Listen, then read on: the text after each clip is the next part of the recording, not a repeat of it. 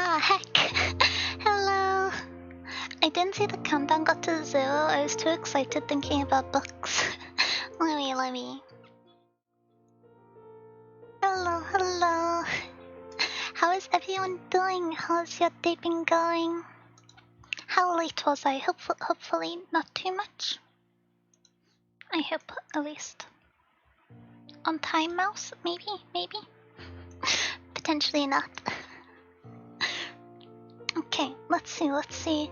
Hi Potato, hi Johnny. Oh, Johnny first to arrive, very speedy. Hi Them, hi Hurricane, hi Lid. Hi Takumi. Hi Dust, hi Nya. How are you all doing? Hi Sonic. Welcome. How's everyone's day been? Are you excited for book club? You excited to yap about books? Oh my goodness. I've had such a busy day today, and so I'm quite excited to just get some time to sit and yap about books. It is my natural habitat.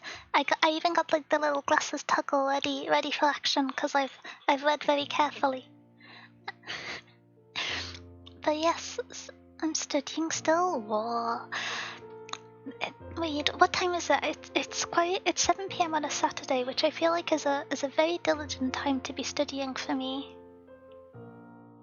But I suppose time zones may make it a slightly more acceptable time. I've done very little today. That's okay. That's all weekends are for a lot of the time. 12 AM? Oh, I'm always so bamboozled by how different some people's time zones are to mine when they're in where they're in my streams. I fear for some of your sleep schedules, I'm gonna be honest. Still working? Oh heck. Good luck with work. Same here, I've been studying all day, British too.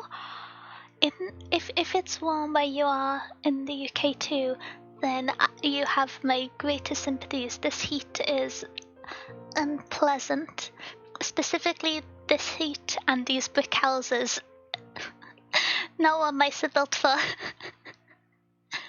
Hi Av, come in. I hope what you're studying for goes well though, Takumi. It sounds... Oh, thank you for the hideout. Nom. 9 PM writing master's diploma work? Oh my gosh. Wait, I suppose it's the time of year where it's getting close to deadline season for dissertations, isn't it? It's been 2 years and I've just chosen to forget everything about academic structure. I finished, I got my dissertation done, and then I forgot how the academic calendar year works. It's too hot. Yeah, it's way too warm. What are you studying and writing about though? I'm always curious. I think it's so interesting how many different topics of research there are. It sounds seductive, but I just love information. Oh, hi Pesky! How are you doing? How's your day been going? I think we should build a giant parasol over the UK. I agree. Whoever made the library have an entirely glass roof. It was done before global warming. It's so I'm doing this too much. It's chemical change chemistry.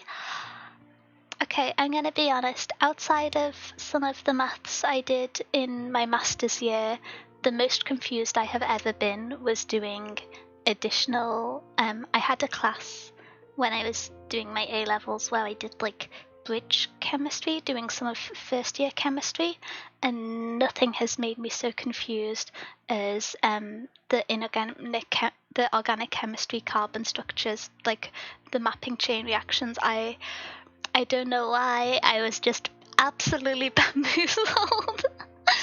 Terrifying. I think, the only thing that's confused me more is Lebesgue measure theory and the Oh, thank you for the stretch, Sashi.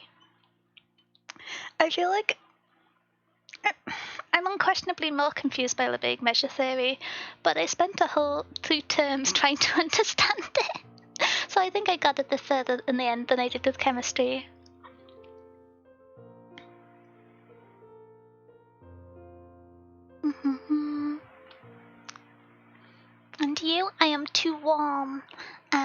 But yes, I was just going to go on a rant about chemistry. I suppose I have some of my textbooks.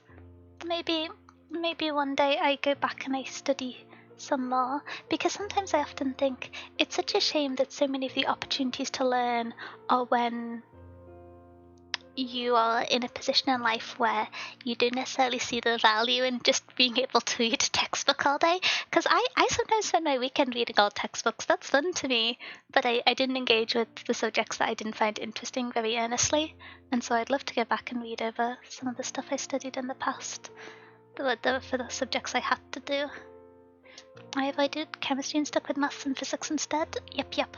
As soon as I did it at A level, but as soon as I could stop it after A level, never went near chemistry again. I intentionally took a harder module in my last year of uni, so I didn't have to do a joint maths biochem module, which was a mistake on reflection. The biochem module is really easy, apparently.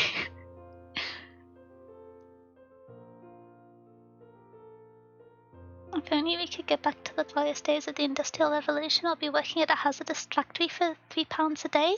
Well, that's actually kind of the topic of one of the books we're reading about today. So we'll be getting back to that in a sense and topic description. The previous assignment was worth it. Algebraic methods? Algebraic methods is so fun. What do you mean? That's my jam. Sorry. This is where everyone closes the screen, unfollows. Clearly a sign of insanity. I think that's neat. Got it.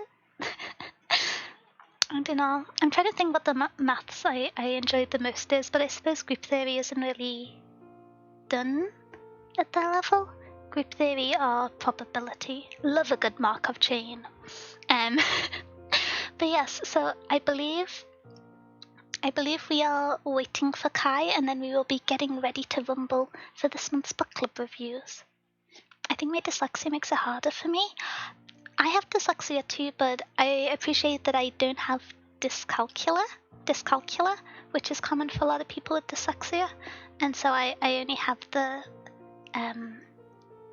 my dyslexia affects me in very specific ways, in that I find it really difficult to associate written words with a sound, so I find sounding out words very difficult, and I also just cannot tell the difference between two words that are spelled similarly for the life of me. I'm really there's a lot of aspects that affect other people that I haven't had to deal with. Have you seen the rocket thingamabob? I don't think so. I wish I could have done group theory and number theory modules at uni.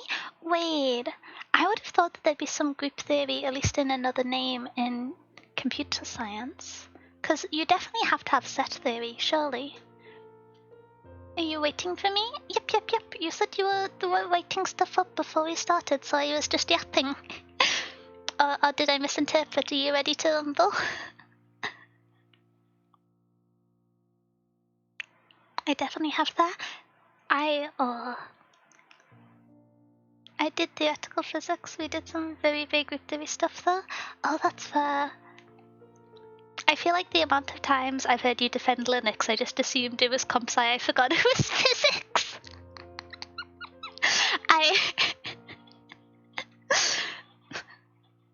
I'm just grabbing coffee. Gotta get the yap sauce. I have an energy drink.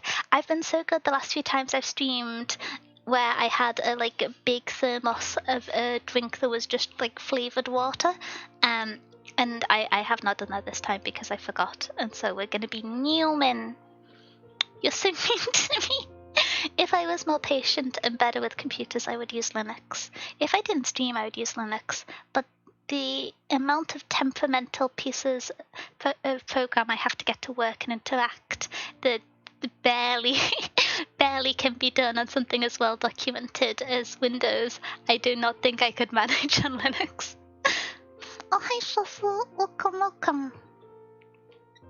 One day I'll have a week where I do a week in my life using Linux, but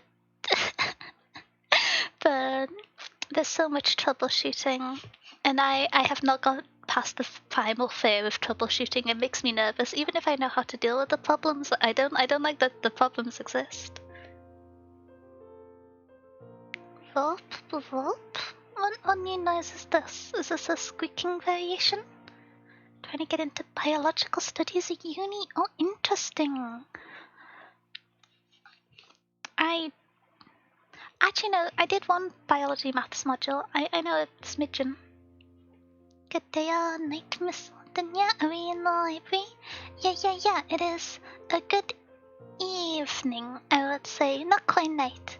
We are very excitable in that it is book yapping time. Having to use Linux would be easy. Force it to use Mac.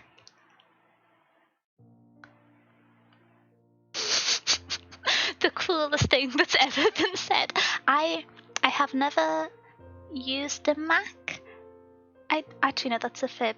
Outside of music editing with like uni computers, I have never used a Mac, and I cannot see a realm in which I ever choose to do so. I can see myself eventually using Linux instead of Windows, but dear goodness. I tend not to be someone who buys laptops because I stay inside and so the portability doesn't have value to me. But the idea of buying a £1,000 laptop that doesn't have any healing outside of a case that toasts your thighs alive, unfathomable. Sometimes I'm just like, oh, I haven't asked any of my friends about using a Mac in a while. It doesn't suit what I want to use a computer for, but you know, it has a lot of specific software for creative industries on it, and I can see the appeal of it. And then I ask someone about using a Mac, and then I can't even see that excuse. Sorry, this isn't book club. This is just a tirade. Oh, hi, Silver Lining. Welcome in. To be honest, the macro is close enough to Unix like a lot of the time, but expensive in lockdown. I'm never getting a Mac. I cannot. Like, maybe I would use an iPad, like a drawing tablet. The Apple drawing tablets are good. That's the closest I can get. It feels like we're being forced to sit on the kids' table. One of my friends who has a Mac laptop said it perpetually feels like they don't have admin privileges on their home computer, which just made me giggle. It feels like using a work laptop at home. I'm using Dell. I have a Dell as my work laptop. It's pretty reliable. I miss my old ThinkPad. I did not give having the ThinkPad as my first laptop enough value. That precious laptop. When your Mac stops working, you could always break it in two, put some cheese in it, and have a Mac double. I've never actually had a burger at McDonald's, I don't think. It's so true, it feels like using a work laptop. It really does. Okay, before I just start slandering Mac as the theme for the stream, I should probably do a little introduction before we get ready to rumble. So, for today's stream, as you can tell by the title, it is going to be book club, and we're going to be reviewing 2 books. And so I'm going to quickly explain the structure of how the stream is going to work, which is first we're going to have a spoiler-free review of both books, with those books being Blood Over Brighthaven and Modern Man in Search of a Soul. That's our fiction and non-fiction books. We pick 2 each month because we read too much, or at least I do. There is no obligation to read both or either. You can just be here to hear me yap, or maybe if you're someone who likes hearing spoilers and then choosing whether to read the book, that can be the case. But we will be having my extended yap intro, doing a spoiler-free review, and then we will be voting on next month's books using the submissions made over the last week, and then we will be having a review which is full spoilers and including quotes, and I'm going to be getting grumpy with one of the authors today. So yeah, that is the plan and the structure, and I ignored Kai's call because I wanted to get through that explanation. So let us begin. We now have our little hologram on screen. Hello. Oh, hello? Okay. Let me Could you speak again so I can test if you are audible? What do you want me to say? I got yapsels and a banana. Bananas I are like so bananas. good. I got so grumpy recently because I bought 2 bananas and they were green, and then I swear less than a day passed and they were suddenly like inedible, but not to the point where it's like just a bit brown and you can use it in banana bread, but just like dissolved into themselves. And I was so grumpy because bananas are so good and I was really excited to have them. And I feel like you can never get like ripe enough that you can eat it on your way home from the supermarket bananas at the moment. But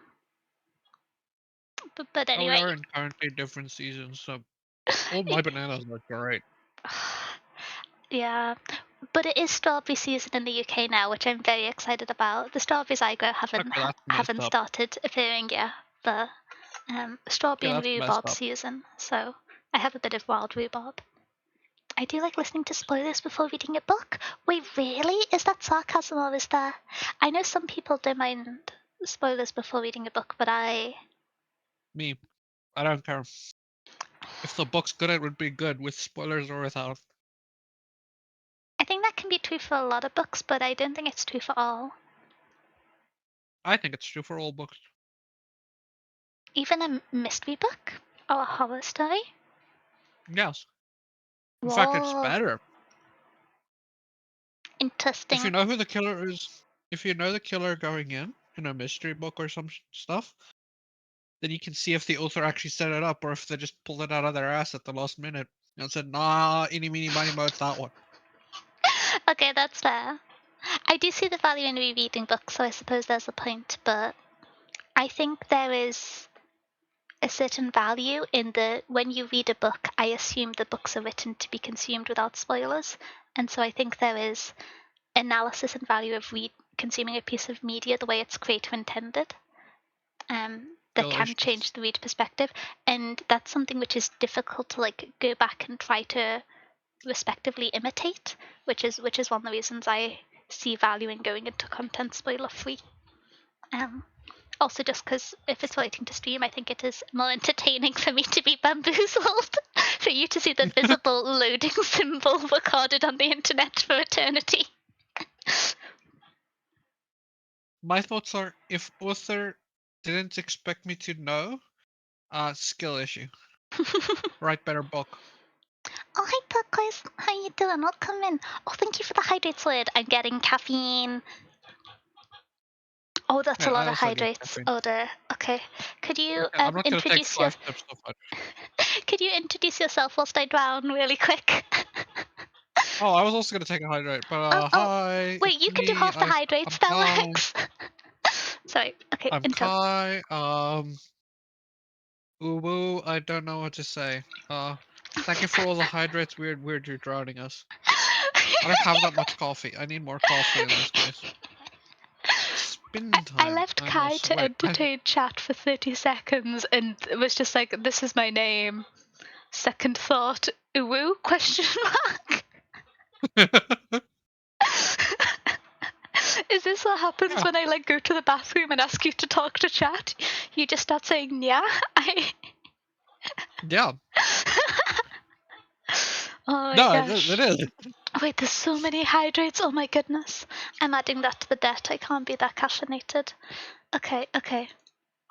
That is exactly what I happens did when the I first babysit people's chats. I 3. do it with Utah's chat too.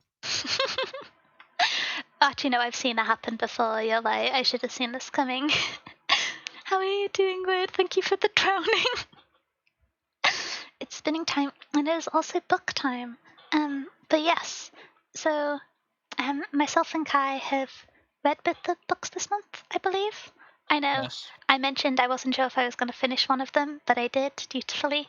And so we're Okay, going to be go. getting into the first of our reviews. So we No DNFs this month. no DNFs this month. I had a solid week where I'd gotten 60% of the way through one of the books, and I was just like, I don't want to finish this. But I persevered because I thought if I want to criticize something, I want to know that I'm criticizing it with a wholly formed opinion, and I'm going to do that later. So yeah, let us I jump did in. not do that. Oh, No, with the last book that I DNF'd, I did not do that. I just DNF'd it and then criticized it anyway. To be fair, that And was said I 800 don't like it. pages. And it was a dense 800 pages. That's something which we're going to get into on Beethoven. The book I recommended has so many triggers, I'm still writing them down.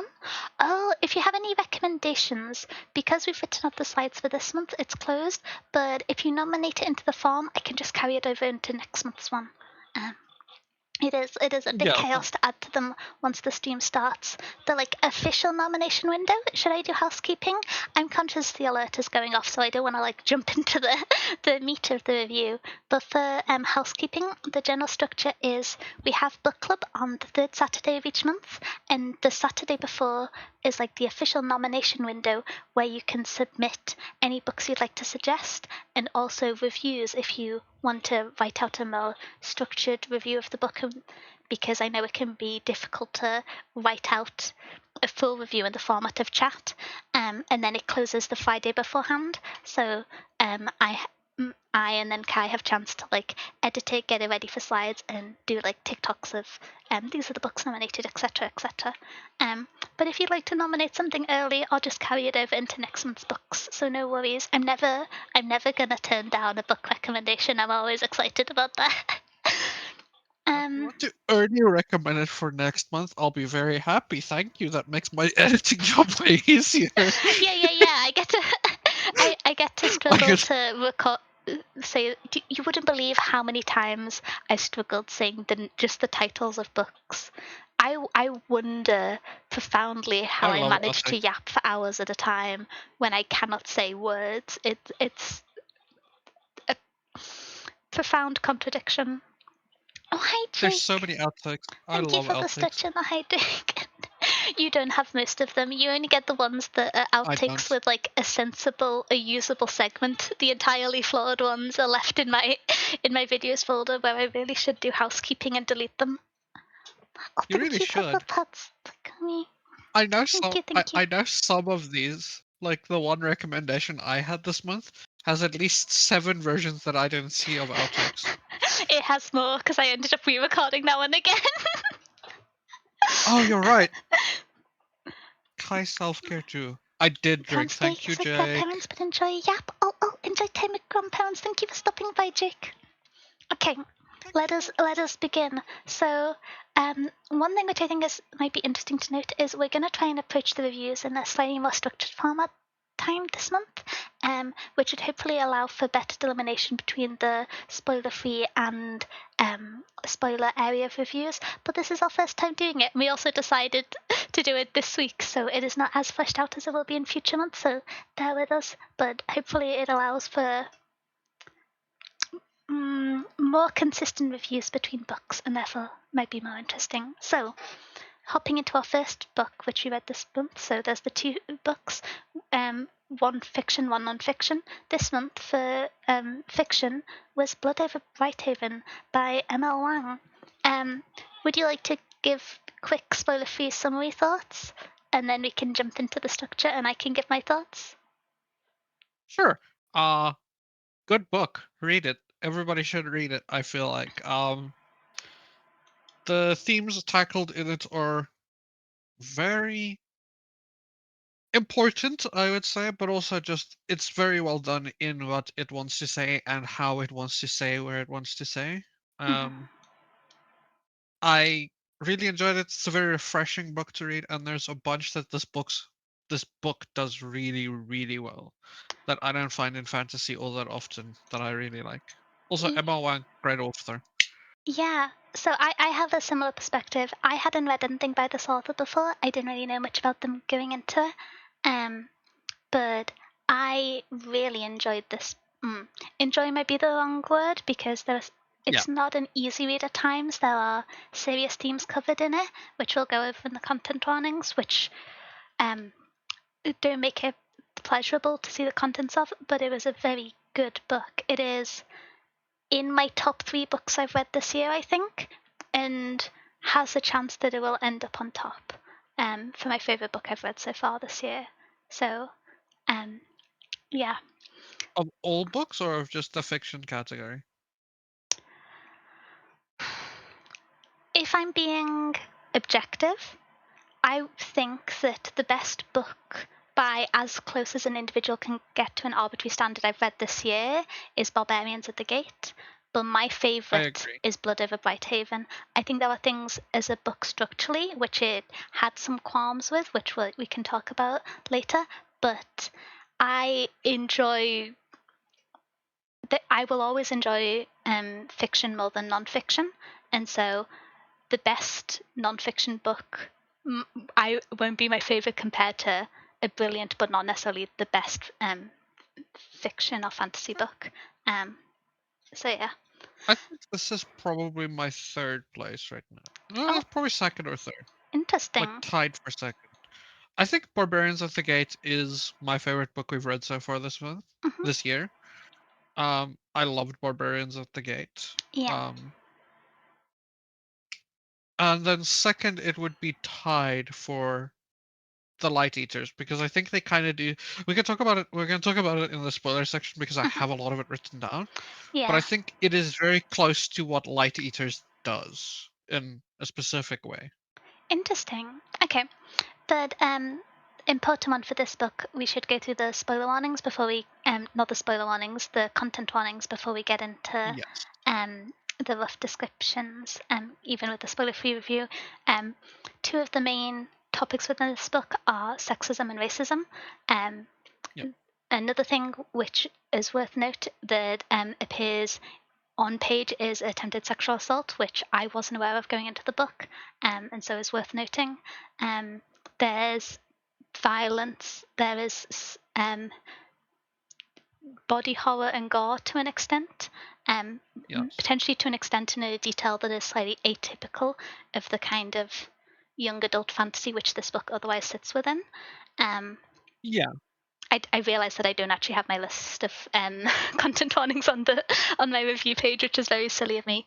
I think those are the main ones. There's also some notes for kind of like mass sterilization and the control over a what's the word, Demographic like control. a yeah, demographic control and the erasure of a culture to Um, a degree. yeah. Also a little bit of mass murder, but nothing in focus. Maybe in focus. Another thing that's worth noting Oi, with that's a spoiler.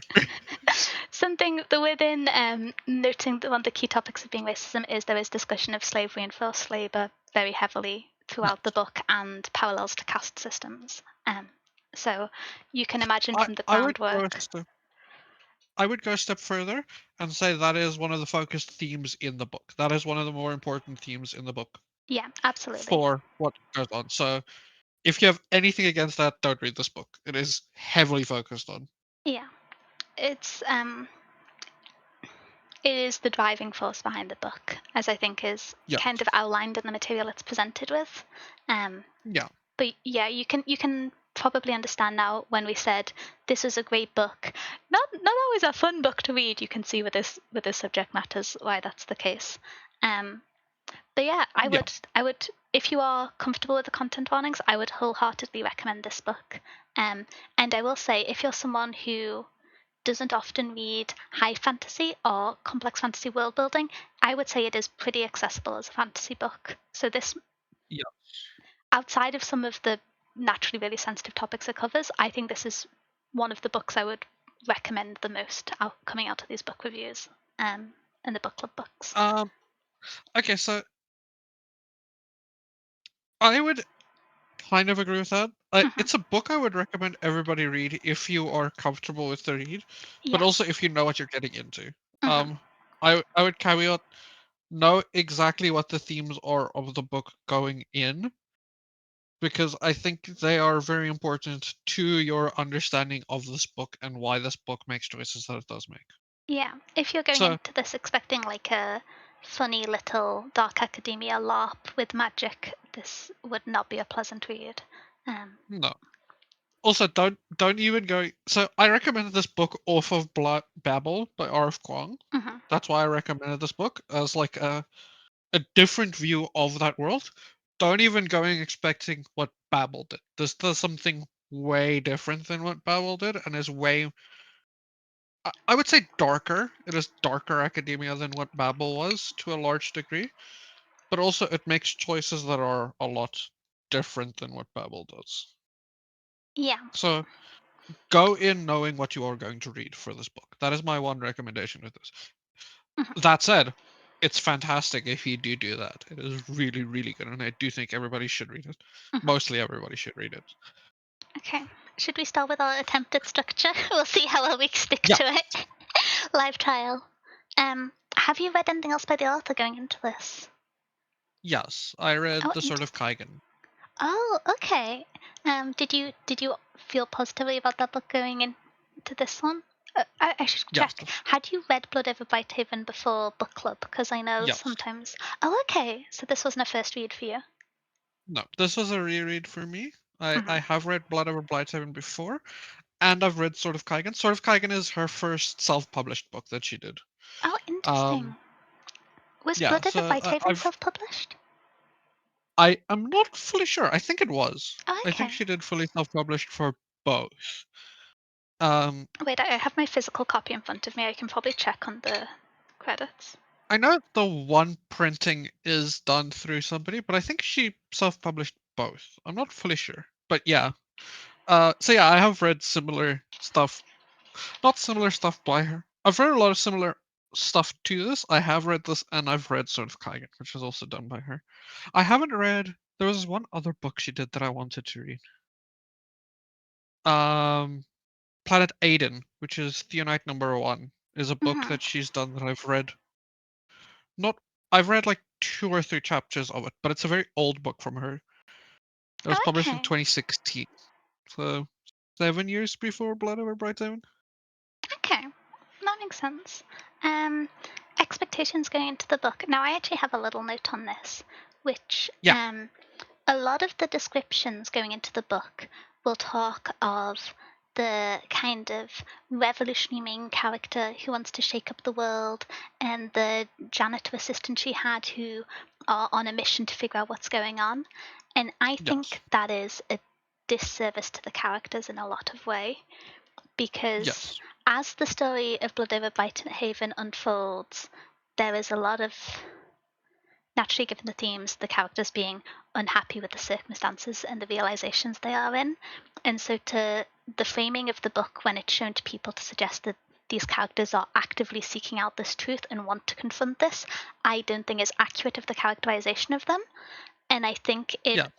hides a lot of the value of the journey of the characters, specifically in the first 150 pages, where the where spoiler-free section, so I won't go into detail, but where the plot picks up and the context is built for them to want to continue with their course of action. And so I do have a qualm with how it's summarized in that faction, because I think, especially, I don't know how to discuss this without going into spoiler territories, but I think it does the characters a disservice by suggesting from the start they were going in with intent to. I think sometimes the framing is even intent to change the world from the start, which Yeah. isn't the case specifically for the No. janitor, but to an extent towards the main female character as well. Yeah, no, I do agree. The summary for this book doesn't do that great of a job at like getting you to where the characters start, I would say. You do get to where the summary happens later in the book. It isn't inaccurate. It's inaccurate for the start of the book or where these characters are or what they want for most of the book. I would say that I have a qualm with it specifically because I think it does a, maybe it's intentional on reflection, but the, as is alluded to in the introductions and the descriptions, you'll see the janitor is a Kuhn, which is the non-leading group and the group that is subject to forced labor within the city the Blood Over Blighthaven is set in. And it frames him Yeah. as he is actively seek out this position because he wants to understand the system and he wants to change the world. But it is actually he is forced to do a job because he in this environment and he must live and he must feed himself and he must sustain himself and his family and environment. And so I think Yep. it does his character a significant disservice by painting it as a revolutionary act where it's just surviving within a system that is actively exploiting him. Yep. And so I had quite a big qualm with that one, but I generally have objections to blurbs on the back of books. I don't know where the art Yeah. of writing blurbs of books went, but I feel like in the last 20 years it has radically like sometimes it's just quotes now with no description of what's going on. So at least the Yeah. blurb was topical, but yeah, I did have qualms with that bit. Hummel's character specifically does suffer a lot from that blurb. Yeah. But no, I do agree with you. The blurb on it isn't great, and they've never. I agree with you that they're never all that great anymore. I rarely read them because Yeah. yeah. But for this, it is a very big thing with the expectations going into this book. I had slightly different expectations going into this book because of having reread it. Mm-hmm. So I kind of knew what I was getting into to a degree. Um, and I would say for that specifically, my expectations on it were pretty well met from what I remember of this book. Especially looking back at what she sets up for what the book is going to be about, kind of in closer to the Goodreads like big description. A lot of Mm-hmm. it is closer and well done, especially if you see where she's going to go with what she is saying. Yeah. So, next note is printing and nature of the book. I suppose this should be the one. For reading the book, I read the book physically this time. I was able to get a hard copy. I didn't realize when we picked the book out, I'm not sure for North America, because I know that's where the author's from, but there isn't a paperback available in the UK I or in Europe in don't think general, there is. which is a little irksome. Um, I'm always really happy when we pick out a book that's like 5 to 6 years old because I'm like, oh, nice, there'll have been 2 printings and I can get it for £2 secondhand. Yeah. Because The if I'm going to read like 4 books a month, I don't want to. £20 for each book yeah becomes a very expensive hobby. Um, yeah. but yeah, This one has two printings, but I think they're both hardcover printings. yeah, I think I saw it had a limited edition printing, one of the spade edge ones, but I don't think it's had a paperback print, or it hasn't in Europe for sure. Yeah. But yeah, did you read the book physically as well? Or I think you read one of the books No. digitally this month. Oh, was it this one? I read both books the same this month. I read Oh, both okay. digitally and audiobook. Oh, interesting. Yeah, I read it audio with an audiobook and then I followed along with the digital version when I wanted clarity on some stuff. I can't It actually imagine. worked quite well. I was going to say, I feel like that would work well for this book because of the nature of the writing, but I imagine that being a struggle for modern man for the audiobook. Honestly, it helped for Modern Man so much more than I could Really? imagine. Yes, Oh. that book was. I would not have gotten through with it if I didn't get both audiobook and a digital. I would Okay, not have gotten through it. interesting. Okay. No, I'll save my ranting for later on now.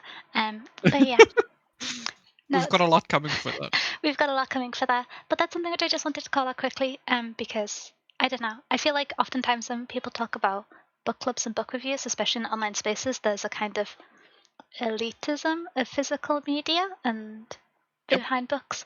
And I just wanted to say that's daft. And if you're consuming the story, you're consuming the story. And so, yeah, just Yeah, woo. there's a lot of elitism over audiobooks, and I love audiobooks, Mhm. especially with really good narrators.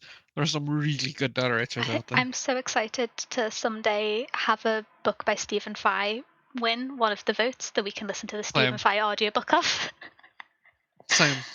That would be that would be so nice. Yeah. I need it. Um. So this book isn't a translation or revision, as far as I'm aware. It's not had any print changes. Um.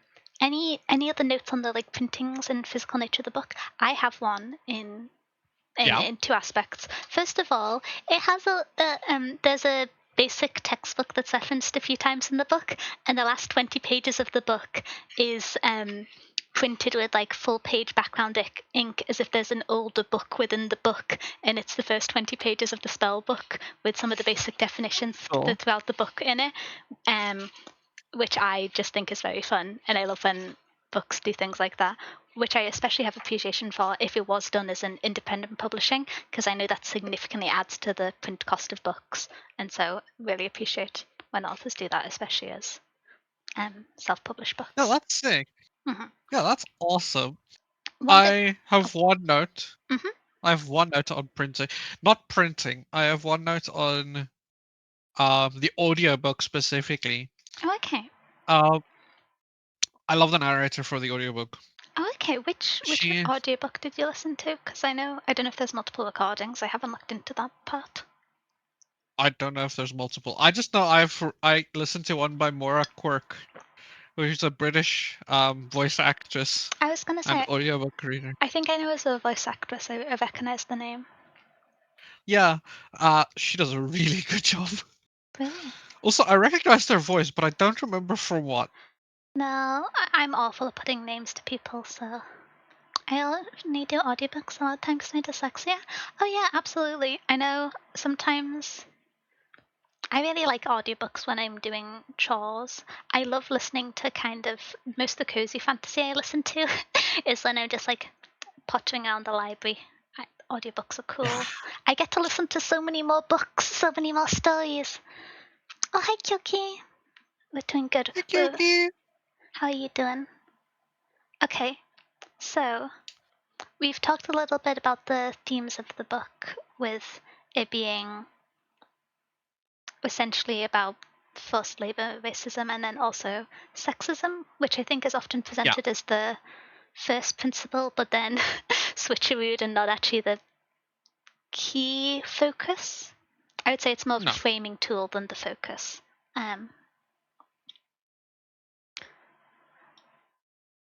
But if we want to go into the discussion of themes proper, Yeah, I think they were handled really well. I think I agree. towards the very end, and I don't know how to discuss this in a non-spoiler section, which is a little bit awkward, but there's one theme that is left a little open-ended, and you see the framing of why in the characters they're not criticizing and interrogating a person's reasoning in that moment due to where it is in the structure of the book. But I think that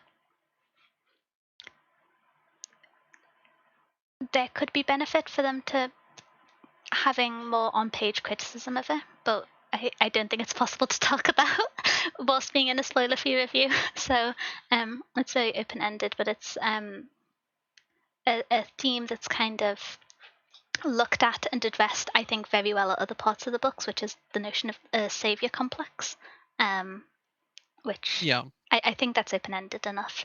I don't know if you know what I mean with that, Kai. Yeah.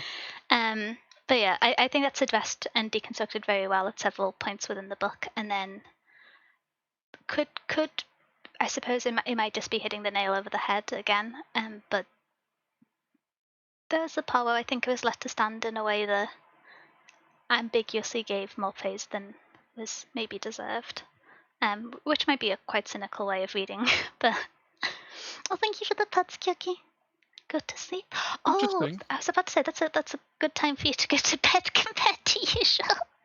Thank you for the stretch. Yeah, this is a good time to go to bed, Kyoki. Damn. I love when people have good sleep schedules. It makes me Responsible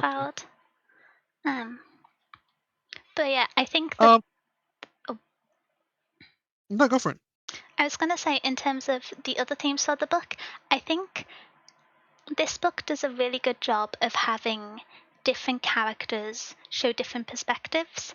The change in the perspectives without the characters not being characters and instead be holding places for explaining the point of view or demonstrating a point of view.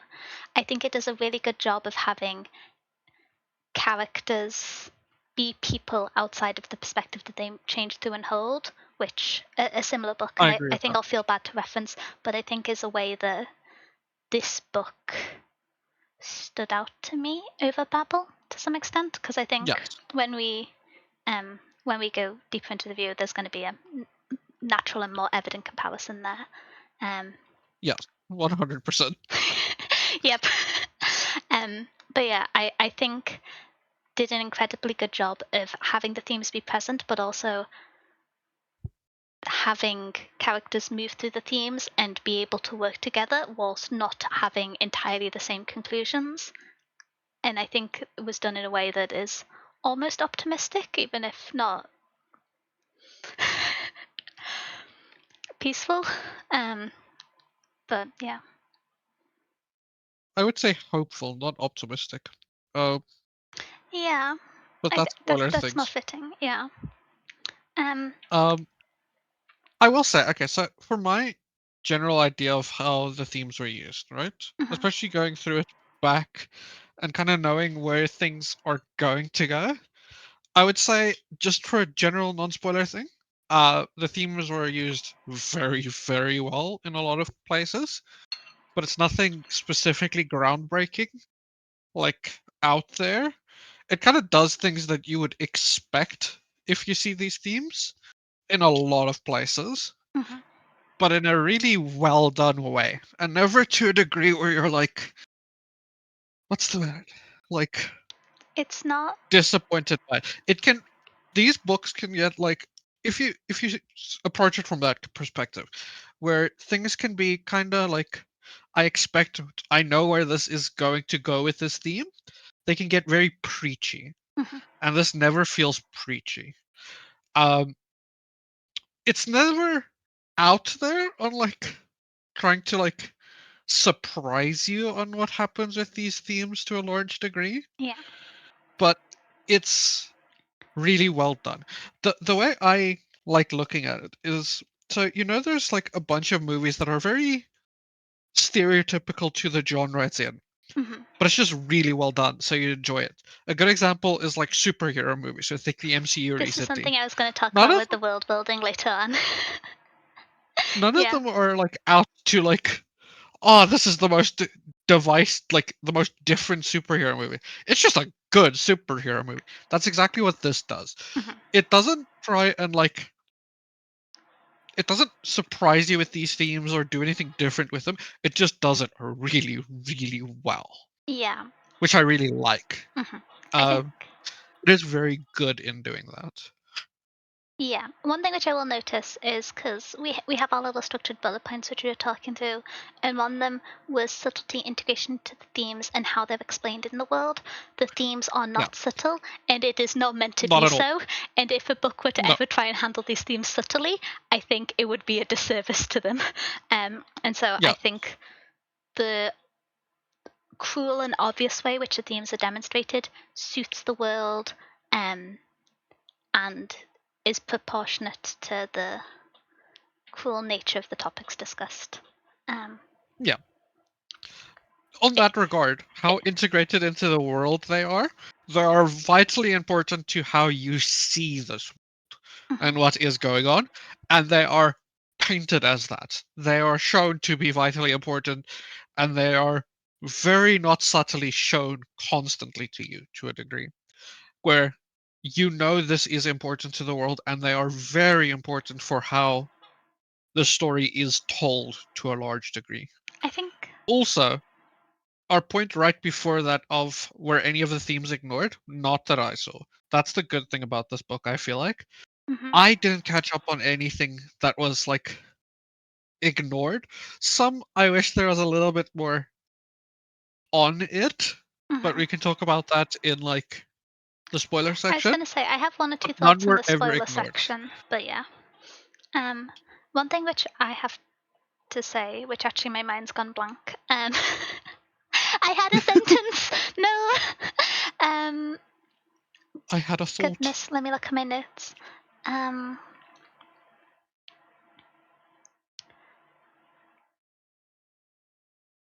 my brain, it's so soup. The soup. The It can't have been that good of a point if I've forgotten it. Let's see. No, Maybe I'll remember it later. maybe I'll remember later. Yeah, we can swap between things a little bit.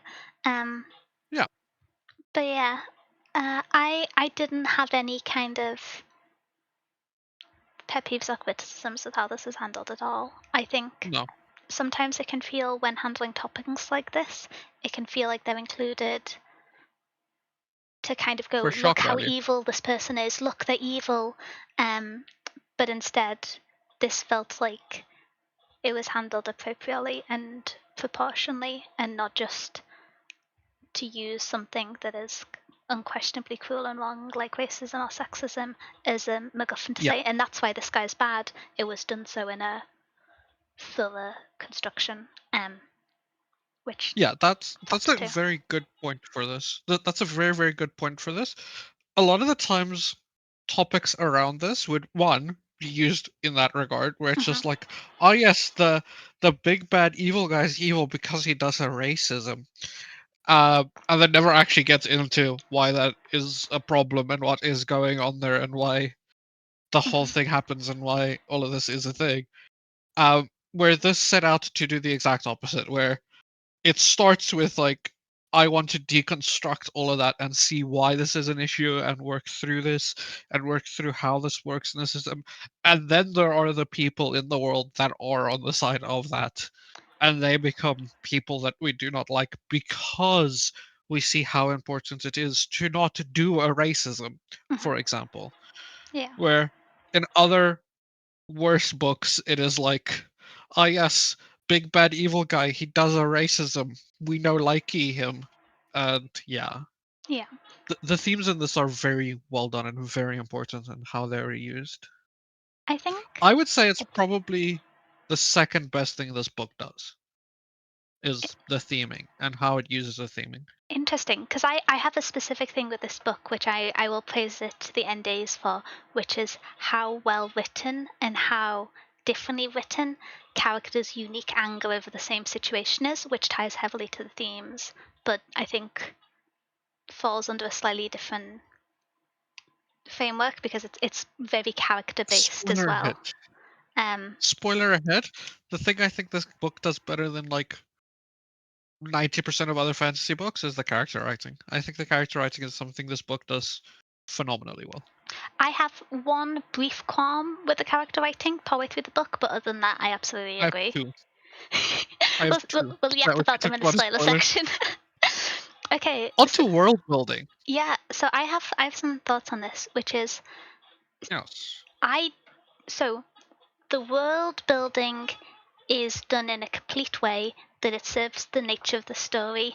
I will say it is not a particularly complicated piece of world building. There is Yep. intrigue intentionally put into the construction and nature of the magic system within the book, but that's done Yes. to me, that level of depth is added in to facilitate the understanding of the devotion of the main character and her commitment to this area of research. And so Yes. even that is done with intentionality and framing of the character's motivations. And that isn't to say it's a shallow world by any means, by suggesting that it is written to solely serve the story, but in that it's done efficiently and done in a way that allows the themes to be executed. I don't think any of the Yeah. elements are particularly unique. I think the magic system itself is interesting, but I think that The magic system is cool. the magic system is very cool. Um, but I think the kind of framing and the construction of the world is Yeah. something that you find similarly done in other books, but I would say not as well handled in most cases. Um, the magic It's itself, really very funny. cool. It's really funny. The word you used is exactly what I wrote in one of my notes as well. Let's Where go. it's like it's a world built to the story. It's not just a world built to be a world. So a lot of the world building is there to like, I used words like solve and fill areas of the story in my like notes of like, it is there to facilitate the story in a lot of I capacities. my note was That's it's not a bad thing. efficient. Yeah, that's not a bad thing. I think worlds built to a story can really enhance what the story wants to do. For example, we just talked about themes. If you have a really complicated world on top of this and you have a lot of focus on world building, that will suffer. Um, you will do worse at theming because you don't have time for theming. Yeah, Um, this world builds a world exactly for its story, and it does it very efficiently and very well. yeah. That said, it's very stereotypically high fantasy. It is not that original. at all. It is I will say the very magic system stereotypical. itself is quite original, I found. The magic Specifically system is the very almost cool. mathematical aspect of it. Which It is very like Full Metal Alchemist, like mhm. computer programmery, very cool. It is really sick. I really like the magic system. Sadly, it's not that went into, so it kind of feels like a soft magic system. But Yeah. I like it.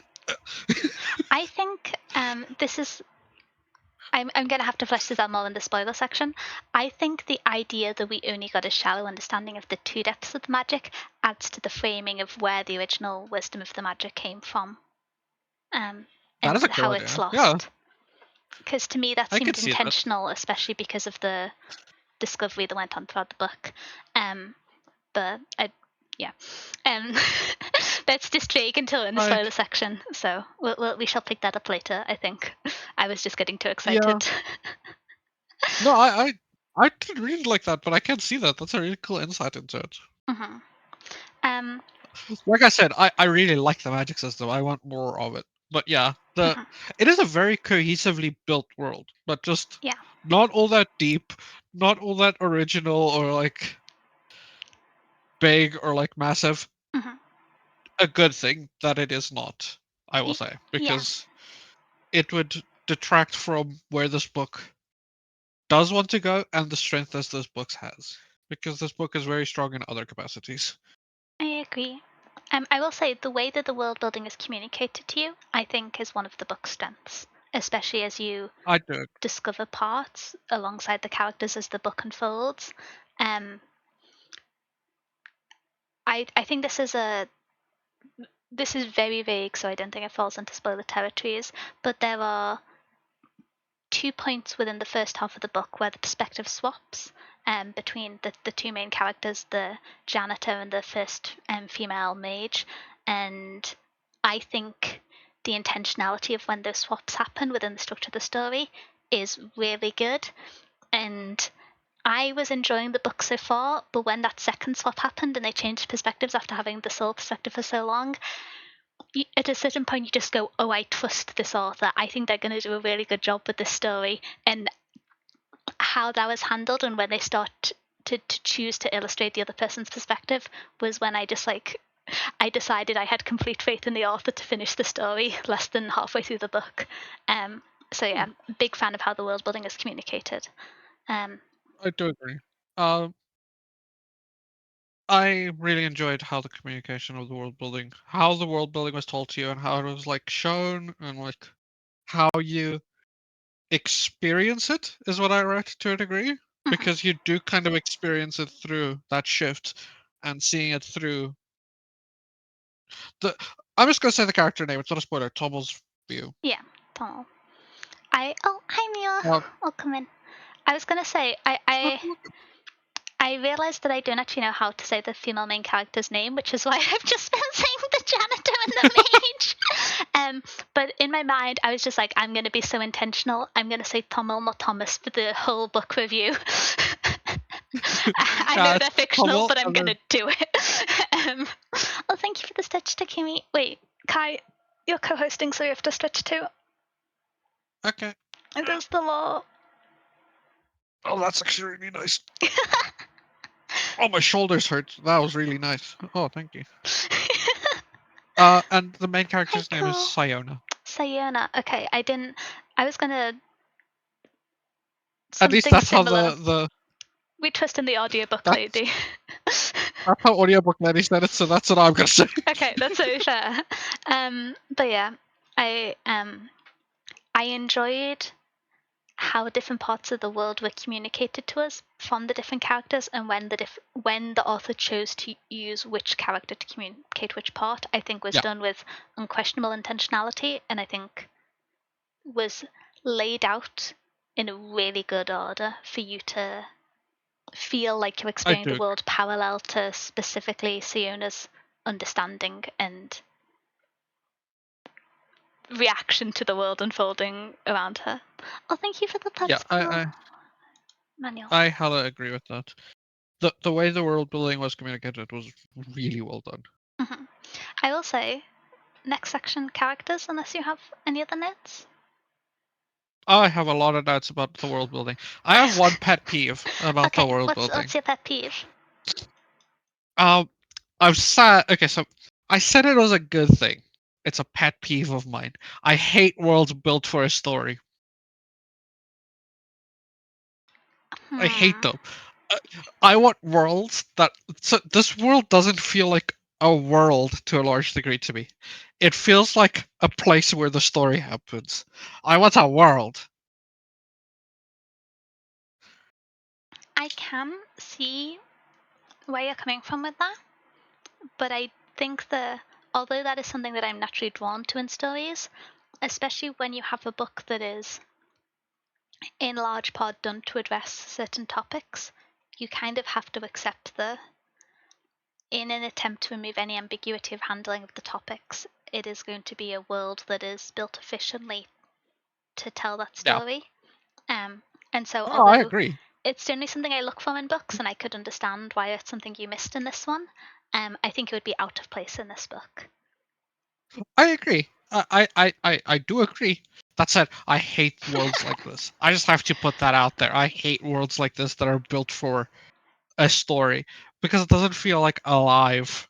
If It I feels very like if I were to find out there'd be a sequel, I'd be annoyed. A prequel I could understand, but a sequel I'd be annoyed. I think yeah. is kind of No, I exemplified agree. by that. Oh, cool. Yeah. Oh, thank you. Cool, the mouse. Like Um, so I, you are so cool, cool cat. Um, but no, that's the only pet peeve I had about it. Is I hate worlds like this. I mhm, understand why it's done for this. mhm, I agree that it should have been done for this. That said, I hate them. I I think it's a theme that's happening more and more in books a lot of the time. mhm. That worlds like this are built. And I don't like them. Stop it.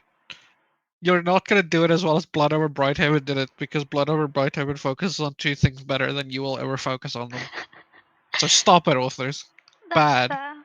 I feel like, yeah, I have a similar perspective to you of when this is done, unless it's done very well, I'm more likely to have a harsher criticism on it. But because I think this is one of my favorite books this year, I don't know. Yeah. I think I'm probably less visceral about it, which is why I'm more tempered. But Uh, the thing is, I have it as like a pet peeve on this book, mhm, but it's not something that I think realistically it's not something I think this book should have done. That's the way I would say it. Uh, is it something I didn't like about the book? Yes. Is it something I think the book should have tried to do? No. So like I get it for this book. I mhm, think it does exactly what it needs to do with it, but it is something I don't like yeah, that makes sense. because a lot of the times worlds like this are built to like solve or fill areas and stories that the story does not want to go to.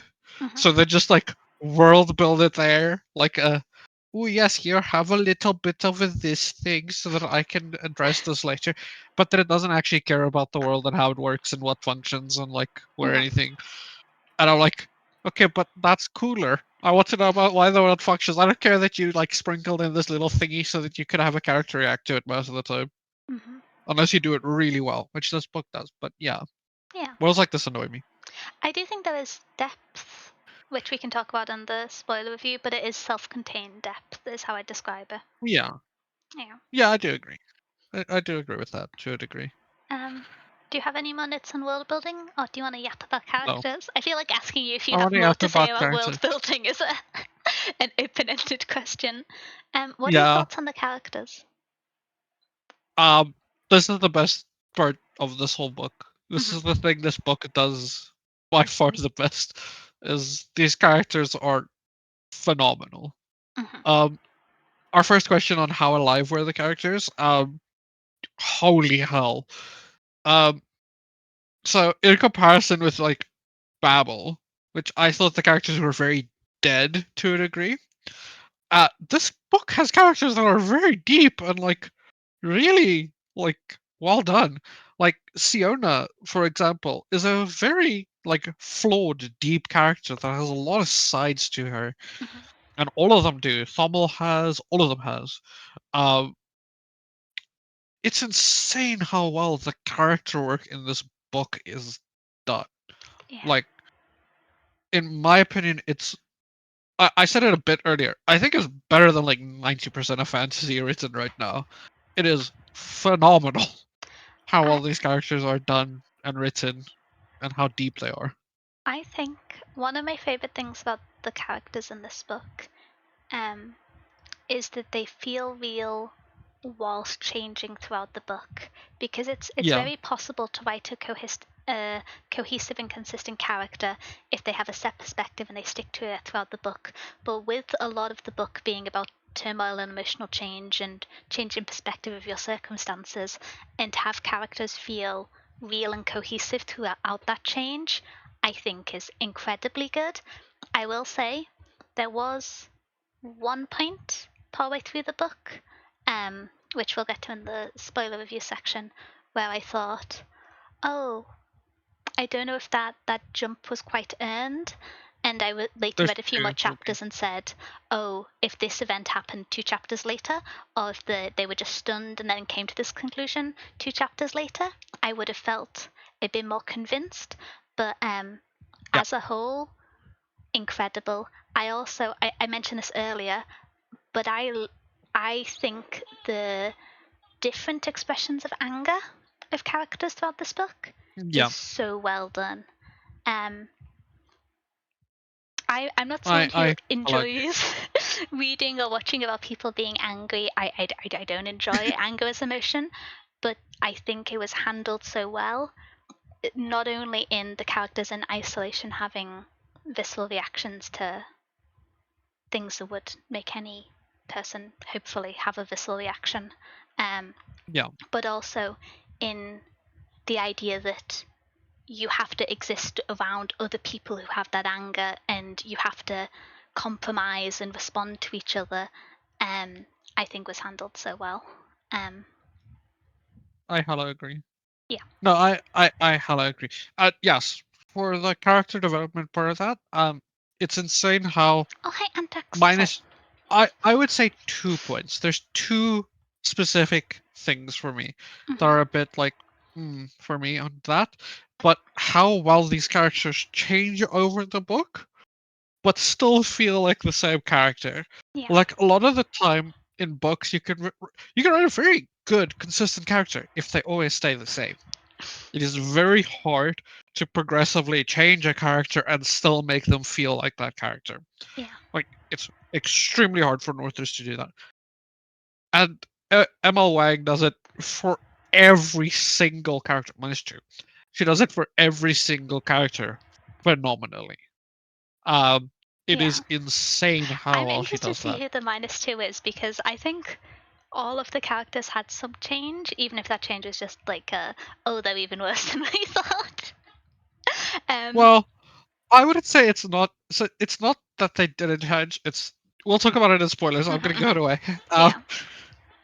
on top of that, something I really liked in this book, which is our next question, is how the dialogue is. I love ML Wang's like dialogue writing. I really liked it in the Sword of Kaigen as well. So for me, I love the dialogue in this book. A lot of my favorite quotes in this book is actually dialogue. Um, is spoken dialogue for it. There is. I also like, but yeah, I love her dialogue writing. What about you? What do you think about her dialogue? Did you like the dialogue? So I thought the dialogue, if it was different characters, I think there are times when I could have had qualms with how efficient the dialogue and the style of communication in the book is. Not to jump too much into the writing style, but I think it ties into this, because this is a Yeah, very fluid book to read. It flows from one point yeah, to another. It doesn't have obstructive prose, and that's continued on in the sentences. The characters are all very yes, direct, and there is in-world justification and characterization to explain why the communication is in this style.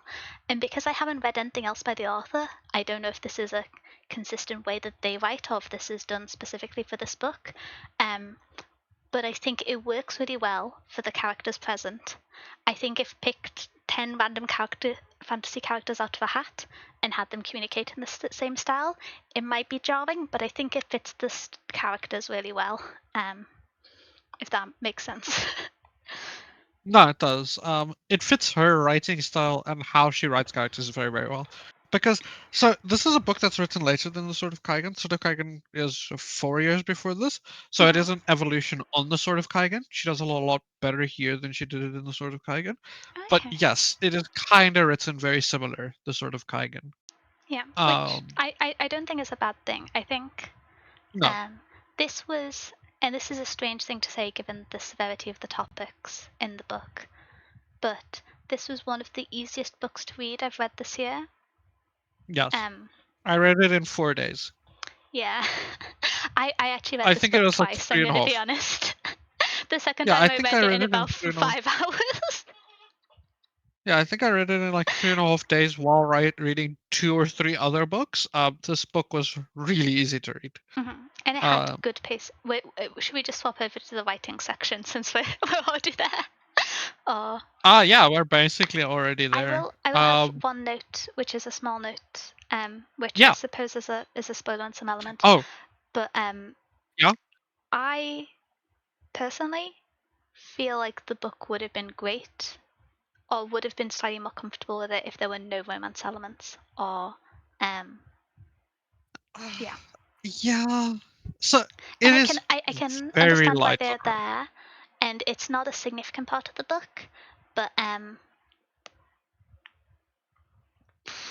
given the depths of the emotions and the isolation which the different realizations the character go through on the book, I think it would have been nice for them to have that kind of bond and journey without going, oh, you've got a man and a woman going on an adventure. It's naturally they feel affinity for each other. It must be romantic.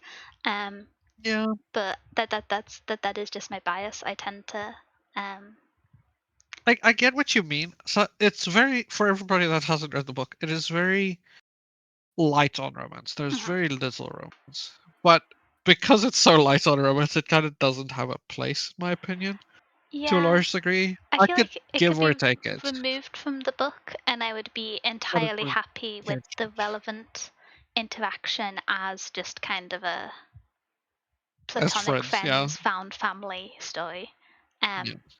And I was It, really it excited for it as a found family story. And this is my bias. This is my AO3 history reading. But when I thought I was getting found family, and then it turned out to be romance, I was like, oh, like that's a reasonable progression of the events told so far. But I was hoping that it wasn't I the conclusion. But I am aware that's my bias.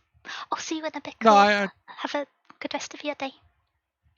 Sorry. I do see where you are coming from. Mm-hmm. That said, um, because we're talking about romance, the character relationships in all capacities in this book are Very well done. phenomenal. Incredibly well They're done. phenomenal. Yeah. Uh, I said characters were probably the best thing in this, but honestly, character relationships is probably Yep. maybe just a little bit higher, where the relationships between these already phenomenally written characters are insanely well done. It is phenomenal. I agree. Um, I don't have too many like structured thoughts on it other than very very good. yeah. Very very Um, good. my one note for all of characters as a whole is if you talk about like character writers, like writers that write for characters, not for plots, right?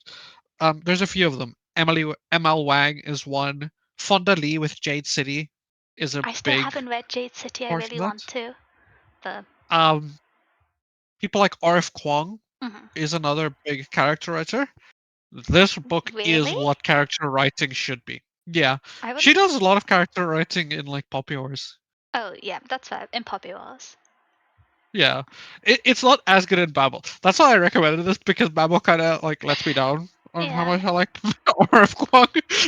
No, that's fair. But she does I a do lot of still character prefer writing. Poppy Wars to Babel, but Yeah, she does a lot of character writing in Poppy Wars. But a lot of that, this book's character writing, relationships writing, how characters are, how they're developed, all of that. This book is what that should be for a lot of regards to how good it could be, because it's phenomenal in this book, like really phenomenal. I agree. I will also say there's two key characters and then a third who gets added in later on, but some of the opposing characters and their interactions with the characters are also incredibly well written and fleshed out, because you can often have it in books where you have like your little squad and their interactions are good, but when you have the interactions of the bad guy, it's, oh, they're bad, buh, we fight. But I think there is strength in characterization to the antagonizing characters and how they are revealed and interacted with the like the main characters over time and the little allied group. Yeah, side characters in this are also well done, and their relation with the main characters are well done, as well as antagonistic characters. Yeah, I think the side characters are really good at demonstrating the normalization of the themes of the story. Yeah. Yeah. Including one we'll probably talk about. Yeah, we'll talk about it later. On prose and writing style. Yeah. We're hopping between things a little bit, but we're doing a pretty good job at sticking to this review format. It's not going to hold for the other book Yeah. for me, but I'm proud of us. Between I'm the gonna amount be of so real with you. neurospicy we have, we are so focused on this. I'm gonna be so real with you. I deleted 5 of the sections because there's nothing in there. I've left a They're lot of just them empty. blank. They kind of merge together. I view it as we have the general topic, and then you look at each of the ones of talking points. It's more as a thing to prompt you when you're writing out your thoughts and reading Yeah. the book. Oh yeah, I was gonna Clarity.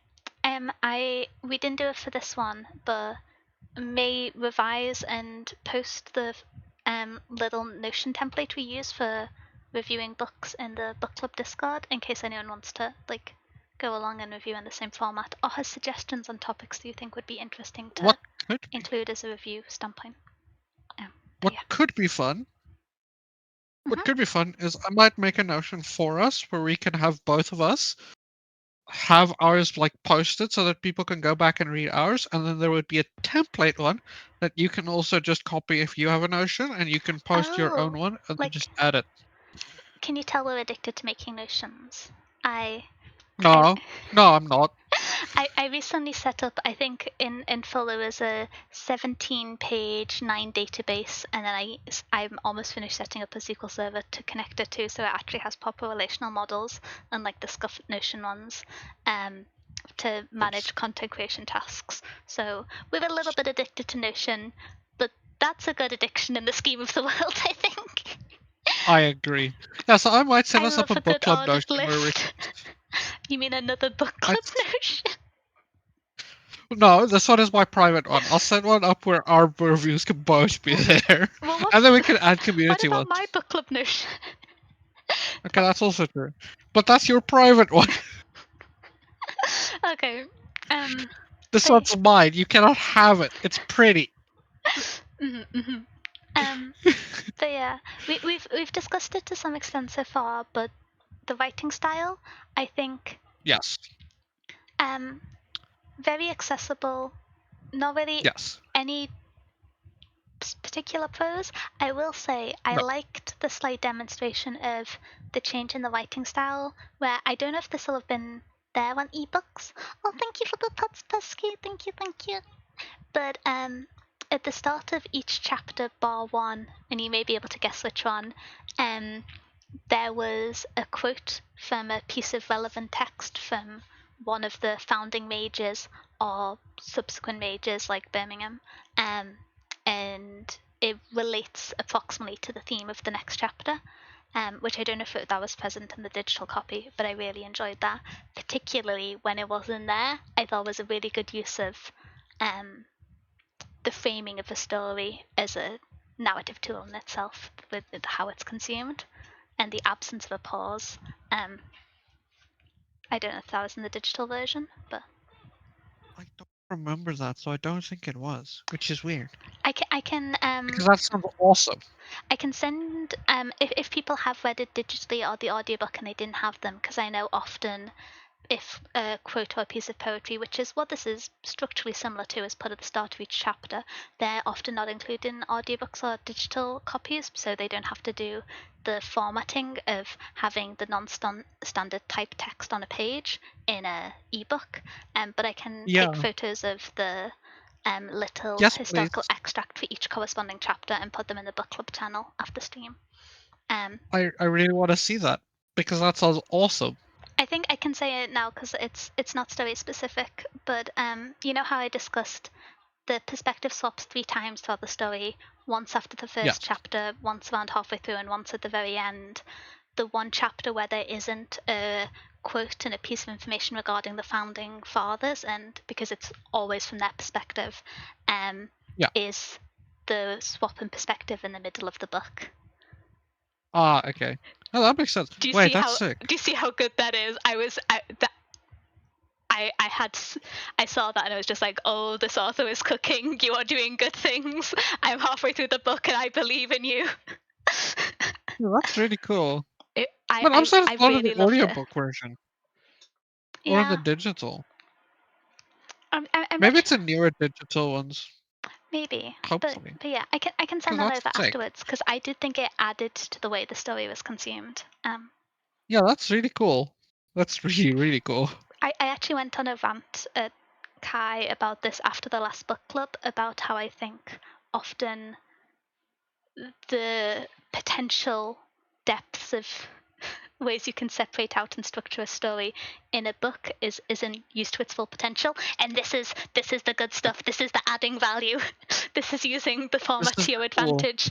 This is something like something the one of my favorite authors growing up used to do, would add extra blank pages between chapters to communicate time or emotional distance between characters, things like that. Oh, that's That cool. doesn't require additional printing changes, which can make books less accessible to print, and therefore I think is Yes, worth acknowledging. It's more not just expensive. saying you should do this easily, but things like that, or things like even if it's in same text format, which these were specifically formatted and beautifully done. But I love stuff like that. I think it adds so much value, Yeah, that's because sick.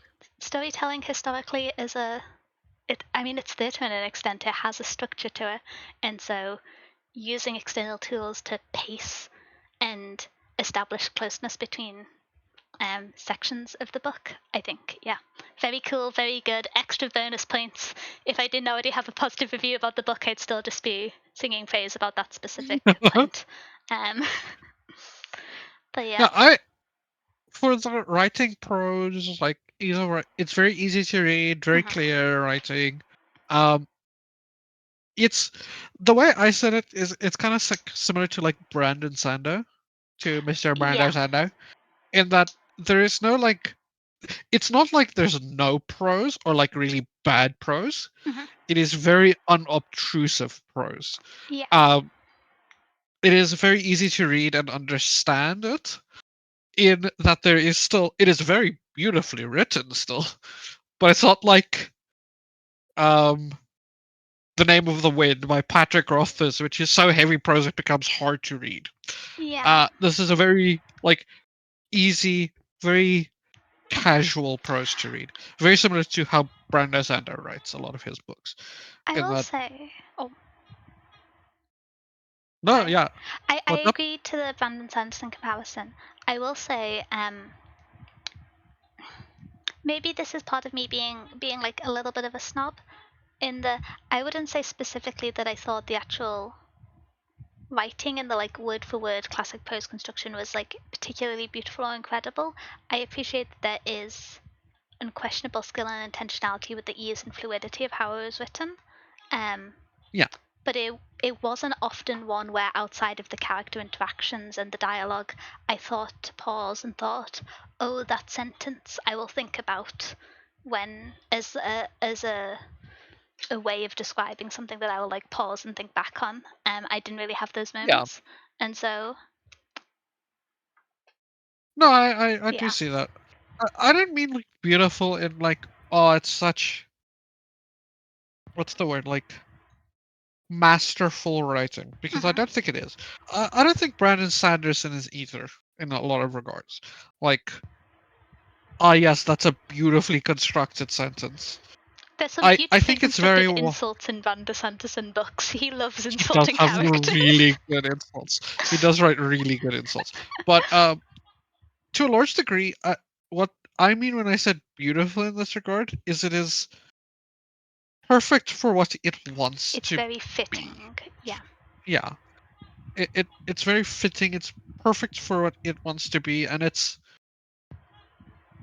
to a degree it is beautiful in its own capacity on what it is setting out to do to a large extent.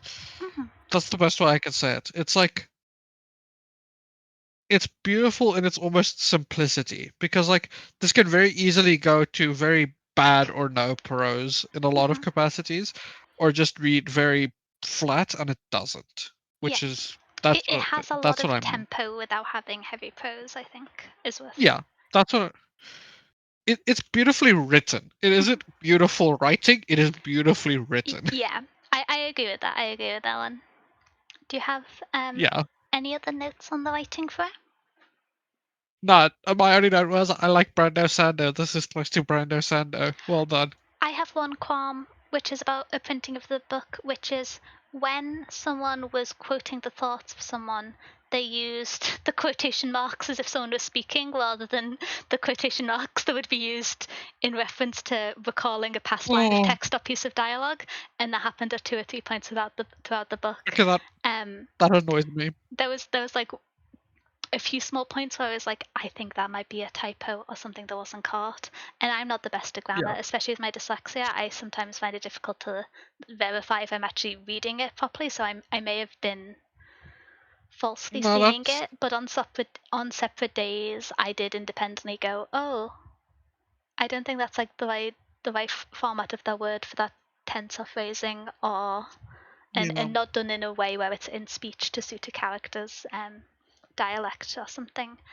So I think there may have been one or two things that maybe should have been caught by sadly, editors. But that's what I was gonna say. Sadly, that is one of the pitfalls of self-pub. Is it doesn't go through as rigorous like editing stages and like yeah, as rigorous of like pre-read stages. So you do sometimes find like one or two moments that are still in there that you're like, that really should have been caught by an editor. yeah. There was only I only spotted like a handful of them, so it wasn't egregious by any means. But I know it irks some people more than me, and I know a lot of people are better at spotting them than I am. So I did just want to mention it. uh, but Yeah, that kind of annoys me a lot. That's kind of sad I because imagine it yeah, might have been fixed for the digital versions, but because even if this does only have one physical printing, it was quite a large volume print, so I imagine that'll have been yeah. mentioned. So probably fixed to e-readers. I haven't read a digital version, so can't be sure. But yeah, um, I'm not sure if I might have just missed it, so I can't confirm I nor I miss deny. a lot of typos. I feel like normally Suffle is the best person for spotting that kind of stuff. Yep, I suck at it, especially when I read it with an Sorry, I audiobook as laugh well. sneezed. I'm gonna mute myself whilst I die for a second. No worries. Yeah, so sometimes if I read it with an audiobook as well, I just miss it because I just listen to the audiobook and then I just miss stuff like that. Mhm. So I Yeah. just fully missed it for this. If it wasn't fixed, I just missed it. Yeah, that's very natural. Um, do we want to move on to the wrap up of this book? Yes. I love this book. I think Uh it's clear. um, yeah, I enjoyed it a ton. I think, as I mentioned earlier, I think the introduction and the framing of the book and some of the promotional Oh, material, how it framed the characters as having more agency and being like willing investigators and revolutionaries, robs the characters of some of their development. yeah. Um, Yeah. Yeah. But that doesn't stop the book being absolutely fantastic. And No, blurbs are not good since the turn of the millennia, so I can't gripe on that too much. I really enjoyed this book. I think I will I reread did it. too. I'm glad I got a physical copy because I intended to give it to my friends and say, read this book. Um, um, So, yeah. question, Hmm. pre-spoiler stuff. as a full wrap up thing. Do you understand why I recommended it after we read Babel? Yes. And why I was so hard on Babel? Yeah. I was gonna talk about it in the spoiler section more, but I feel a little cruel that as I was reading this, I was consciously comparing it to Babel. Yeah, And this book came out more favorably because of it, and Babel came out less favorably as a result. I yeah, still liked Babel, but I think some of the qualms I had with it awkwardly line up with some of the things this book does best. exactly. Yeah, that's so you understand why I was so hard on Babel, because at this point I had read this already, Yeah, and I read Babel twice. I still think I'm probably more positive on Babel than you are. If I were to use like a Yeah, star rating, I would rate the Babel as a 4-star. To me, I would give it a 3. this book is either a four and a 3. half or a 5-star to me. I always have a thing Yeah, where if a book is going to be a 5-star, I need to wait 2 or 3 weeks until I finish reading it to say, because yeah, often a tempo of a book and a good ending I think can like sweep me up and skew my perspective, and so I like to sort of sit on the book for a while. But I think this might be yes, a 5-star to me if we're using a simple rating. Um, yeah. So for simple rating, I would give Babel like a 3. mhm. Like yeah, I would probably give it a 3, 3.5, maybe. This I would give a 4.5. Having reread it again, I would give this a 4. If I could get more minutia, I would give this like a 3.8. I think it's Do you mean a close to 4.8? perfect. Yeah, 4.8. Yeah, This just to is double close check. to perfect. Yeah. Okay. This is close to perfect. There's 3 things that we will talk about in spoilers that Mhm. irk me, that makes me not think this is a 3.8. This book is very close to perfection. Yeah. It's so good. Um, Uh, Also, yes, you did mention on it. Would you recommend it to people? Yes, I would too. yeah. I think, as always, this book has some really upsetting topics and it doesn't shy away from them. Yes. And so you always No. have to be conscious when going into it that I think it's good to read stories about these topics, but I don't think it's good to read them at um, your own harm, Expense. essentially, at your own expense. There's better phrasing. And so, if you feel equipped and like you want to engage in those topics, I would 100% recommend it. Um, Yes. yeah, I This book could think. also be not, if you are closer to those topics. I Mhm. feel like also this book could be kind of uncomfortable to read, but it's really good Yeah, I I because it think really does not shy away from any of it. absolutely, yeah. Um, I would like to read more books by this author. Um, I Yes. haven't this month, but I was considering. I knew they had other books, and I was going to recommend them from the book club books. I um, I was gonna recommend Sword of Kaigen for next month. oh, That's my okay. that is 100%. I am recommending Sword of Kaigen because Stealing my would I books. read a sequel or another book by the author? My vote is yes, and then said read Sword of Kaigen 4 times.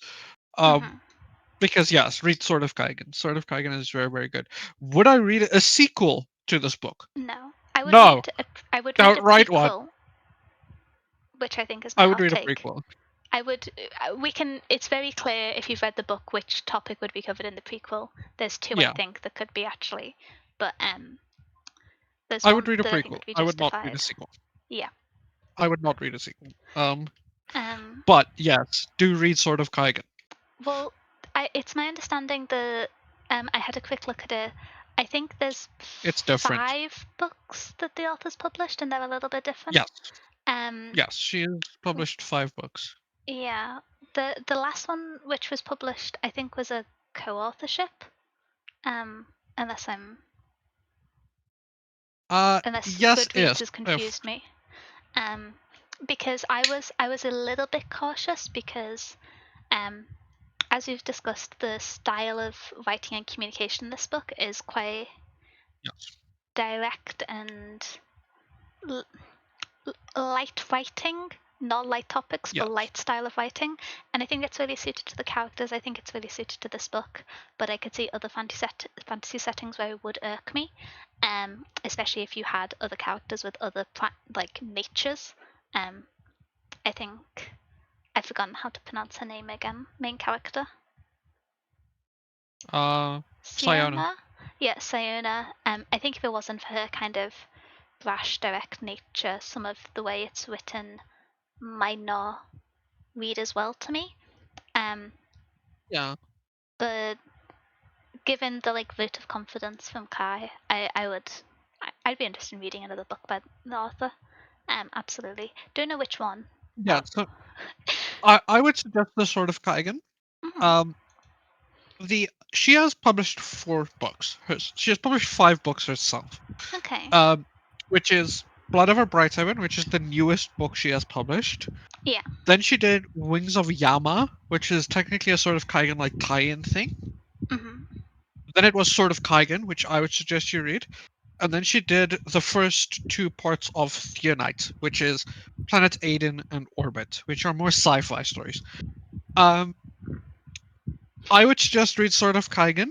Mhm. She has 2 other like co-authored books, which are The I was Alchemy of Sorrows interested in and When Swords Fall Silent, I which are was like anthology stories. I was interested in looking at The Alchemy of Sorrows as a anthology book for book club because we've not had any books of that style No, we nominated haven't. before, and so I thought it might be interesting.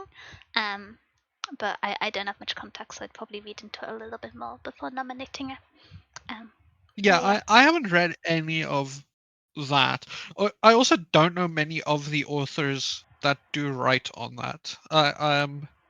yeah, I only I recognized think one other, I know so one of them. yeah. I think I know 2 others. Like I recognize ML Wang, and then I recognize 1 or 2 others, but I Mhm. can't fully place where I know them from. Um, but yeah, so she has like that one book that the Sword of Kaigen is also really, really good if you enjoy a lot of what she does in this book, which is heavy character writing. Yeah. Um, who would I recommend this book to? We've kind of discussed this a little bit. Everyone Yeah. who feels equipped to read it. Yes. Yeah.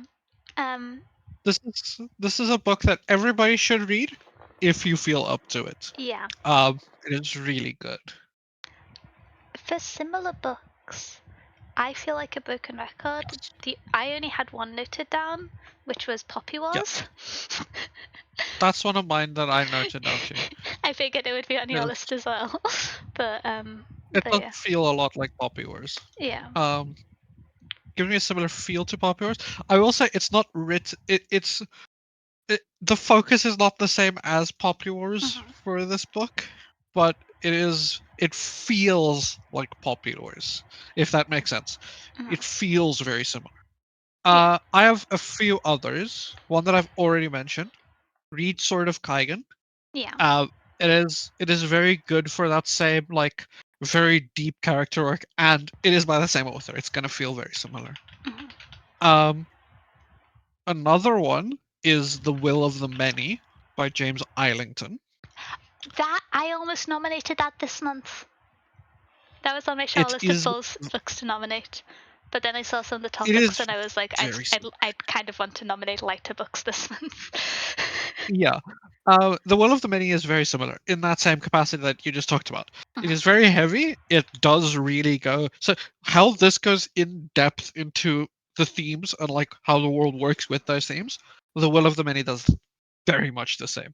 Yeah. So it is very similar. Um, Another thing that feels quite similar is one you have recommended before. It's the Greenbone Saga. It's Jade City by Oh, Fonda Lee. now I'm just It more feels excited to very read similar Jade to Fonda Lee. City. Yeah, Jade City is also it has a lot in common with like Jade City on like how the world works, how the characters will live in that world. Very good character writing in that world and everything. Mhm. So very similar to Greenbone Saga. And then I have one more, which is I don't know if many people would know about it. It is a book called where is it? I have it written down here. It is called so it's a series. Mhm. Oh no, it's not. It's Water Moon by Samantha Soto Yambao, Oh, I've which heard of the I've read author. once. I've read it once. It is pretty good. I will say it is a bit more on the romancy side. There's a lot more romance in the book, but Mhm. it is very good. In that same capacity where it is very about the characters and themes around the characters and a lot of that stuff. So Okay. that's what I would recommend for people coming off of this book, if you want to read something similar, is read what the best thing is this book does, which is the character writing. Yeah. Um, because it's going to be very hard to find, like we saw with Babel, Mhm. one, dark academia books. Um, it's a very new genre that's very hard to nail. And two, um, it is very hard to nail how in depth on theming this book is. Yeah. Okay. But those would be my suggestions for similar books. Mhm. I agree. Um, I think I haven't asked you your opinions on it, and I'm gonna be Yes. very harsh on the next book, and I don't like being negative, so I'm a little bit nervous. Modern Man in Search of a Soul. Up next we have Modern Man in Search of a Soul. What are your thoughts before I shout at an author for 10 minutes? Okay, so You can I will have be positive real. opinions. I realise that I've put like a lot No, of pressure, but I'm gonna be real quick with this book. I have not that in-depth thoughts on this book Mhm. for very specific reasons. Um, I think it does what it sets out to do. What it sets out to do is something I don't think everybody should read. Um, it is an introduction to a lot of ideas by Carl Jung. Um, that gets very surface level and never actually gets into a bunch of the really interesting stuff that he has in his like repertoire, I want to say, like in a weird way to put it. But it is a very surface level book that never really gets into it, but gets into it some. That's why I said it's very similar to Light Eaters. Uh, it's almost too surface level, and it kind of messes with how you like have this idea of it. Mhm. Um, and it never gets deep enough that I am like, this is a psychology book about the ideas of Carl Jung. Yeah. But it's not surface level enough that it's approachable at all. So it's kind of hard to read So and get yeah, into. I'm gonna do the. Um, Oh, and it's not helped that it is translated from German. yeah. Um, So 60, 70 years ago. So yeah, It's not helped. I'm gonna do a little bit of framework. So this book is the translation of, I believe, 8 lectures split out into 11 Yeah, chapters that were originally lectured in German and were transcribed and then later translated into English, first being published yeah, in 1933. Um, I believe when we first introduced the books, the like content warnings on it were that it has criticisms of religion that people may find discomforting if they are religious. And it yes, naturally talks about psychological disturbances, and there's mention in passing of suicide and different forms of yeah, inadvertent and subconscious suicidal ideation and self endangering behaviors. Something which I maybe naively didn't expect going into the book is, and this may be something that was done in translation, and since it's not the original text, I don't feel like I can confidently lay at the foot of the author. But there was just kind of passive sexism and racism throughout the book that made me so uncomfortable yes, whilst reading it. I felt like because they were established as foundational views of an author who was attempting to identify the nature of modern man, on modern man very specifically, and I'm going to complain about that specific nature in a second. But because they were left as unquestioned starting points, I found that because this was a foundation which I found so objectionable, I couldn't have any respect for the logic and construction built on top of it because I yeah, found the baseline ideas just repugnant. Um, and so I didn't really want to finish the book partway through, and I thought, no, I'm going to be critical of it. And I like being positive about things. Um, I think there are some good questions asked in the book. I think there was reference to like good statistical study and analysis done, but I cannot personally value or like give any heed to analysis on a psyche where the author does things like describing modern man and uneducated man as a binary of two people of entirely different nature, and addresses idea of this is the psyche of the modern man and then this is the psyche of the kind of inferred feeble woman, and discussing as things as ideas that are addressed by the modern man or the savage man or the historic man when just meeting people from different cultures. It was kind of repulsive to me that I was angry reading the book, especially Yeah. the kind of way where it's spoken about, where it's so expected, Matter of which, fact. yeah, it's so matter of fact and dismissive. I think particularly given I just found it really upsetting to read. And so I it's something that I talked about a little bit in a positive sense when reviewing Blood of Whitehaven, but I had a lot of faith in the author when reading the book, and that built as it continued. But I lost faith, particularly because of how there was underlying sexism, because that's, I think, less widely addressed than some of the racist themes in the analysis within the book or within the translation of the book. And I just completely lost faith in the author and in the potentially in the translation. I can't pinpoint where the themes come from. I imagine it would be difficult to add in those connotations in translation, but stranger things have happened in history. And so I admit that I approached the kind of last 7 chapters of the book expecting to hate it. So I can't say that I gave it like an earnest try, but I don't think I can approach a book which like has the use of slurs just to describe groups of people in it, Yeah. without that negative expectation of the author and negative association with it. So I finished the book because I wanted to be able to criticize it fairly, but I would not recommend this book. I think if you want to read it as a historical piece of writing and you go into it with those expectations of with it coming at the history, you have the warnings. I did not, most likely naively, I didn't expect there to be racism and sexism to the extent where it is normalized and dismissed as just foundational within this book. And I think the kind of clinical nature of it was what was potentially most upsetting to me. But yeah. I do agree with you on a large part of that, because would I recommend skipping ahead, because I think the sections for this does not lend to how this book should be talked about. Mhm. Would I recommend this book to anybody? No.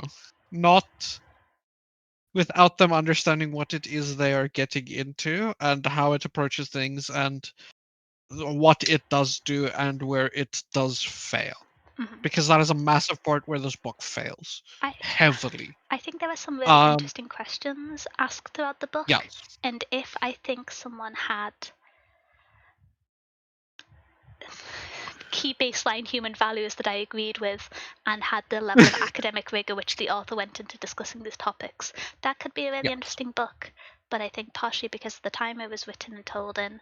yes, And then also I realised partway through the uncomfortable nature of these were lectures just contextual history wise given in 1933 Germany. Um, yes. which I probably should have expected those things to be themes going into the book, and I didn't, and it was a worse experience for it. But Yeah, yeah, I that's think interesting themes, interesting questions, a starting point that I don't respect and don't find interesting to read the perspective of. so the point with like Carl Jung and the points of this book, right, is this is a very introduction to the ideas that Carl Jung developed throughout his like tenure as an author and like as a psychologist. For the next 30 years to a degree. He has published after that. He died in 1961. He was born in 1875.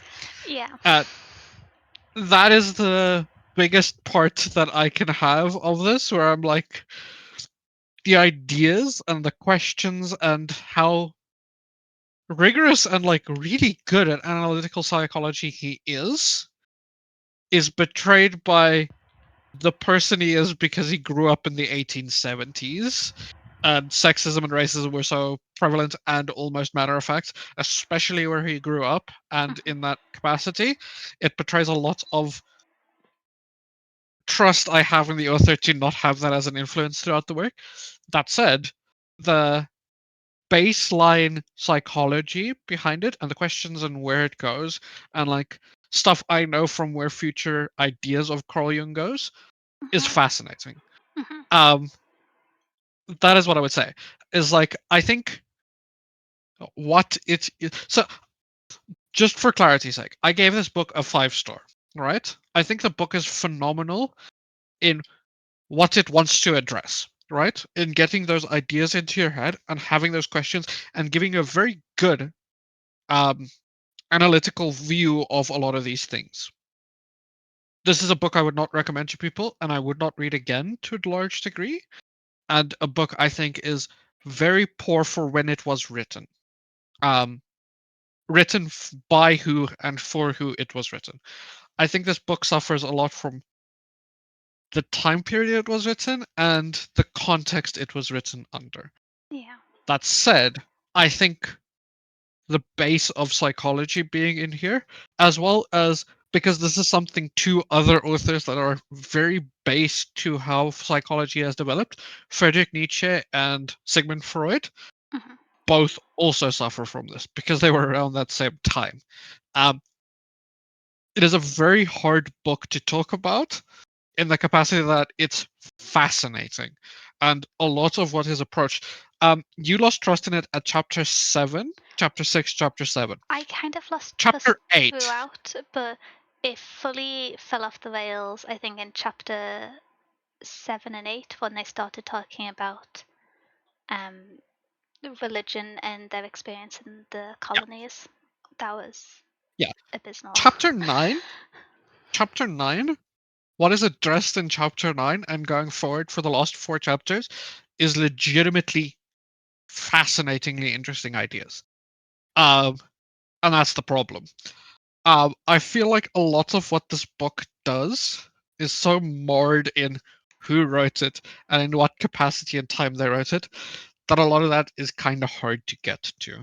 Mhm. It's um, there's a book I recommend that a similar book for if you want to read more called The Undiscovered Self by Carl Jung. Right? Mhm. The title line for that is the challenging and provocative work of Dr. Carl Jung. And I think that describes this very well because it is very challenging to like ideas. It's a very interesting, challenging ideas and things to work, but it is extremely provocative and not easy to read. And it's kind of a really bad person writing it because of the time he grew up and You how he see, words things. And a lot of these ideas around like gender and mhm. race and things that just does not work. But the work is extremely challenging and fun. And like, there's a lot of insight there that you can gain. I think It's I just, I don't know if people should read it, is my last point on it. Is yeah. I would not. I would read a sequel or another book by the author. Mhm. Would I recommend it or would I tell somebody else to read it? No, I would not. And I don't think people should read it unless you are seeking this out. I personally don't think I would like to read anything else by this author. I think I would be Yeah, interested in a modern psychologist going back and re examining the questions asked and the principles. I think that would be interesting. something which I found, I realize this is largely me talking about my discomfort with the book rather than a review, but I'm not sure how to particularly separate the two in this context, which Yeah, is my it can't limitation be. as a reviewer, I'll admit. But No, um, to clear that, no, I don't think it is. I don't think it. That's why. That's why my talk about it is also so entwined with it. mhm, I don't think you can. I don't think you can separate out the uncomfortability of the speech used and where this is coming from. And yes, this was actual lectures given in 1939. yeah, Like that cannot be removed from the book. mhm. Um, and that's, in my opinion, the biggest negative to this book because I think it's fascinating, You see, but really bad. I have. quite a few qualms with it, and I think this may lend itself to not being a spoiler-free review, which I feel a little bit cruel of abandoning the structure of the book club for. But I'm going to make a slight exception for this book. I I hope I don't have a case where we read a book in book club and I recommend not reading it, but I don't recommend this book. I Yeah. I had 3 main qualms, and then I had 2 slight positive. Well, I had 3 slight positives. One which is the statistical survey and the early references to the different kind of blind and analysis testing that was done. I think was very Yeah. interesting and very good, and considering the nature of psychology as an experimental field and test and research in it, very good for its time. A simple answer: I enjoy when people dunk on Freud. There was a lot of that. He really does take issue with Freud throughout this book. He loves dunking on Freud throughout this book. It's so funny. I kept getting confused at the time that it was written because I was just like, oh, I fully forgot that it was a contemporary of Freud at a time because it's Yep. fully read by someone in the kind of 60s or 70s in more modern psychology, just going back and dunking on him because he did not. He did not like this man. He let Nietzsche's ideas entirely unaddressed. Freud, he had beef with. It's so good. It's one of my favorite parts of this book where he just ignores Nietzsche completely, and then every now and then he would just come in and go like, "Freud is a moron." And it's like, okay. He's just like, there are many schools of psychology, none of which are wholly correct, such as Freud. He's wrong. Yeah, honestly, that's one of the nicer things he said about Freud. I love it. He's like, there are many schools in psychology. Some of them have good ideas, except for Freud. He's just wrong. It's like, okay. I think his analysis of Freud was one of his most sound pieces of analysis that I could stand to and suggest held up to modern values today. It's it's so good. easy to dunk on him, which so maybe that's not a particularly high recommendation. But yeah, if there's extracts from this book if you want to hear someone having beef with Freud, they do a decent job at it. It's all the most entertaining because it's one of his contemporaries. Yeah, they were working They were working at the same time and very close to each other they in were the same writing industry. letters to each And, other. and he just dunks on him. He just takes him out. Yeah. It's I obviously feel quite negatively about this. Oh, thank you for the hydrate, Pesky. I obviously feel quite negative about the book, so it feels strange to address with levity. But I think because I feel so negatively, I do have to be a little bit jovial about it in place. Otherwise, I'll just be sad about it. Oh, wow, Luigi. Thank you, Pesky. The last 2 positive points I had, which is one on I think a lot of the questions posed are very interesting. But I think specifically the questions posed, and this ties into a negative thing. Oh heck, we're gonna pause to say thank you to it for subscribing for 14 months of Tutu. I really appreciate it. I hope you enjoy whatever book you get out of the library this month, but not this book. I'm gonna keep insulting this book for a little bit. On to my more structured qualms with the book that don't well, as a reader, I had a moment to pause, and this is where I decided to keep reading the book, where I believe reading and exposing yourself to ideas from people who have fundamentally different perspectives to you is of benefit not only to improve media analysis, but in order to challenge your views and to make sure you're continuously analyzing things and you don't end up in echo chambers. And so I think there is value in reading texts by people you disagree with. Not this one. I think there was a line on that, and I think for me personally, this was too far past that. I think you can read information by people who have different viewpoints and meta and analyze them. I don't think this book was that. I think this was too much for me. I'm going to be honest, especially the kind of clinical and dismissive way that it established so much of its what is, I think, cruelty. I also have a slight gripe with all the websites that are listed and describe this book for not referencing it. Once again, maybe that's naivety on my part for not looking at the time it was published and thinking, oh, there's potentially going to be ideas that of like sexism and racism and ableism and things that feed into a lot of Nazi ideology from the time naturally. But Yeah, yeah, I had qualms with the that's yeah. presentation of the book because if I were to like leave a review of this book, I would leave a content warning for racism and sexism in it and ableism. And I didn't Same. see that anyway going into the book, and so I'm a little bit disappointed in that. But maybe again my lack of contextual awareness going into the book. Onto more. It's difficult to remove the context of the author and the perspective he was writing from, but I do have some structural qualms with the book and how the ideas were presented. I think very telling from the structure that the book is a series of lectures. The ordering of the lectures, I couldn't see value to the order the ideas were presented in. I didn't think they flowed between each other particularly well. I think I was keeping a track of it earlier on, but then gave up partway through when I just started kind of complaining throughout the book.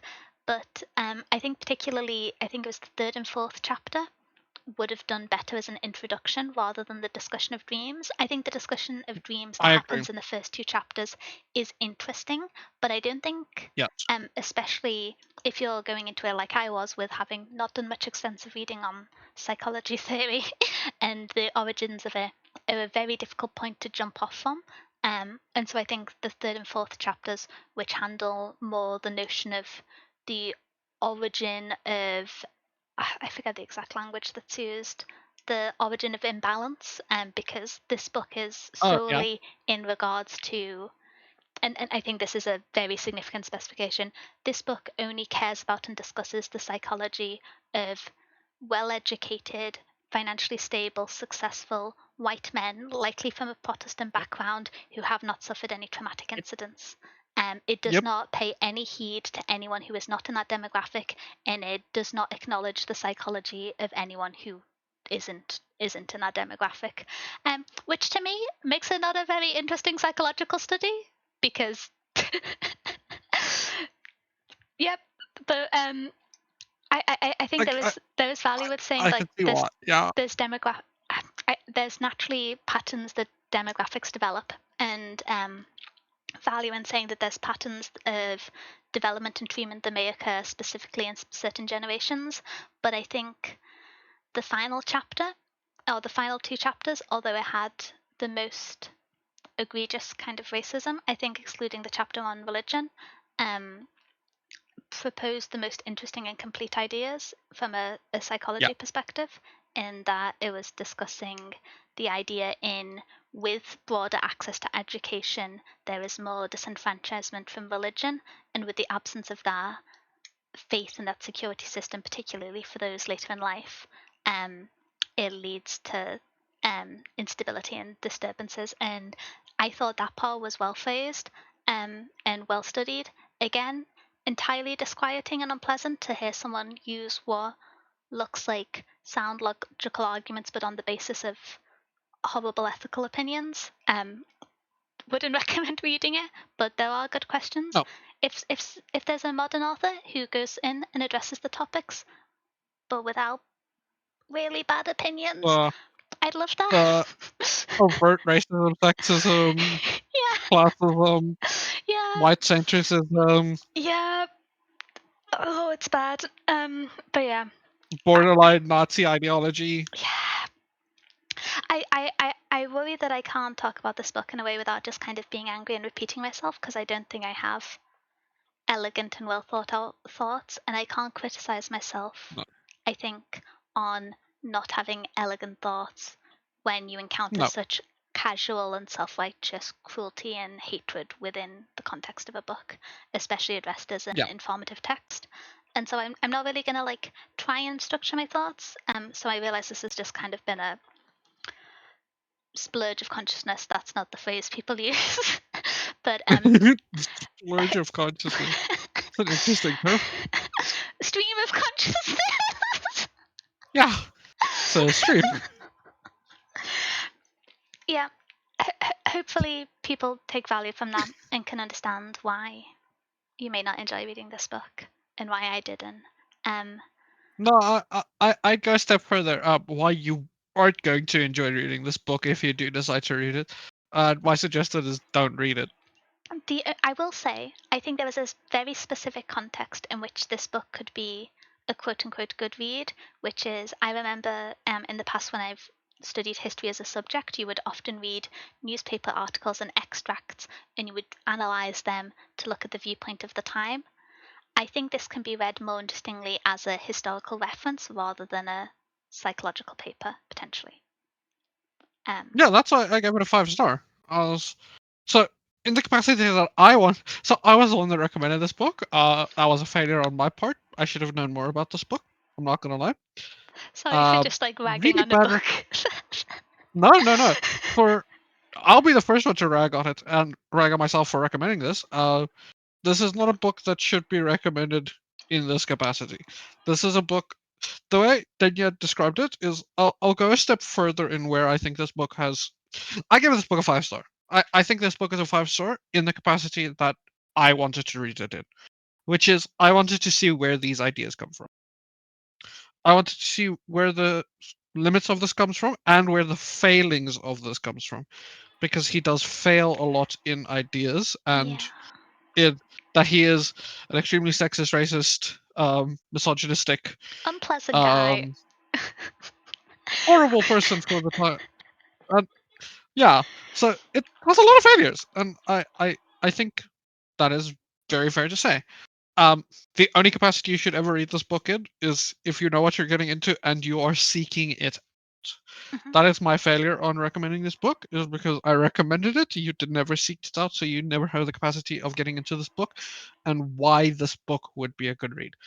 In Yeah. that capacity of Mhm. seeking out the history of this, knowing the history of this, knowing the type of person that Carl Jung was, and where these ideas are gonna go, Mhm. and knowing that you are getting into ideas, not a published study that is all knowing and like expansive. Mhm. Same way I would read something like Nietzsche or something like Sigmund Freud. Uh, that's the capacity I would say this book is fantastic in. It is extremely well documented. It is It'll be a extremely well great researched in historical what he's done. reference in 100 years' time. It is. It is. So people describe it as a foundation of psychology, and Mhm. that is what it is. It is. It is foundational to our understanding of psychology as it is now. It's a really bad read for anybody that does not read it in that capacity or understands it or seeks it out in that capacity. Don't do it. Oh heck! I thank you for the gifted sub, Sonic. I really appreciate it. Novishin, Thanks for the make sure gift. to say thank you for in chat. I realize. Thank you very much. I really appreciate it. It, My brain didn't know how to swap between the serious topic and the saying thank you, but thank you. Um. that's my one failing on this book. Mhm. Um, One, is it an interesting topic to talk about in book club? Yes, not by this author, not in this capacity.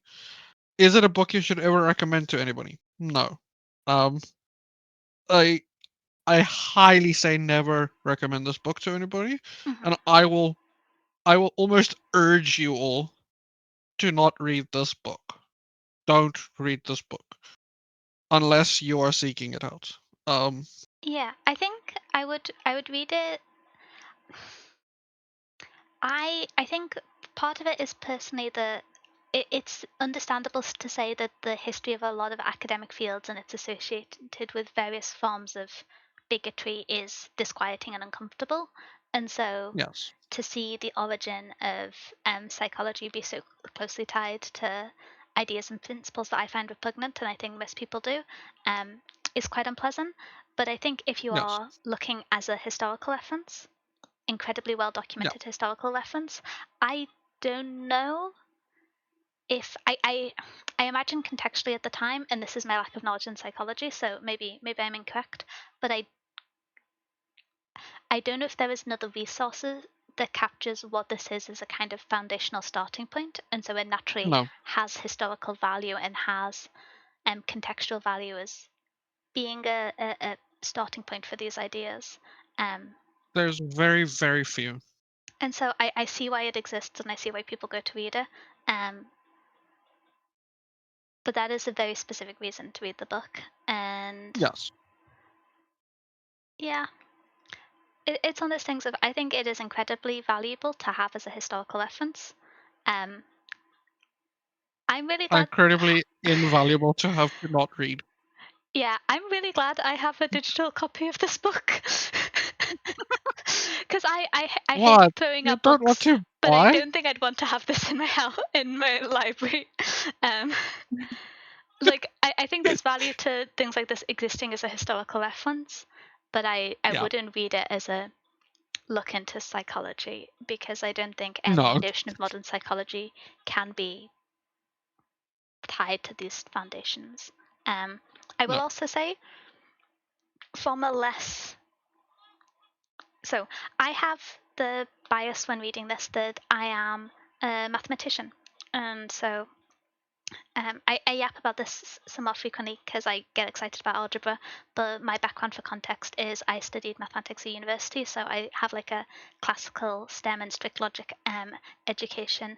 And Nerd. there's all the jokes. The psychology and maths are the two different studies of logical thought, and psychology and philosophy and maths in particular. And there's a discussion about psychology branching off from philosophy within the book.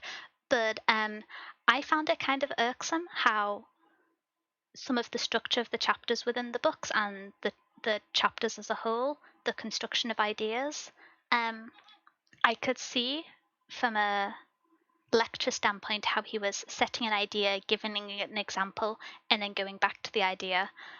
But I also just feel like the topics weren't often well communicated, or he often gave an example that had such significant depth that then wasn't, the topic itself wasn't then delved into with the same depth that the complexity of the example kind of would have warranted. You would think if you spend Yeah. half of a lecture going through an example, you would look into that example quite deeply. And so I had qualms with that, which it's a very big if, but if you somehow remove yourself from the context of the starting points, I did sometimes think that the structures of the chapters themselves just weren't very complete as lectures. I would be kind of annoyed if someone did this with maths and they just said, oh, I'm not going to explain this theorem to you or I'll give you a proof, but this theorem exists. And it's a bit surprising, but if we use it in this example and then at the end I'll show you how it's used, that could be an interesting way to establish ideas. Quite often in maths, they'll introduce a theorem and use it in examples before going through the proof, because you need to be quite familiar with the related maths to establish the ideas. And so I think in that aspect, the kind of presentation, example, definition, and justification flow of the discussions were very natural to me. But the justifications were lacking. Like, he would often present an interesting idea, give a single example that may have correlated to it, and then not, it didn't feel like he expanded on it very much, other than to say a continuous mention of, oh, but this is one theory and we can't know it completely, so if you think it's wrong, everything's going to be wrong, so you can't tell me that I'm not proposing this correctly.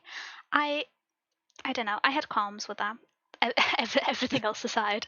But yeah, I almost, if these lectures, when they existed, I kind of wish that each one had been twice as long, so at least the topics could Yeah. be addressed in more detail. I think I probably would have DNF'd the book at that point because I barely finished this, I'm going to be honest. But I To be think, honest, yeah, I do you know think what I the think this ideas book aren't would slap as? explored in all that much detail. You know Oh, what I think this book would slap as? what? If you, from a modern lens, so you take a modern like psychologist, Mm-hmm.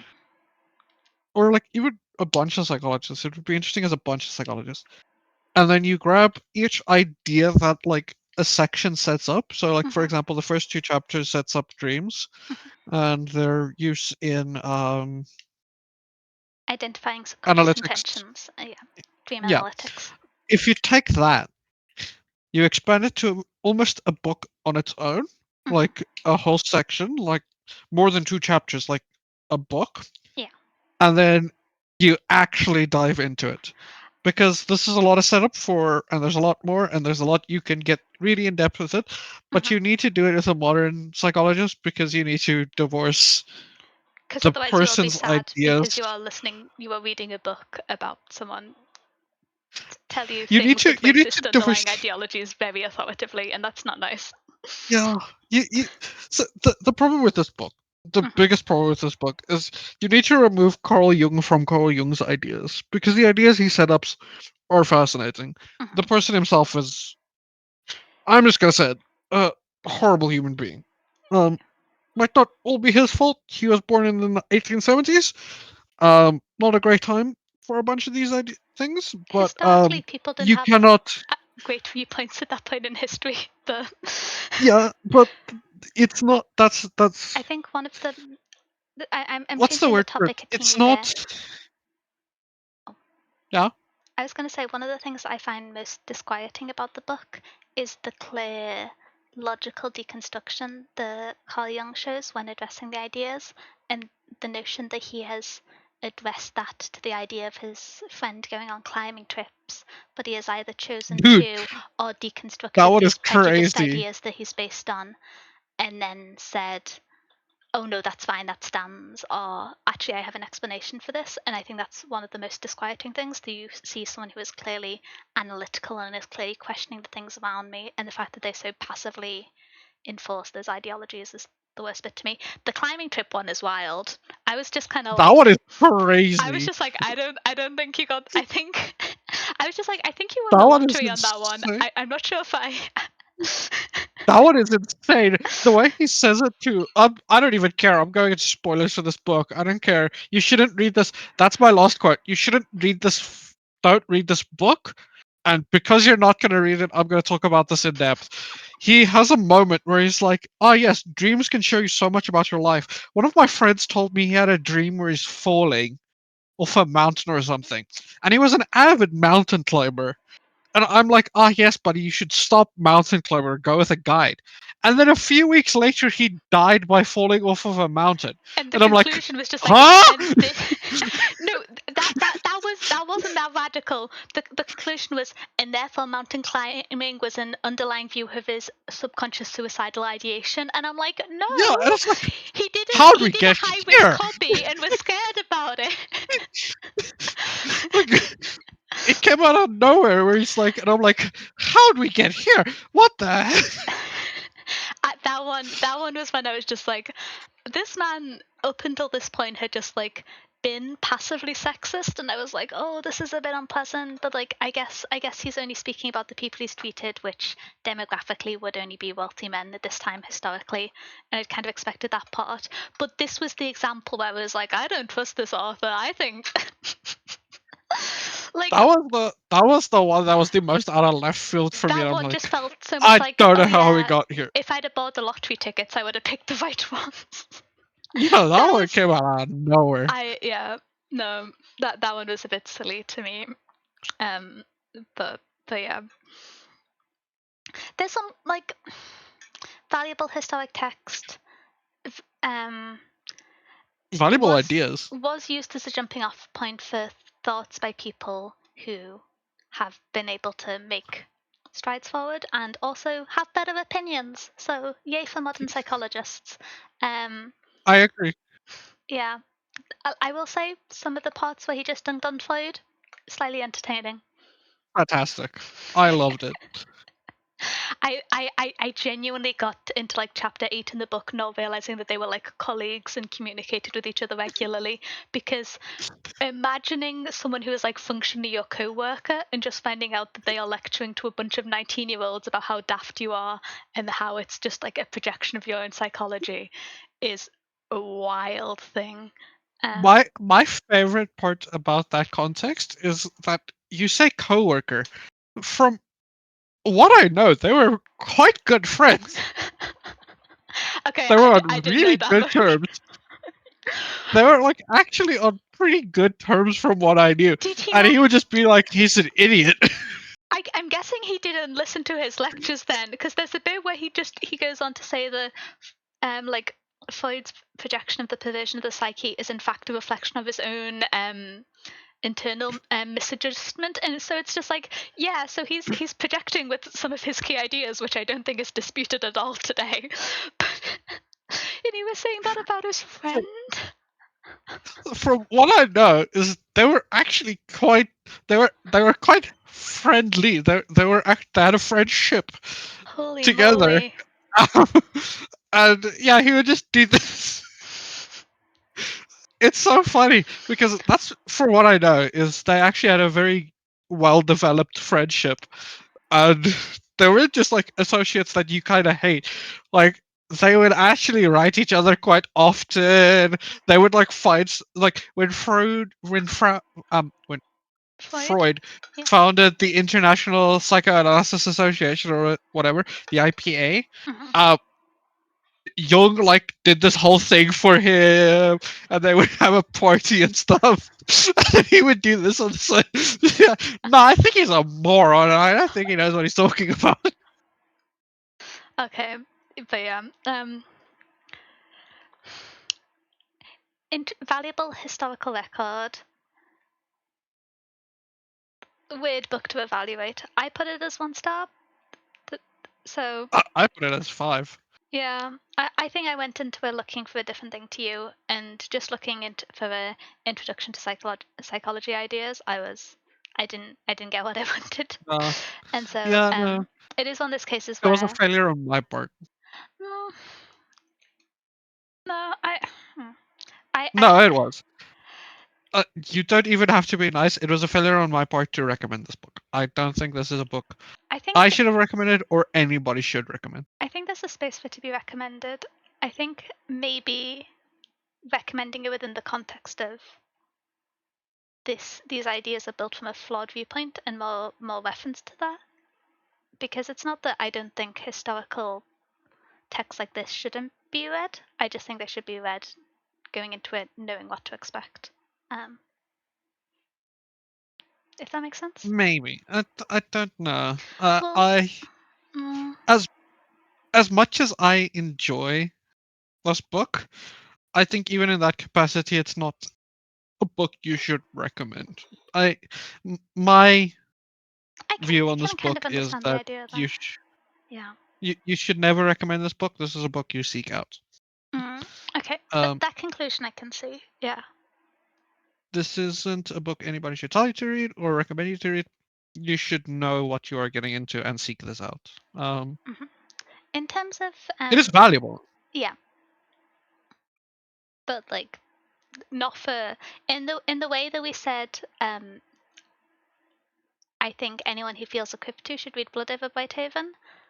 Uh, unless you have a specific interest from the kind of historical perspective, I think, Yeah. or maybe from the psychology perspective. I have very done like minimal reading. Like I've read abridged versions of Freud and Nietzsche's work. That is my full reading in psychology. So I am not well informed to suggest other books, but um, I can't see many contexts where you would take value from reading this book. Um, but it, yeah. I'm not very good at being negative about things, but because I was so angry at the author, I think I managed to do it. I realize I sound ridiculous there, but I always feel bad expressing negative things, but sometimes it's necessary. Um, That is, especially in this regard. mhm. Read something by a modern psychologist that is better on his base ideas. Do you have any modern books to recommend? I don't. I'm going to be honest. I didn't bring In this any. capacity of this idea, Mhm. only one. Oh, okay. But it's uh okay. So this will tell you the type of people that went forward with this idea in a lot of capacities. Uh, if you want to follow along with this more from a more Mhm. modern perspective and have the idea that you are reading a book by this person, so you know what you're getting into, read "We Who Wrestle with God" by Jordan Peterson. It Oh. is told from a way more modern Mhm. capacity. Mhm. And you know what you're getting into because everybody knows who Jordan Peterson is. Yeah. Um, would I suggest you read that? Maybe not. I haven't read it, but that's the one I know that's like kind of in the same vein of like covering a lot of ideas that are yeah. Mhm. So read that. Okay. We Who Wrestle with God by Jordan Peterson. Other than that, if you enjoyed this, like I did, and I would actually read more of this because I like the base ideas and I can separate the horrible, horrible man from Yeah. the ideas that he covers and kind of provoke all that. Read The Undiscovered Self by Carl Jung. That's Mhm. his next work that's good in that regard. Or read Beyond Good and Evil by Friedrich Nietzsche, Mhm. which, I again, yeah. European philosopher, 19, 1800, 18 something to 19 something. I don't remember when he Mhm. lived or died. Very similar to the time Carl Jung was around. So, good luck. I read an abridged and annotated version of that book. That's like the sole reading on Nietzsche I've done. Um, and not reading it as the direct text, but reading as a modern analysis that kind of takes the key ideas and breaks it down. I've forgotten the name of the book. I can look it up. But Yeah, that's the way that I've encountered Nietzsche's ideas in like direct or a quote better way. unquote quotes. And I think that there's value to that. I would, yeah. Historical Yeah, source, probably maybe not not a Italian. book to me, if that makes sense. I think No, that might be my probably closing statement. yeah, probably not the best book to read. But if you want to read more in that idea and you have a separation of Carl Jung as a horrible human being with really good ideas, Beyond Good and Evil, um, The Undiscovered Self, or something by Jordan Peterson, We Who Wrestle We Who with Wrestle God. with God? Yeah. Yeah. Okay. Not that I would suggest that. Jordan Peterson is his own Yeah. interesting person. uh, okay. On slightly more cheerful topics, I think we have finished the review for that part, and so we're at the midpoint, and so now we're doing democracy because that's good and cool, and we're doing the voting and the introduction of the books that were nominated for sci-fi and fantasy, or for I'm generally leaning towards rebranding the categories as fiction and non-fiction. Um, Mm. I I am incredibly biased towards fantasy stories, and so I I kind of want to leave it as fantasy and sci-fi, even if that's a bias. Slow one. Oh, I feel yes. Do not call me out on the fact that I copied the formatting structure for my book club from Anime Society I went to. Okay. That's where the slot 1, slot 2 format comes from. But yeah, Slot in one. fantasy and sci-fi, In um, slot one, we have. we have a few books nominated. The first one is The Midnight Library by Matt Haig. Um, this is one of the ones I nominated. I am trying my best to nominate at least one book that has a library as a key part of it every month. So this is oh, I should get my little database open because I made notes on the recommended books for this. Ba ba ba ba ba. Okay, so in terms of content warnings to quickly address before we jump into it, the main topics covered in this, there's mentions of alcoholism, anxiety, cancer, animal death, depression, overdose, and I believe there's suicidal ideation on page, and an off-page suicide. For the key Yeah. topics covered. I haven't read this one myself, so those are just going based off, looked at a few websites, those are the common ones mentioned. Um, this book has a really interesting premise. So the main character ends up in a library where the books in the library affect the life that you've lived, and in writing in the books and changing them, you can change the life you've lived. And the book is about as the character ends at the midnight library with regrets and goes to change what's written in the books, and in so changes how their life lived out. And you can imagine time shenanigans, things go wrong from there, both in how changes to the life expands with like unintentional consequences, but also I believe there's like you're messing with the library things going on. I think it's a pretty soft magic system from what I've read. Again, haven't read this, so this is going off spoiler-free reviews because that's how I tend to approach books. But yeah, I'm on an agenda to recommend one book about libraries a month on mice. You'll get one fantasy book about libraries on mice. At some point, it might just be the borrowers, but that's the first one. Do you What have about a book about library mice? a book about library mice? No, No, but I can find one. I could write one eventually.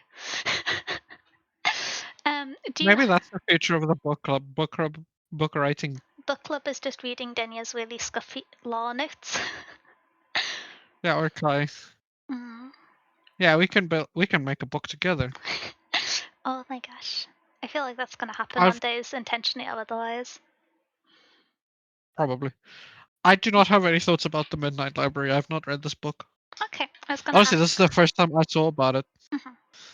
I'll be so real with you. It's one that I saw on a to be read list of a book YouTuber who I follow, and they said that they'd read another book by the author and enjoyed it. And I tend to like generally agree with their opinions, and so I was like, oh, it's got a library in it. I love those shenanigans. Matt Haig. um, What did Matt Haig write?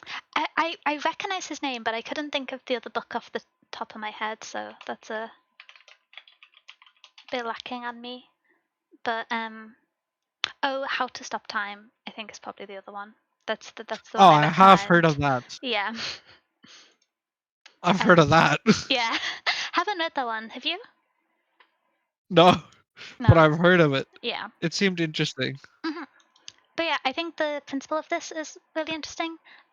Softer magic system, um, a slightly shorter book. Blood Over Blighthaven was kind of a nice book. I know we discussed last month when we read The Priory of the Orange Tree. It was a long book, and it was an exceptional book, but it was a dense and long book. So when I was nominating books, I was just like, I kind of want to pick some slightly shorter books. And I was like, I've already recommended and had picked two dark academia fantasy books that are about racism and sexism. And I was just like, okay, we're picking different themes for what I nominate this time. But yeah. Up next, I believe this is a book you've read. If you want to do the little intro blurb on it, The Six of Crows by Leah Bordeaux. Ah, Six of Crows. I love Six of Kai Crows. makes crow noise. Kaka. It's Six of Crows, baby. Okay, so Six of Crows by Lee Bardugo. Mhm, Very weird name, firstly. But Six of Crows. It is about criminals. mhm. Specifically a criminal prodigy called Kaz, who has like this. I want to say it's like a chance. He's like offered a job to do like this insanely deadly heist, but make him like super super rich. But he needs a group of six. Um, so it's the six people, and they're gonna go on like a heist adventure. It's like six outcasts, so like of all types. There's like a convict, a sharpshooter, a spy, I very gotta fun love people. Like a like group of bandit criminal found family. Um, it's exactly it's I exactly that. It's like yeah. no, go for it. No, go. I was gonna say one thing which like gave me pause because I've Six of Crows is a pretty popular fantasy book, and I feel like especially in Yes, like book talk and like the fantasy side of booktube, it's one that's um referenced quite often. I was a little bit yes, surprised when I was reading about this for book club to find out the characters are like teenagers, because given some of the yeah. topics, I expected it to be an older cast, and so I was slightly whoa at that. No, But they're pretty young. yeah. Yeah, they're very young. For content warnings, Mhm. there's a bunch. Yes. As you can like Daniel did I say it's can read a off the little darker list. series. Yeah. It has I have the list in front of me Oh, as well. okay. It has addiction, child trafficking, gambling, genocide, murder, slavery, violence, and then there's a character specifically who has more of a focus of sexual abuse. Mhm. Um, that said, it is very good. It's also an LGBT story. There's hints of LGBT throughout the book. Ooh. And like Denya said, there's a very big community around Six of Crows because it is a very loved book in the specifically kind of more TikTok side of book stuff. Not as much of like booktuber like on YouTube, Mhm. but the TikTok side adores this book.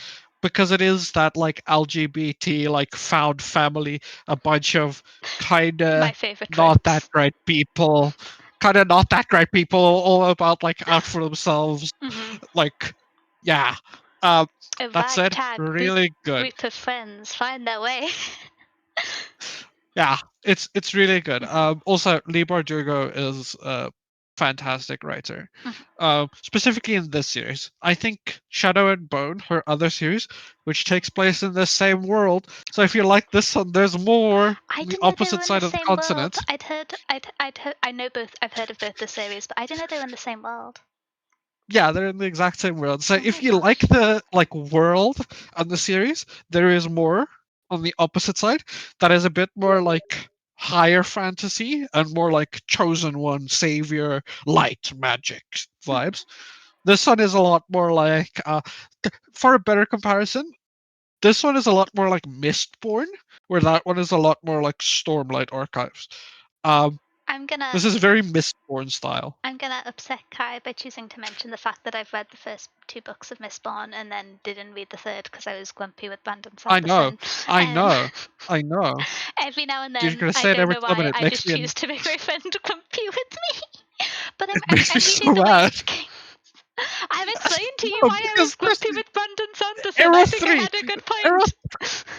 Era three of Mistborn is coming out soon, and you need to read that too. And you're still two behind. I can catch up quickly. There's 5 books you need to read. I, I, mm, I think I can get through them in under 2 months whilst doing the book club books. That is fair. I'm a That is problem. true. We do read a lot. We do read a lot. Insomnia, We could baby. probably we could probably do Arrow one of Mistborn in like a month if we really wanted to. We're Yeah, a problem. we are. Okay. Six of Crows. Yeah. It's really good. Um, This. it is a very fun book. Mhm. I've heard really good things about it.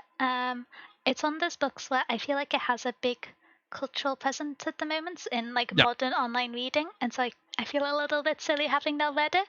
Um, it's one of the ones where if it doesn't get picked for book club, I think I'll read it at some point eventually over the course of you this should. year. But I think it'd be a nice one to talk about.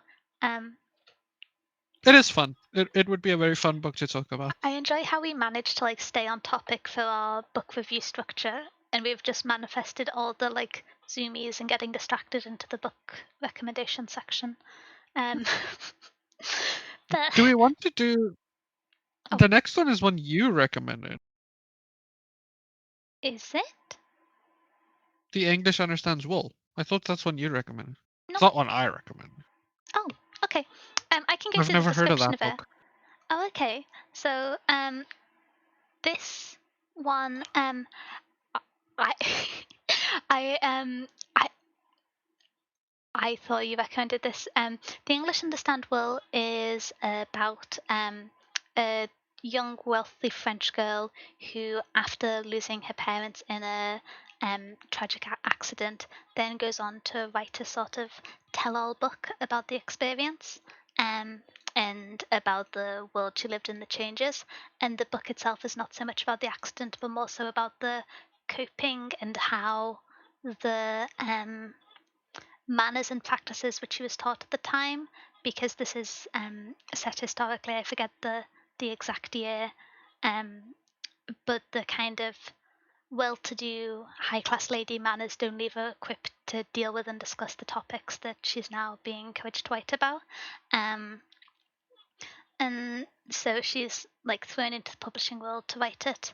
Um, and she ends up going to New York in the process of writing the story, and has to deal with the cultural shift and it being a modern city as opposed to the kind of French European classical wealth structure with young America, and how New York's unfolding and the cultural difference of it, which is quite interesting. I thought you recommended this one because I was read the description, and I think this one is non-fiction in the sense that it's not based off real life. I don't know if it has any fantasy elements. I was actually going to ask you I that because I thought you recommended it. I okay, so I thought you recommended it. I'm not No, gonna lie to you. someone else Um, must have. I've never heard of this book. Mhm. What I do know is I did read into this book after I saw it recommended. Mhm. No, it has. It's a it's historical fiction to a degree, where it's Okay. like it is just set in our history, but it's fully fictional, kind of like Anna Karenina or stuff like that, Yeah. where it's like real time, semi. There might be some real people or real things around, but fully fictional. Yeah. Also for Oh, content warnings, yes. none that I could find. There are some content warnings, I believe. Well, there's I couldn't find any. major character death, mourning, and Yeah. I believe an automobile accident, like car accident. Yes. Um, which I think are But like, that's all pre-book, I think. yeah, I don't know. I think they're addressed pretty heavily in text because so much of it is about the character moving on from it and processing it, but they're Yeah. not on writing. It's like themes that are discussed. But yeah. Also, for some people, if you want, this is even more in the opposite way of the origin of the prior tree. This is novella. It's Yes. very short. Yeah. I was going to say, I think it's around 150 pages from the Yeah, I think Goodreads. it's like a real short. Hmm. It's like 100-ish pages, I'm pretty sure. Yeah. Which The might be good. the Priory of the Orange Tree, I feel like, has changed everyone's brain chemistry regarding long books. I had like 4 people messaging me just going, "You finished that book?" But I really liked it. If you finish it, it's really good. Um, If you finish it, yeah, that's a call out to me. I don't even know if I'm you gonna thought finish it that was book. good, and you didn't finish it. I did think it was book. I did think it was good. Okay. I thought it was really good. In fact, Okay. Next up, and I know this is one you recommended because this is what I Um, recommended. I'm gonna give you a little anecdote before we do the introduction. I was also confused why this book was a fantasy book because Kai recommended it and mentioned it as fantasy because, as is quite significant to the story, there are cats in the cafe where people go to. The cats Yeah, talk. None of the descriptions which I read online mentioned that the cats talked. I just thought it was a fiction, like story exploration of psychology and healing where it people was really spoke to funny. cats in like a metaphorical sense where you just like talk to your pets and they like sometimes talk to like a houseplant when you're trying to present on Zoom. And so I was really confused with Kai describing it as fantasy. I didn't realize the cats could talk. Could you introduce it properly now that I've It finished was a sounding really insane? funny moment. It was a really funny moment. I recommended this book, which is "We'll Prescribe You a Cat" by Shuyu Ishida, Mhm, translated by Immersion Shimoda. mhm. Um, I recommended this book, and got I just sent Danielle a blurb about it, and she's like, "I don't know why this is a fantasy book." And I read it to her, and I was like, "Talking with the cats," and she's like, "They talk." It was really funny. So how this People works, what this talk to book their is pets about. all the time and they don't reply. They just like meow at you for food and break your things. So what this is, it is so firstly, there is a bit of context to this. Mhm, In Japanese culture, cats are seen as like good luck and as like healing creatures. So what this is it is a like old little building tucked away somewhere in Kyoto. There's an animal clinic where if you come to them with issues and problems and things that are burdens in your life, mhm, they prescribe you a cat, which are they have this idea of like cats can like transform your life mhm. and has all of these fun things to you, and it's just about like the healing power that we have in cats and the stories that are about people growing and how their feline companions lead them towards healing and Yeah. self-discovery and just all of these fun things. On the content warnings for that. Oh wait, hi Peasant. How you doing? I'll come in. I will mention that there is a discussion of a lot of themes relating to mental A lot. health. And Yeah. I haven't read this one, but I believe that there's a discussion of different different forms of mental health, suicidal thoughts, bullying, panic attacks, mental illness. I couldn't find a definitive list of the different conditions that the No. people who visit the cafe are suffering from. Which, if there's specific ones you would like to avoid, maybe best looking up before you read this. But Yeah. there's general themes of grief, mental illness, abandonment, and suicidal thoughts, with specific mention of animal death, animal cruelty, bullying, and panic attacks as well. Yeah. So it hopefully addressed in, how do I phrase it? Kind of contextually necessary with the structure of the book. Yeah. But yeah. Very necessary for how the book is set out and what the idea is behind the book. In that cats help you through your best times. Also, Danielle said she's always going to recommend you a book about libraries or mouse. I'm recommending one about a cat every single time. It's because Kai's a cat. No, Mhm. I'm not a cat. I just like cats. They're Mhm. cool. Um, Cats are great. Cats are cool. The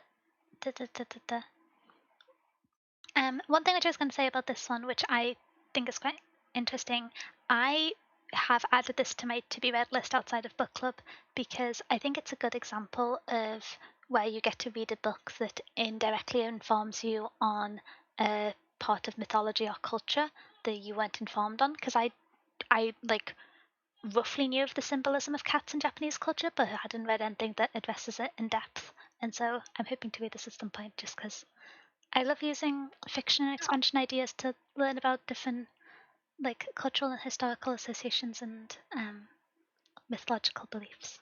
So yeah, that's always a cool one I like to mention.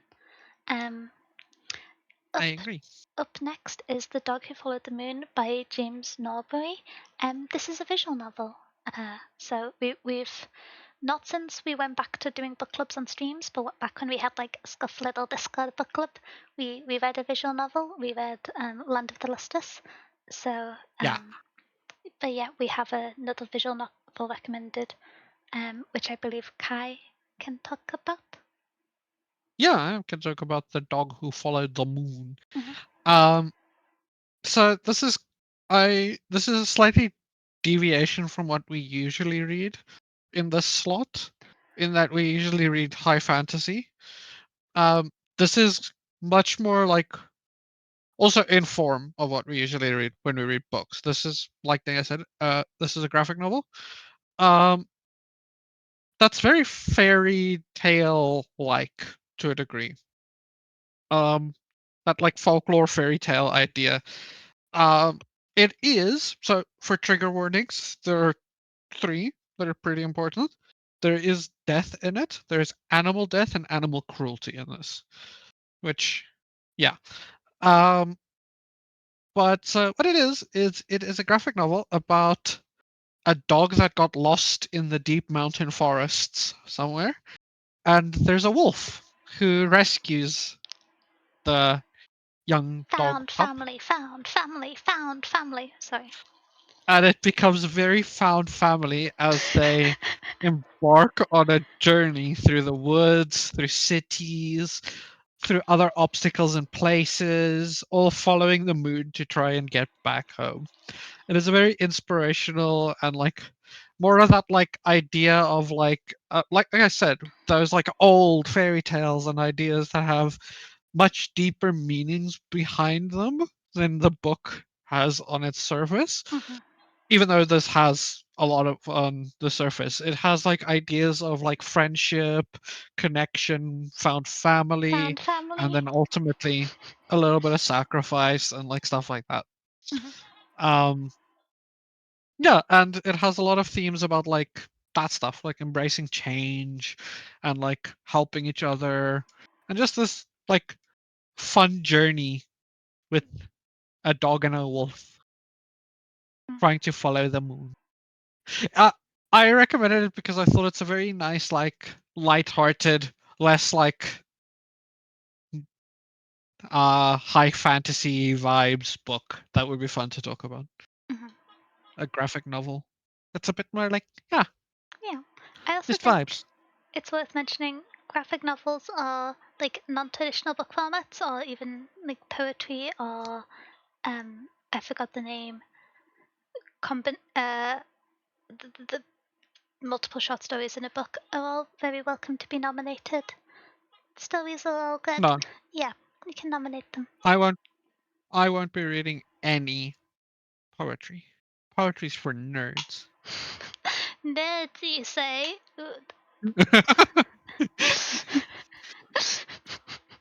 Mhm. But It's yeah. for nerds. And I ain't no nerd.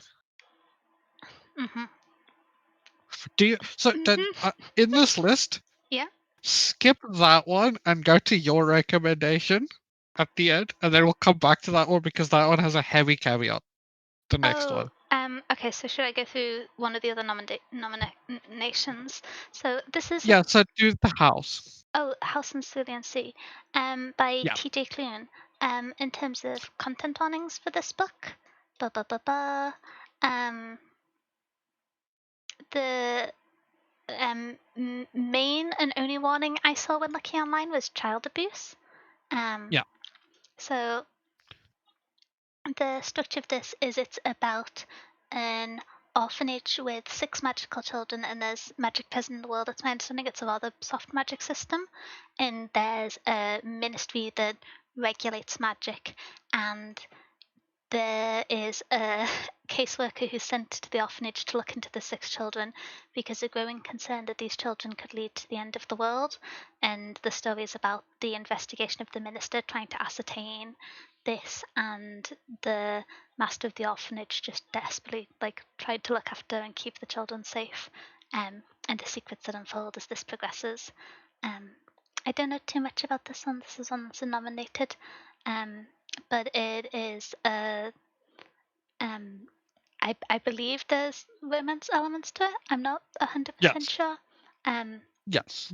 There's some Big found family, which I saw and I was like, oh, big fun family. found family. Thank you. Good. Good sauce. Big fun family, right?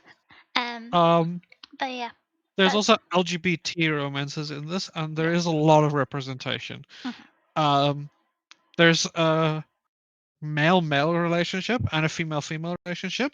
Oh nice. And there's also, I believe, I know there's one black character in it. I don't know if there's more.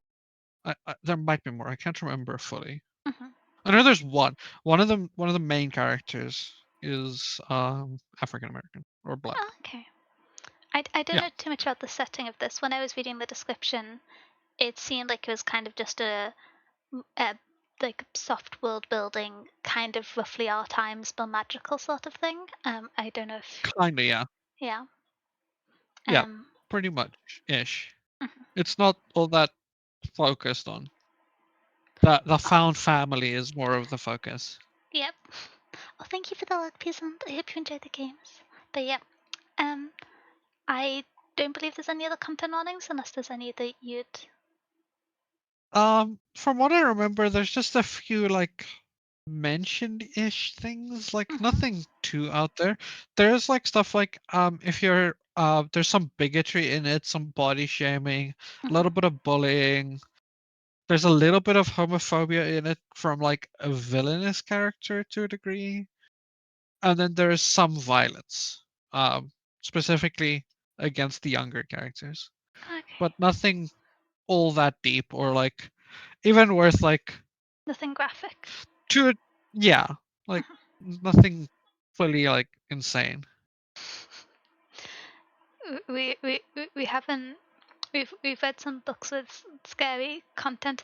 I feel like sometimes it's kind of difficult to gauge when you're explaining the content in the book, especially if you've not read it and you're looking at it from a Yeah, summary, because there's a difference between, for example, the violence in Blood Over Brighthaven and what I imagine would be like the violence in this book from what I've read and seen of the yeah, tonal rating for it. Um. yeah, 100%. So yeah. Um, Also between that and the next book and the recommendations. Mhm. So So should I do the last book and then we can jump to All Systems Red at the end? yeah, Or go for it. okay, so second to last up in this one is Health, which I probably didn't pronounce the best, but I did look up a video, so Oh, I hope it's close. Health, which is by I'll be so Madison real. Scott I don't know Clary. how to say it. Um, this is a very the framing of this book looks very interesting. It's a very um, future set one, and it's about a world where digital escapism is so convenient and gratifying that it becomes the norm, to an extent that there's a broad lack of sense of self and depersonalization from people just spending their whole lives within this escapist digital structure, and where in a like external viewpoint, most people in society have like retreated to being hermits, in order to pursue this digital escapism. And it's about the main character who is a author or a creative, I believe, and finds that they can no longer work even just lightly escaping into this digital space because of how the consumption and the instant gratification affects them, and so they must kind of find their way out and identify how that they have been affected by the nature of this kind of convenient pleasing system as they get out and they remove themselves from it. It's more sci-fi than fantasy on this one. Yeah. Yeah, I thought it. It seemed interesting. Yeah, this is one of the nominations where I thought that the world setting was a really interesting one, considering I think a lot of the conversations that happen at the moment in terms of attention span and content consumption as a kind of dramatic acceleration of those ideas, which is often what fantasy and sci-fi are good for addressing. And so that seems Yeah. really interesting. In terms of content warnings, let me get them up. I forgot to make my notes on that because this was on the latter ones. I believe this is in a series, and that some of the latter books in the series have content warnings, but on the official description of it, the first book doesn't have any noted. I believe there's discussion of death and discussion of drowning as a metaphor, but Okay. I don't think there's any direct on page ones for the first book. Nice. That's cool. Mhm. I like that. Mention to consumption of drugs and alcohol on page as a quick amendment for content warnings. And this one does have, I believe, quite a lot of LGBTQ representation. Oh, that's sick. Okay. Yeah, I believe I don't know which character, but I believe there's quite a few trans characters as main characters throughout the story, and because it's in like a cyber futurism, there's like different expressions and construction of genders that are addressed, which is interesting. Yeah. I That actually sounds really, really interesting and cool. yeah,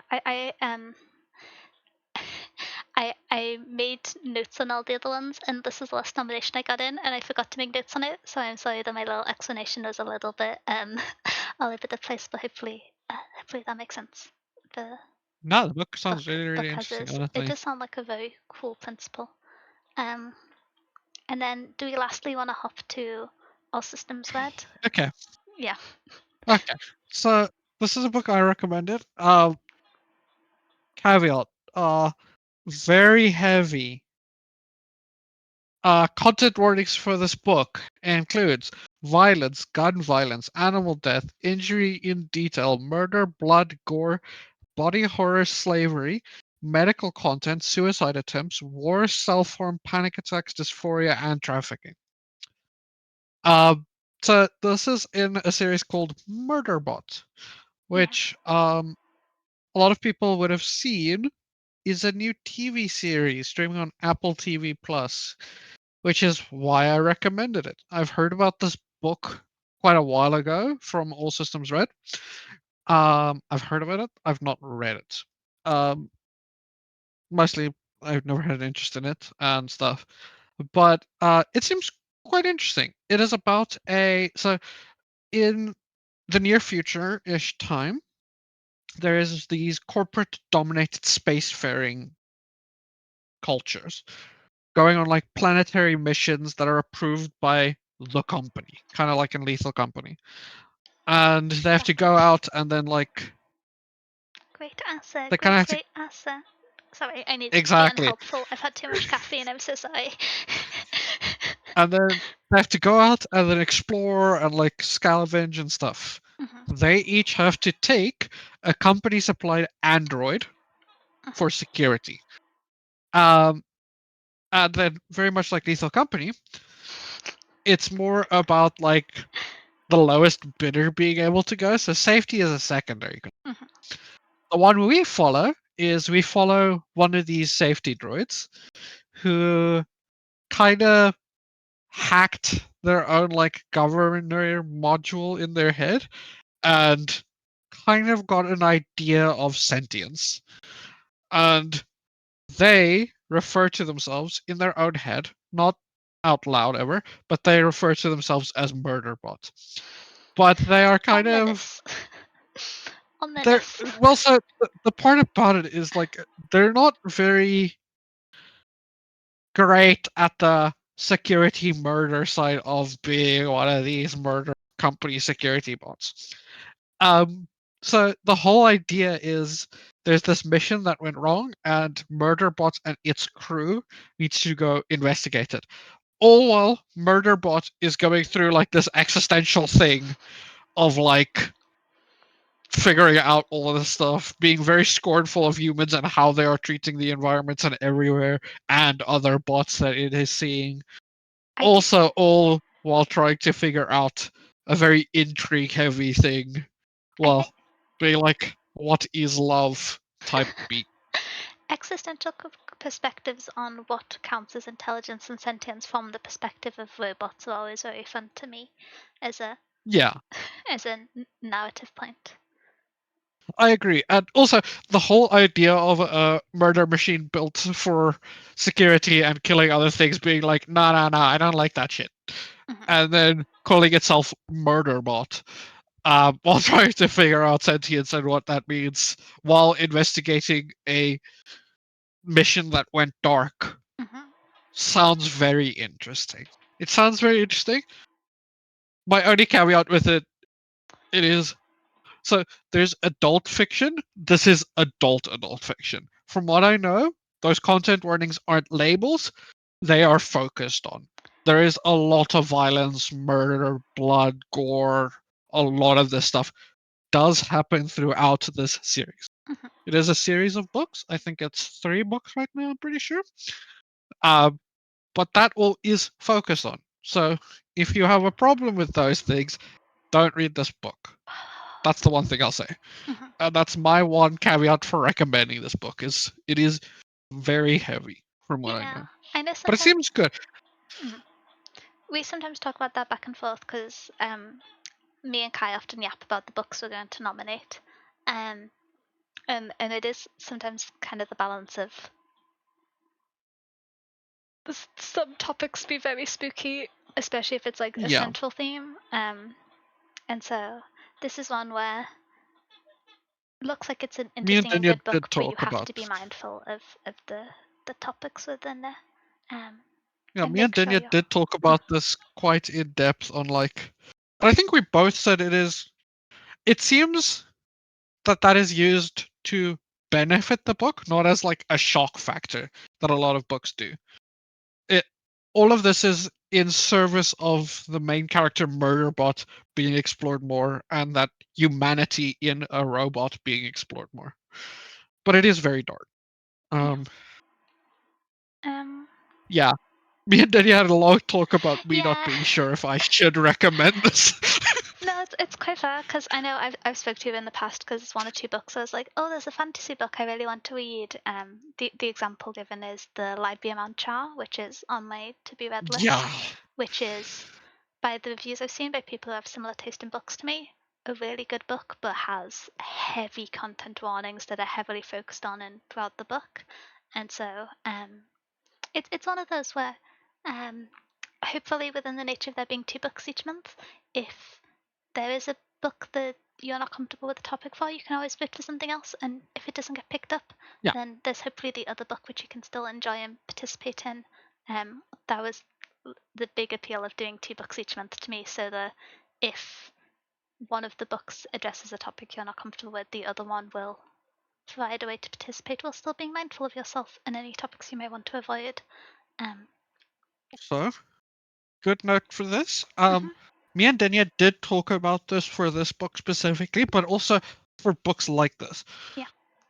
Good books that have heavy content warnings and stuff attached to it. We're gonna try it a few times in the recommended. Mhm. If we see it's not of interest to people, we're gonna stop recommending books like this, and we're gonna stop recommendations like this coming in.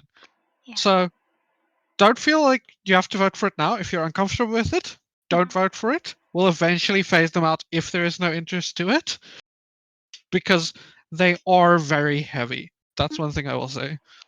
Yeah. Because yeah, No. they're pretty heavy. Yeah, I think there's a value in having a space where, you know, the topic might be lighter, but I think there's also really Yeah. good books where if you wanted to avoid certain topics, you might not encounter books like to a lesser extent, but things like Blood over Whitehaven, which unquestionably incredible book. Very glad I got to read because of book club, and so gotta like walk that Yeah. line. But Yeah. So in the future, Blood over Brighthaven might become our biggest content warning pieces. I mean, But for now, it all varies. systems red. We'll see how it goes. Yeah. I think at the end of the day, if someone's interested in nominating a book, um, it yeah, we'll check the content warnings and make sure we communicate them properly, and Yeah. then see how it goes and figure it out. Yeah, that's the summary. Um, we need to do the very slow Twitch democracy part now after the say Oh, kerfuffle in a 4-4 setting. in a is it 4 books? Is it 8 books? I think we have 8. Yeah. 1, 2, 3, 4, Okay. 5, 6, 7, 8. We've got 8. So do you want me to do the bottom 4 and you do the top 4? Yeah. And then we can do a run of votes of whoever got the most votes in those two categories. The Okay, so minute, let me like, make as always, Twitch polls are really awkward in that you can only have like 15 characters in them, 5. so I will not be able to put the the full name for the books, so I will just be writing the title and not including the author. But yeah. Okay, so I'm gonna call mine round 2 votes. The Or English bottom 2 understand votes. woo is the I'm just calling it fantasy round 1. And then Good idea. am I including we'll prescribe you a cat and yeah, okay. Yeah, I'll do Dog Follows the Moon, All Systems Red, House in the Cerulean, and Koleth. The fact that you can't prepare polls in advance causes me scoff every It's time so we annoying. reach this point in the Steam. but hopefully you bear with. And the first poll is starting now. It's going to run for 3 minutes, so make sure to get your votes in. It is using the Twitch integrated voting, so it's on the top right. I'm gonna call this one murder. Wait, no, maybe I don't write murder as one of the options. All systems. Yeah.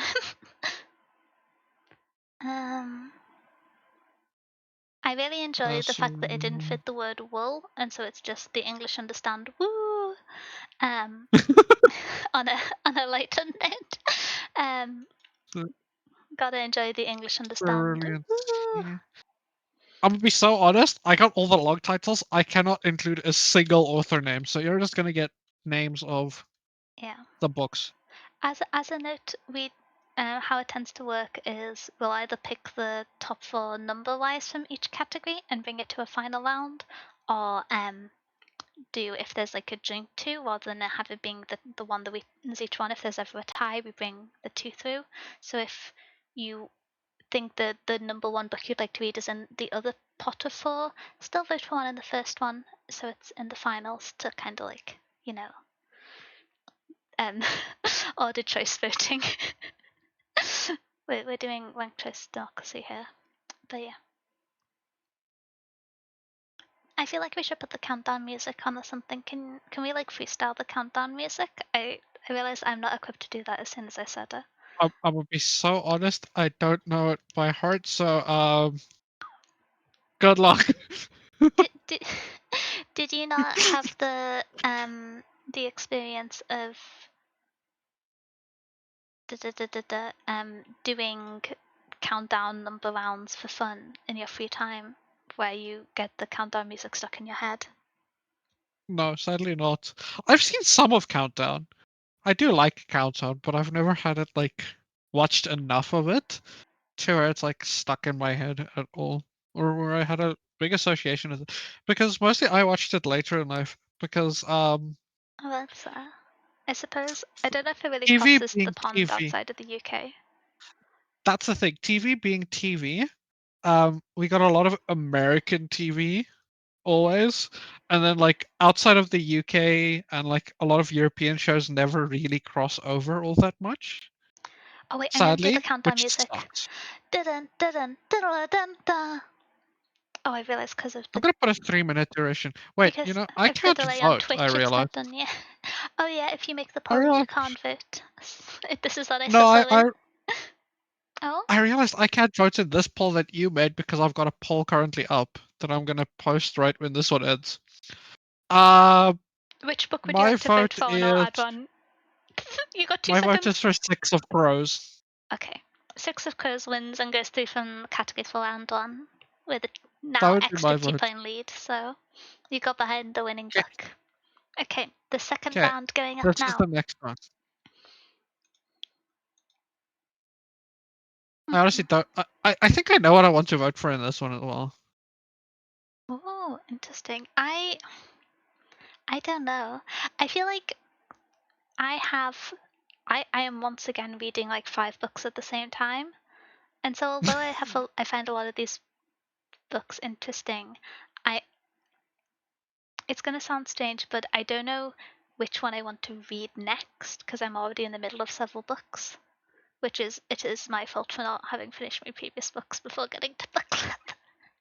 um, hmm. I finished everything, so I'm on like I'm on a 0 card on what I want.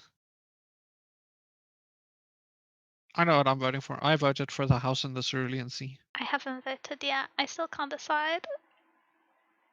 Somebody's interested in All Systems Right. Okay, cool. I It's I not too heavy for everyone. I would quite like to read All Systems Red, but I'm conscious of the fact that I don't know. A part of me would like to read something lighter. That's my thoughts too. Hmm. That's why I voted for like Six of Crows, and then my other vote would be the House in the Cerulean Sea. I feel like some found family, just like light vibes, would be really good and fun right now.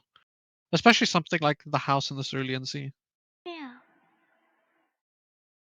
It's Hmm. funny that I said that, and I don't vote for the 2 books that I recommended that are classically like I was cozy gonna say the with Will dog who followed the Prescribio moon Cat. is cozy found family. Dog and wolf chasing moon. Now that I like said it out loud, I don't know how I came to that. Just like, oh yeah, which is more found family, Six of Crows or a dog and a wolf going on a trip after the I said the words like I want not as like heavy found family, and then I don't vote for the one that's like cozy found family. moon? Interesting choice, Kai. Interesting choices. Okay. Um but yeah, Brain no work. I'm excited. I feel like a lot of these books, well, 2 of them specifically, Six of Crows has been on my to be read list for a long time. Um, but I'm interested in reading Koheleth and All Systems Z at some point outside of book club if Same. they don't get picked, I think. Um, as always, I go away from book club with more than 2 books to read because as soon as I start talking about a book I'm interested in, there's so many good stories. I think But House in the I Cerulean also Sea kind would of want to also read be a The fun Midnight read. Library by Matt Haig. The I'm really curious about that book I too. feel like it has a You really put cool it on my setup. radar. I know it didn't make it into the final round, so it's not gonna be on for this month. But I think the like world building setup for it is really interesting. Yeah, you put that book on my radar. I'm really curious about it. Hmm. I think it came out this year. Was one thing which I was slightly Yeah, hesitant about. I try and this isn't a rule by any it's means, but pretty new. I try to pick older books so it's easier to get copies. So libraries are more likely to have them in circulation, or you can pick up secondhand copies more easily because you want books to be accessible in general. Yep. um, I've I've learned from my past mistakes, and I'm going to wait until the time is close to being end because of Twitch delay before I do my little countdown noises. I've been scorned once before. Did you think my countdown noises were good? I realize you don't have much of a... I did like it. See? Yeah. I did like the countdown noises. I realize Did you vote yet? I have voted, yes. Interesting. Interesting winner so far. Okay. So... Dun, You know, I shouldn't have put this on a 5-minute timer. Wait, did you put it on 5 minutes or 3 minutes? I was going to say this 3 minutes feels longer than last time. I put it on 5 and I don't know why. Yeah, I don't know why, but 3 minutes seems to be like the right amount of time. It's always kind of awkward because you never know if someone's just like sprinted off to the bathroom, but hopefully it is convenient enough. Are you gonna make the second one or should I? I can start making the second one because I don't currently have an active poll, but I think we have it. Poggers. It's Quolith by Madison Scott Clary. Oh, I need to spell the book name again now. Qoheleth. Okay. Don't worry, I had to look at your slide at the back to spell it. I'm not gonna lie. And then Six of Crows came in from slot 1. I typed Six of Crows wrong. I typed 6 crows off. And we'll start the poll now, just with the 2 that won each category. So we've got 3 minutes to vote. Democracy.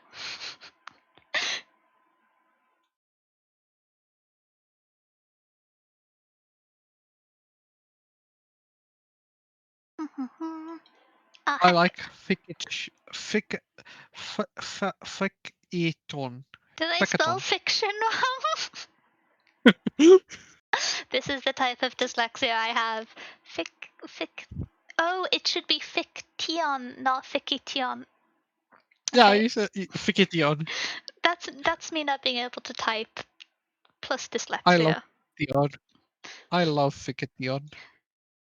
You got fiction and non-fiction. This is... I'm excited for non-Fiction. I'm excited for non-fiction nominations too. I'm always just so excited to talk about books. I feel so silly, but stories are so cool. Okay. It's pretty close, but it looks like Six of Crows is just ahead. I think that'll be exciting. I won the jump catch game. Sorry. I realize that I've not been saying it whenever the notification pops up recently, but when I win, you gotta call it out just because I'm tall and cool and good and all those fun things. Because it's rigged. No, it's because it's easy for me to win things because I'm so tall. Because it's rigged. I'm tall. It's quite literally rigged. You're taller than the rest of us. It's just canonically accurate. No, it's not. Canonically, I'm taller than you. And canonically, Yuto is taller than you. Canonically, you're a hologram. The holograms have height? Can I No, just that's change why I'm what you're taller than you. projected onto? No, that's why I'm taller than you. I've got infinite height. Nah, that also means you can have infinite height in the finite sense. You can be like 2 centimeters tall. Or 200 centimeters tall. Pocket Or Kai. 2000 centimeters tall. You're just like the hologram on people's watch in sci-fi films. Fugi cannon size Kai. No, I'm not that short. I'm very tall. I am a menace. Okay. I am very tall. I'm also very tall. I don't know about that. Oh, da da da da da da da. Okay, I was still too early that time, but it was closer. And winning for spot 1 is Six of Crows, which I'm excited to read that one. I think it'll be. I'm glad that I'm gonna be able to watch more booktube videos without people going, "Oh yeah," and this thing from Six of Crows, and me having to go, "Whoa, spoiler!" So I'm excited to finally have read the book for that. It's time. It's time. Okay, moving on to slot 2, going through the nominations for our nonfiction and information slot. I realised that I forgot to move the line of text that said this month's nominations are, so it looks a little bit scuffed, but that's who I am, so hopefully you'll accept it. Um, the first nomination is The Trading Game by Gary Stevenson, who I think is like a YouTuber and to some extent a general internet personality. He it's a I forget which way around it is. Is it biography or autobiography? My brain's being really smooth. Written about self, about your life. Biography. I think it's biography. It's biography. Yeah, it's a biography Almost about 100%. his time working at Citibank as a day trader and how the industry works, the kind of scale of corruption and favoritism, and the Oh, it's autobiography. Autobiography. autobiography. Okay, Bill, and the like selective value that is placed on intelligence and just kind of absolute absence of morals by a lot of the bankers involved in in this area. So it's functionally about day trading and how it was able to go from being from like a relatively poor lower working class background to being able to retire in his late 20s through working in that industry and the criticisms of it. Yeah. I don't know if this has any outright traditional content warnings, but there is like contextual discussion of um, the impact of the banks having significant access and control of the Content warning. accessibility of money and content warning banking. Um, but yeah, it Content warning. discusses the like notion themes of financial exploitation of the industry and the pressure and overwork and burnout are also themes in the book. I don't believe there's any kind of traditional content warnings. I think there's No. mentions of drug and alcohol consumption. Um, but yeah. Um, The fun stuff. No, I'm joking. up next is Your Face Belongs to Us by Casimir Hill, which I suppose this is a library rule, but um, in terms of nominations, we try to have it so that a book isn't nominated 2 months in a row. So this book was nominated in January this year, and so it's able to be nominated again as long as it's not consecutive months. So it's every other month. Just as like a general little heads up, if you're interested in the book and want to suggest it again because you'd like to read it in a more communal environment and there's a chance to review. That's the rule on re-recommending books. Um, so yeah, this is a book about. I forgot the name of the startup. Let me check my notes. Um, da, da, da, da, da.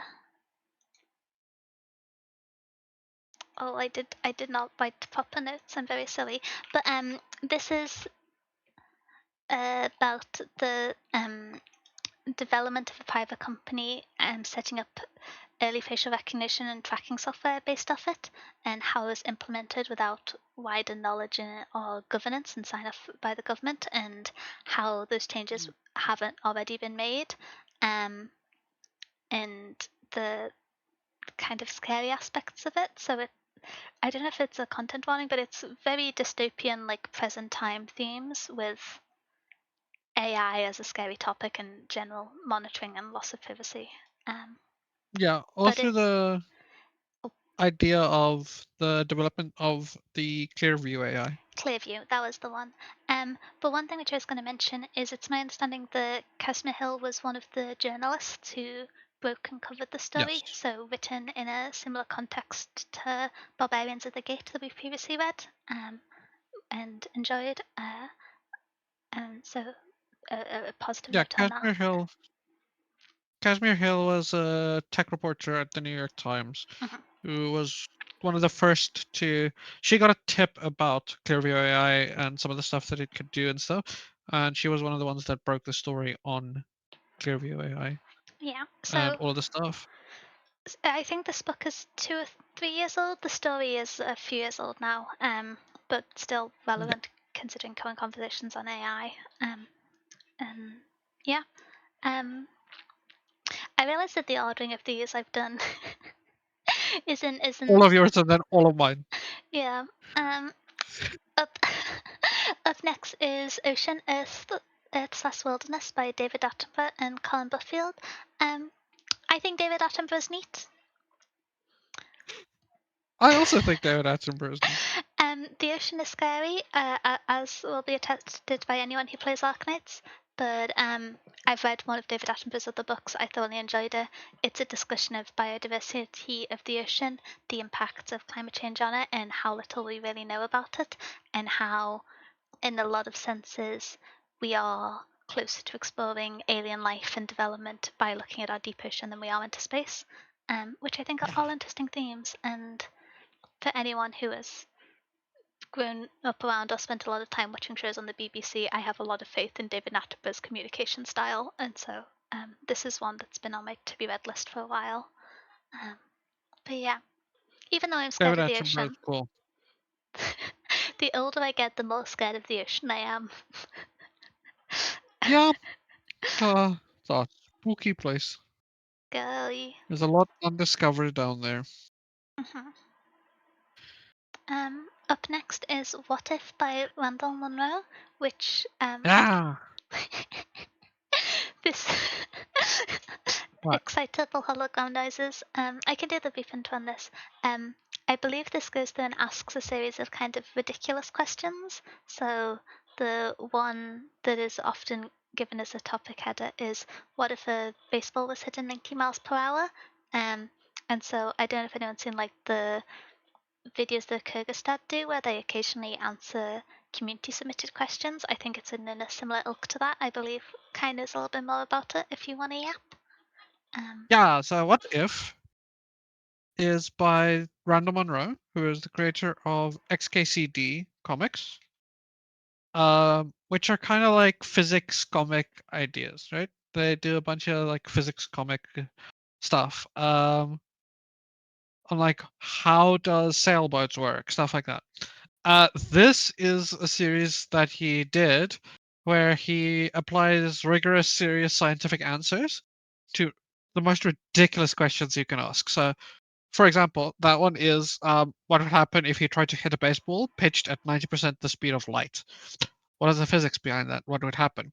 Or how fast can you hit a speed bump while driving and still live? How fast is that? Or stuff like that. It's a bunch of like comp- he does a lot of computer simulations into a lot of this stuff, but he does extensive research and a lot of things into this. Why I recommended it is because one, XKCD is very entertaining.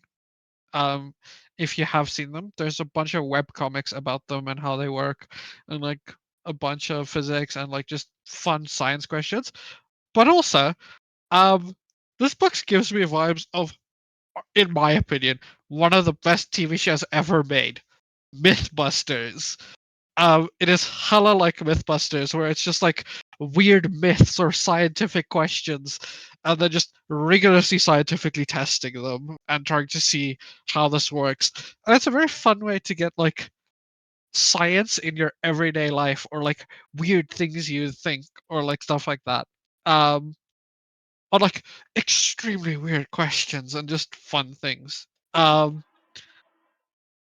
Also, this is a very fun book. It is illustrated and annotated, so there's a lot of fun experiments and stuff you can get Ooh. into, and fun physics and stuff. Oh, Um, heck. yeah, it seems really fun. I saw it and I was instantly like, that is a must read. Mhm. Um, Yeah, he goes over like declassified military research for some of them. He solves like differential equations and stuff. He goes, I think for one of them, he had like research with a nuclear reactor operator for one of the questions Oh. to like solve these questions. So it's like heavily scientific forward, but for the stupidest questions you could ask, Mhm. for the most like out there questions. Oh, Um, yeah. for like, what if everybody only had one soulmate that you would ever have in your life? How would the like what would happen to the population and everything on the earth? Mhm. It's just like I said, it gives me hella like Mythbuster vibes, and I love Mythbusters. So I feel And like everybody, if you haven't seen Mythbusters, watch Mythbusters. I haven't seen Mythbusters. Oh, that's I almost don't worse watch than myth. TV. I'm trying to That's watch almost more worse than films. Mythsport. That's almost worse than Mythsport. We're Really? gonna watch some Mythbusters. Okay. Yes, Mythbusters is phenomenal. We're watching some Mythbusters. I hope you know that. Okay. I That may have show given myself extra slaps. homework. um. That show slaps. Oh, for content warnings. Oh yeah. None. Okay. It's a it's about science. I There's think not a lot of content warnings. yeah. I think there's some discussion of um vague topics, not in detail, but there's a very Yeah. abstract address of things like radiation, population decline, and then Yeah. technicalities of certain weapons and stuff, which could be disquieting to some people, but I don't know if count as warnings in their own right.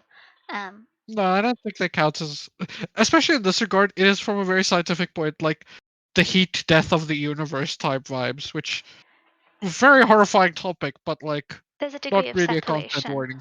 so yeah. Yeah, Okay. it's from a scientific standpoint. Hmm.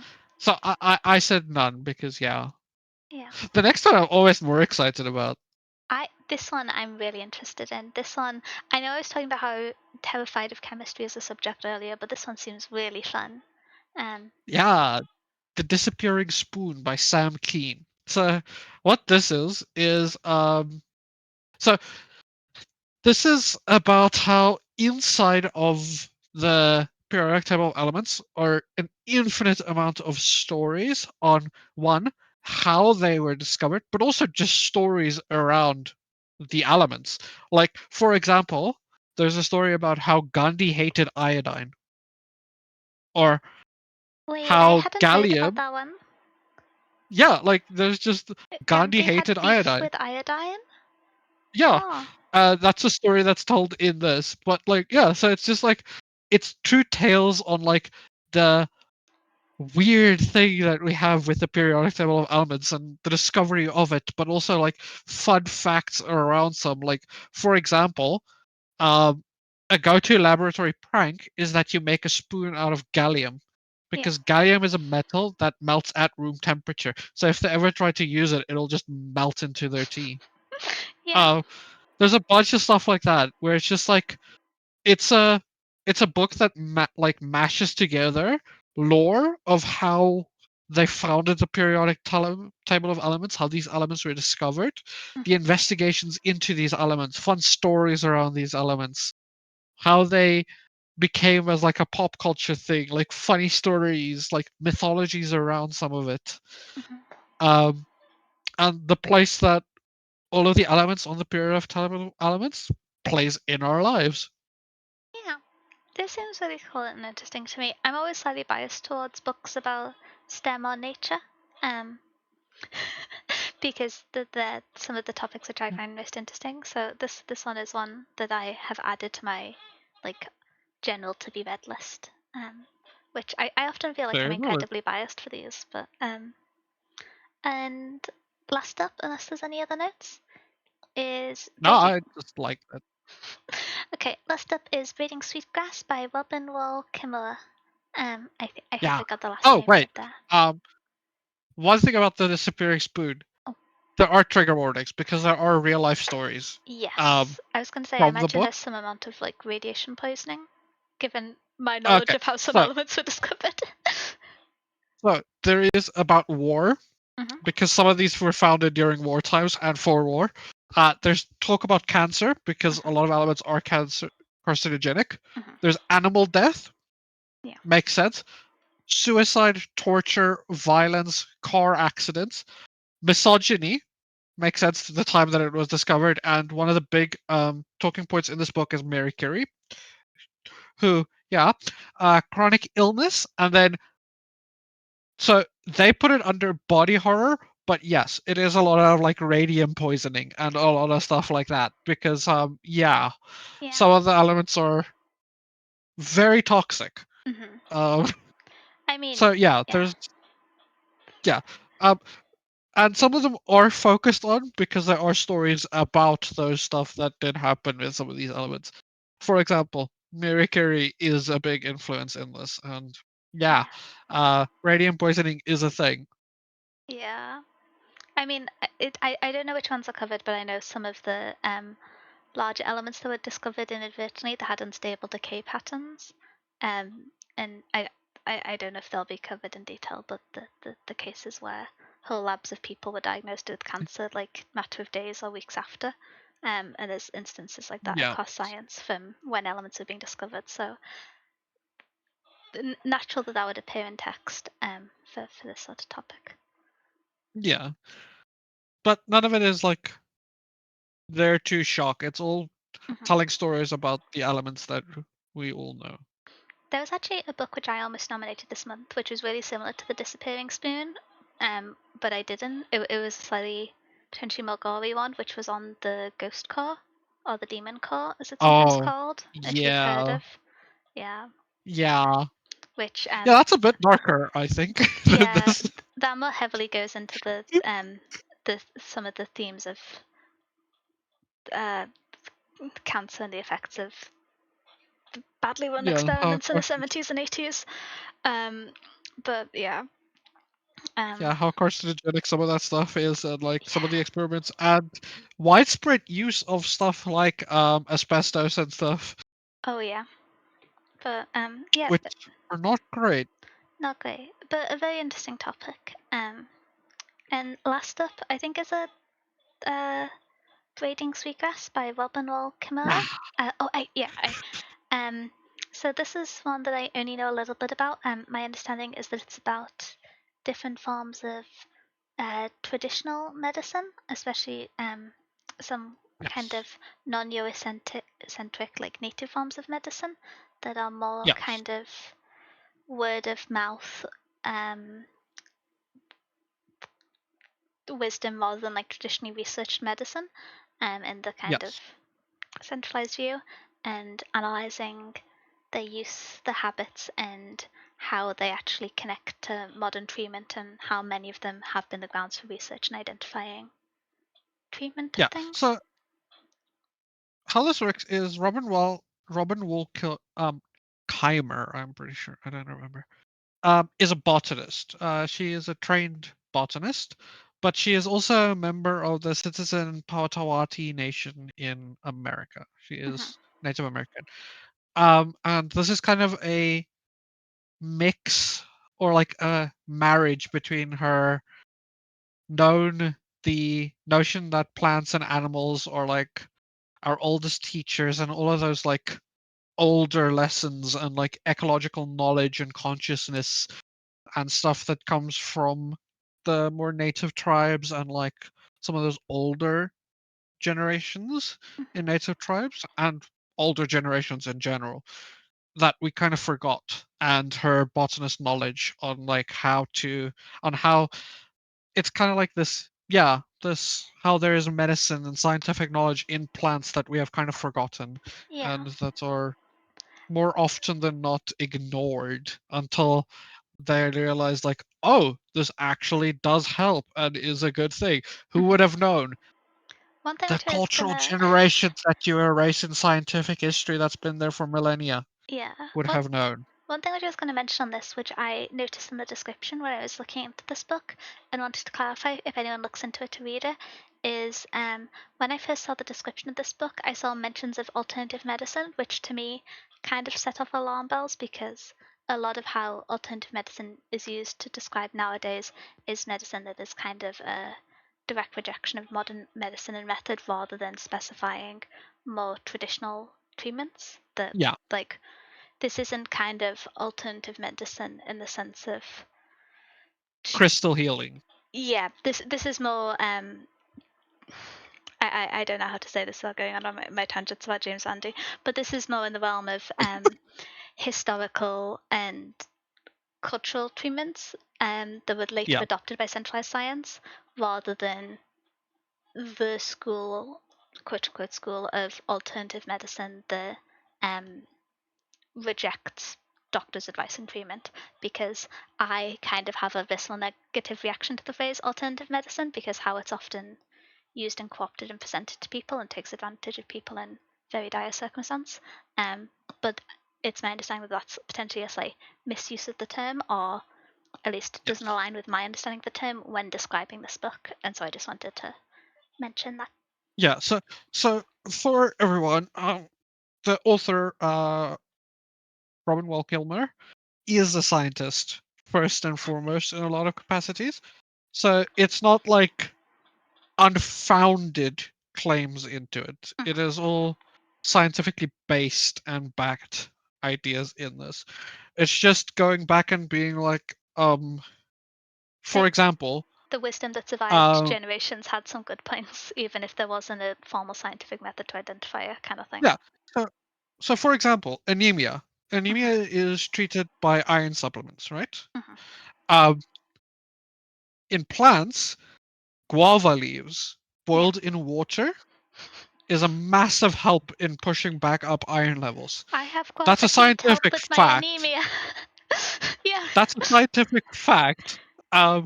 It is not like alternative healing in that capacity. It's scientific fact, but it's something that people forgot, or for a large case, not forgot, was almost shunned by the scientific community.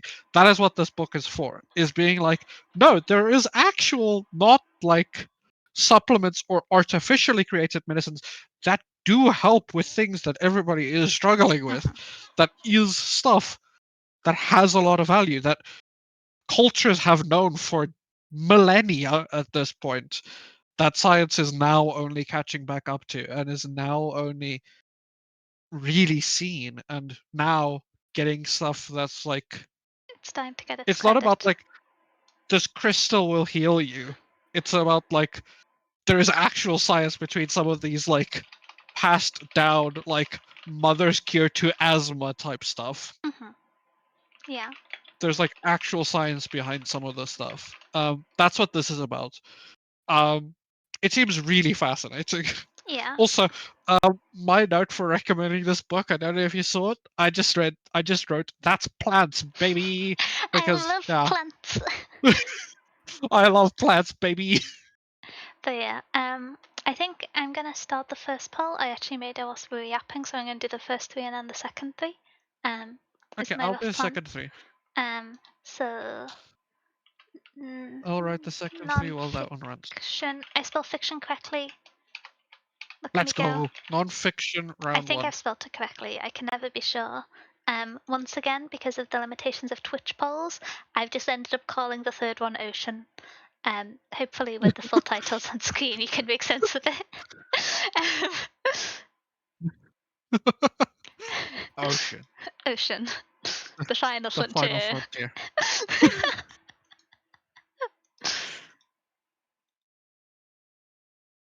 Which one are you most excited for this You see, set? I really like two of them. I think the trading game is quite interesting. I agree. I think I don't know if it was a TED talk, but I've watched an interview with Gary Stevenson before, and I found his perspective on it interesting. I feel like a lot of that interview relied on him being quite a charismatic speaker, so I would be interested He to is see how very it charismatic. kind of crosses over into written word, because charismatic speakers are not always the most engaging writers. Yeah. It overlaps, but it's not necessarily the same skill, and so Especially if they don't have somebody to like translate it through. Because he wrote this himself, so it doesn't always translate. yeah. But I think that'd be one that I want to read at some point. Out of I quite like all of these, I suppose. Honestly, I feel like I would like some amount of levity in the topic covered, just in my slight biases. I'm always happy to read a book, and I'll pick ones like the Library of Mount Char to read in my own time that go against it. But I think it'd be nice to read something that is potentially a little lighter than Lightheart. Yeah, maybe. I don't know. I feel like we've picked pretty serious books recently, so We have. I'm just going to start going back on my Skullduggery Pleasant agenda next month. I hope everyone understands. Just going to be like, there's a skeleton and he insults everyone.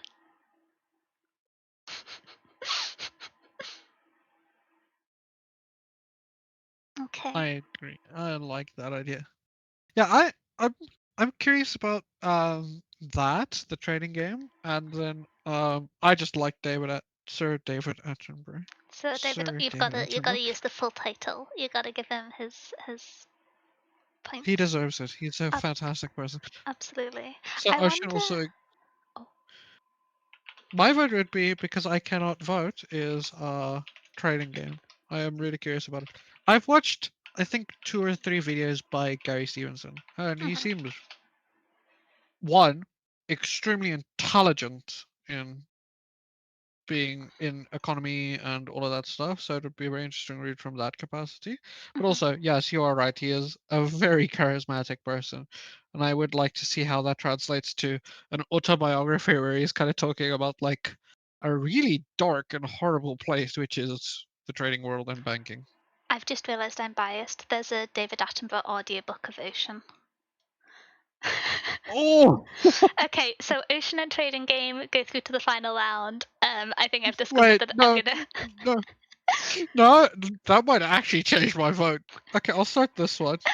Okay, so we have And then I'll think about it because that changes everything. I might I need was to just read. googling that in the background because I was like, I know I mentioned Stephen Fry as one of those people who I really want to. I love Stephen Fry's audiobooks of the Sherlock Holmes short stories. They are my go-to. Yeah, I'm doing my little chores. I'm wandering around. I just listen to them on repeat. But David Attenborough is an incredible narrator, and so I think it's split in part with the co-author on this, Colin Buffield, who I'm not too familiar with, but I don't know who that is. I'm just excited to hear David Attenborough talk about animals. That's got to be one of my favorite genres of television and now audiobook. But yes, That might change my vote. That's kind of oh damn. What's your interest here? I know what my interest is here. There's one that I think would be a fun read, and then one I think would be very fun to talk about. the one that I am like most drawn to, I think is quite predictable, is the Despairing Spoon. Um, I That think makes that's the one sense. whose topic matter I find most interesting. I think what if I like all of these. I want to read all of the books. I think what if could be like nice light reading or still being informative. I know I mentioned the YouTube channel Kyrgyzstat sometimes do similar style YouTube videos, and I do love those. Yeah, And so I think that would be like, this is going to sound very silly, but I am tucking that book away as if I'm ever going on holiday and I want an audiobook to listen to whilst I'm in an airport. I feel like that would be a good one. Where, that is an interesting idea. Yeah, do you know what I mean? yeah, It's maybe a book that I want to like pick up and put down rather than read in a set time period. But also breeding seagrass. I feel like this is something that I don't have extensive knowledge in. I'm afraid that most of my knowledge kind of comes from the more cynical and disingenuous use of alternative medicine as a phrase, and uh, yeah. me being grumpy about the faith healing movement and things associated with that. Um, and so there's a lot for me to learn about there, which I think is always interesting. And I do love plants. Plants. This is this is honestly, I recommended all three, and I'm waiting for the disappearing spoon. By the way, I think that would be a very Ooh. interesting one to talk about, Mhm. because I think the interesting one to read would be What If, like getting a little bit more into physics and like how physics of influences the world around us, and in everyday life, what if something was like a little bit faster, how that would impact other things in the universe and where would Dun, dun, dun, what would happen dun, with that. dun, dun. Sorry. But I think the stories and the ideas in Disappearing Spoon would just be very fun to talk about for a book club in a spoiler Okay. capacity. We have our final poll. So we This is have gonna be in hard, cell actually. one we have the trading game and ocean, and then Pulling through from slot 2, we have the disappearing spoon. It is funny how these two, because of how it got laid out, the recommendations, it is the Denya recommended versus the Kai recommended. Yeah, it's how it breaks down. Other people are That's always very actually kind of welcome to fun. recommend books as well. I realize people are often. Yeah, It's often the case that people will recommend like fantasy books. So, for example, there was. I only did 2 fantasy nominations this month because it's like a convenient number with the Twitch poll. So it was like, oh, if I do another one, it'll go up to 9, and then it'll be awkward to do the polls for because other people had nominated books, but nonfiction the pain would books are happen always when we go welcome. over 10. If we ever Oh, get yeah, it goes up 11, to 11. Ugh. then we would need to do 3 polls. That would become the awkward point. I think if it goes over 10, I might do pre-polling in Discord rather Yeah, than try and handle it live, just because there is a sensible limit, and I think it sets a good precedent rather than just expanding it indefinitely, especially because we yap quite extensively about each of the books.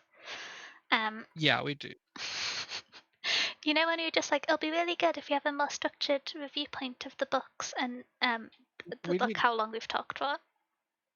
we need a more structured like recommendation next, because we like yapping about recommendations, We especially do. if it involves Sir David Attenborough. You've got to like change the theme of Steam to just like Also, fangirl everybody about go David vote on the Attenborough for a poll. while. Oh yeah. Oh god, I haven't voted. I need to vote. Go vote on the poll. Polls up. I Polls can't up. decide between 2 of them. I can't decide between 2 of them. I'm hovering over one that I think, but the other one is just as tempting. Actually, all 3 are tempting because one has Sir David Attenborough narrating half of the book, and that's tempting in its own right. Okay, I've cast my vote. I think I want to read this and talk about it. Are we gonna have a tie? Oh no. I think that's This what I is your want to call read. to participate in democracy. Pretty please. Yeah, so that we don't have to do a tiebreaker, which we haven't established how we're gonna do a No. tiebreaker.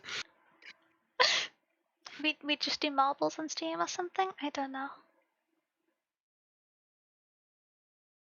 We make them 1v1. We each choose one of the 2 and then we 1v1. And how does that work?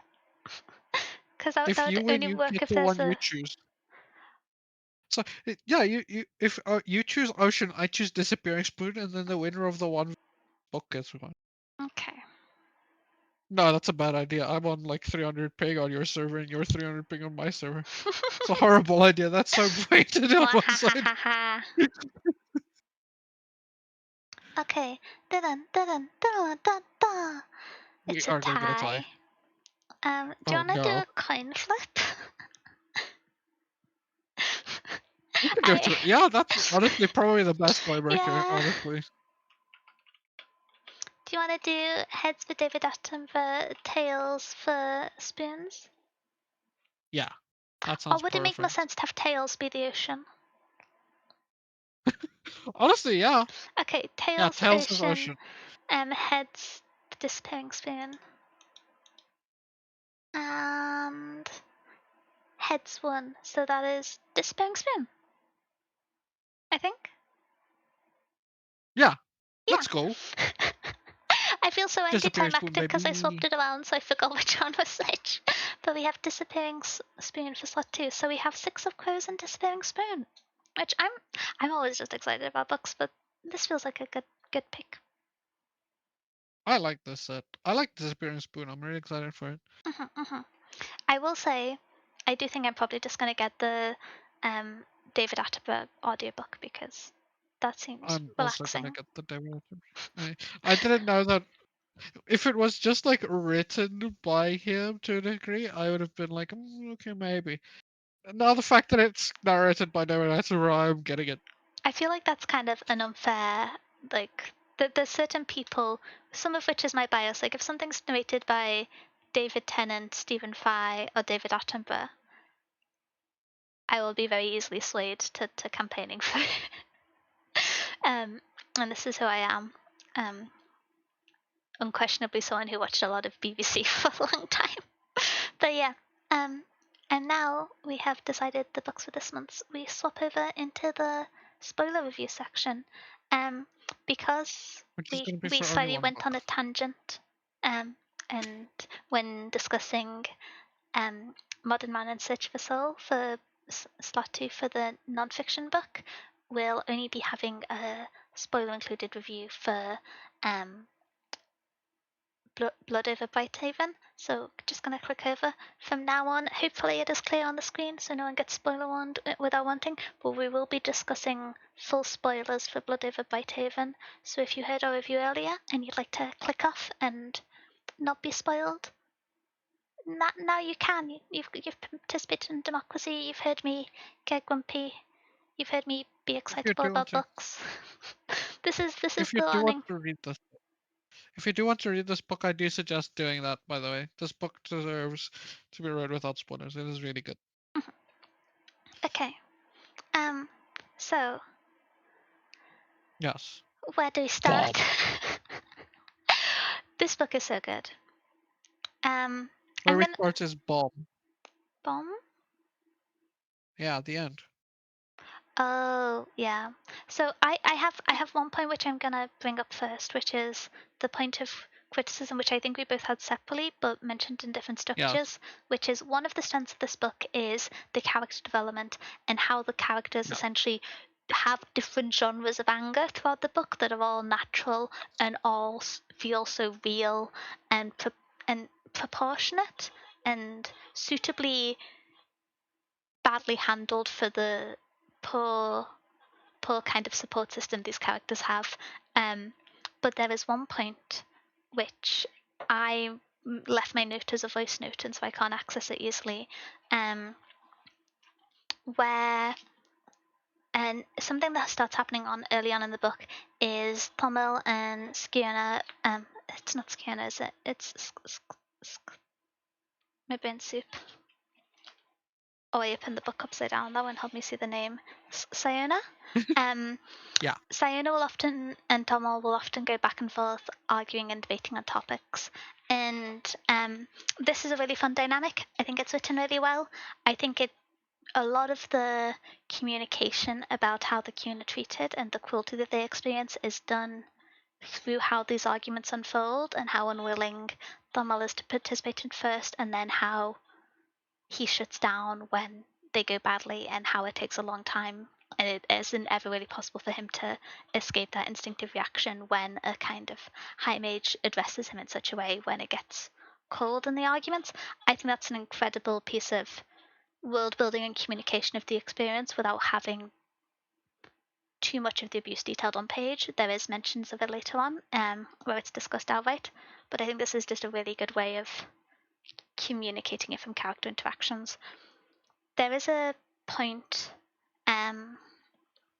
it's specifically when Thormel points the idea that the founding religious texts, which this is something which I was conscious we didn't talk of much in the first half, but because I was scared I was going to get into spoiler territory, but there is a religious structure associated with the academic structure in this book that is used to govern and enforce the rules that maintain the world order in this book.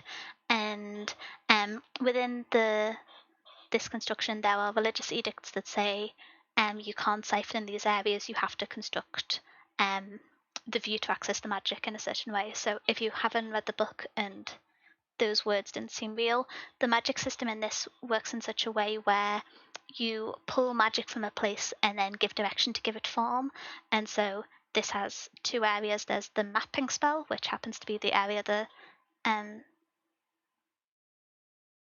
Siona's an expert in, and then there's the action spell. And then there's different layers of detail to that, but this is the two key components, and most the important part of this is around the mapping spells.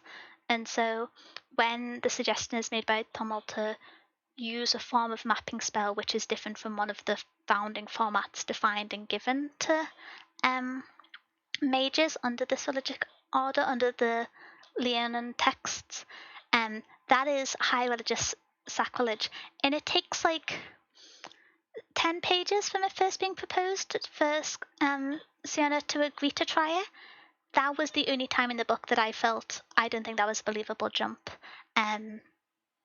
Because to me, that felt a bit too early in the book.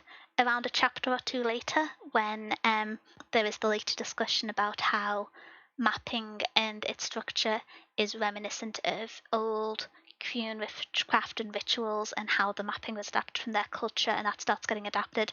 I think if Sun had refused at that point and then agreed after and started looking into the alternative mapping systems then, that would have felt more natural to me in terms of character progression.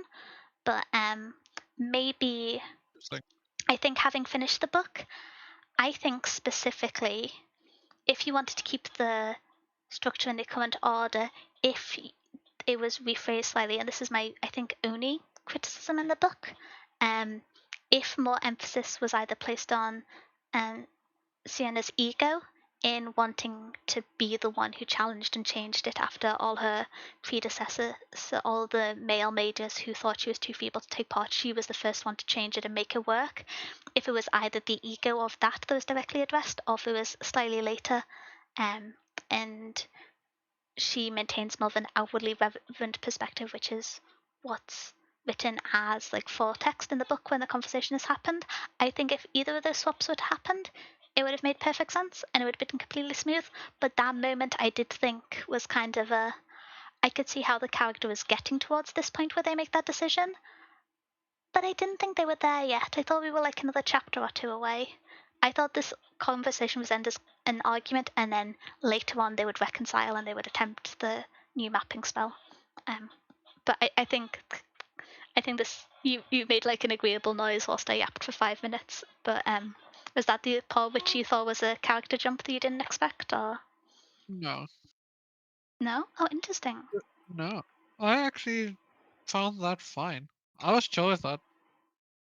I thought it Oh. was pretty clear that she was an extremely egotistical character from the start.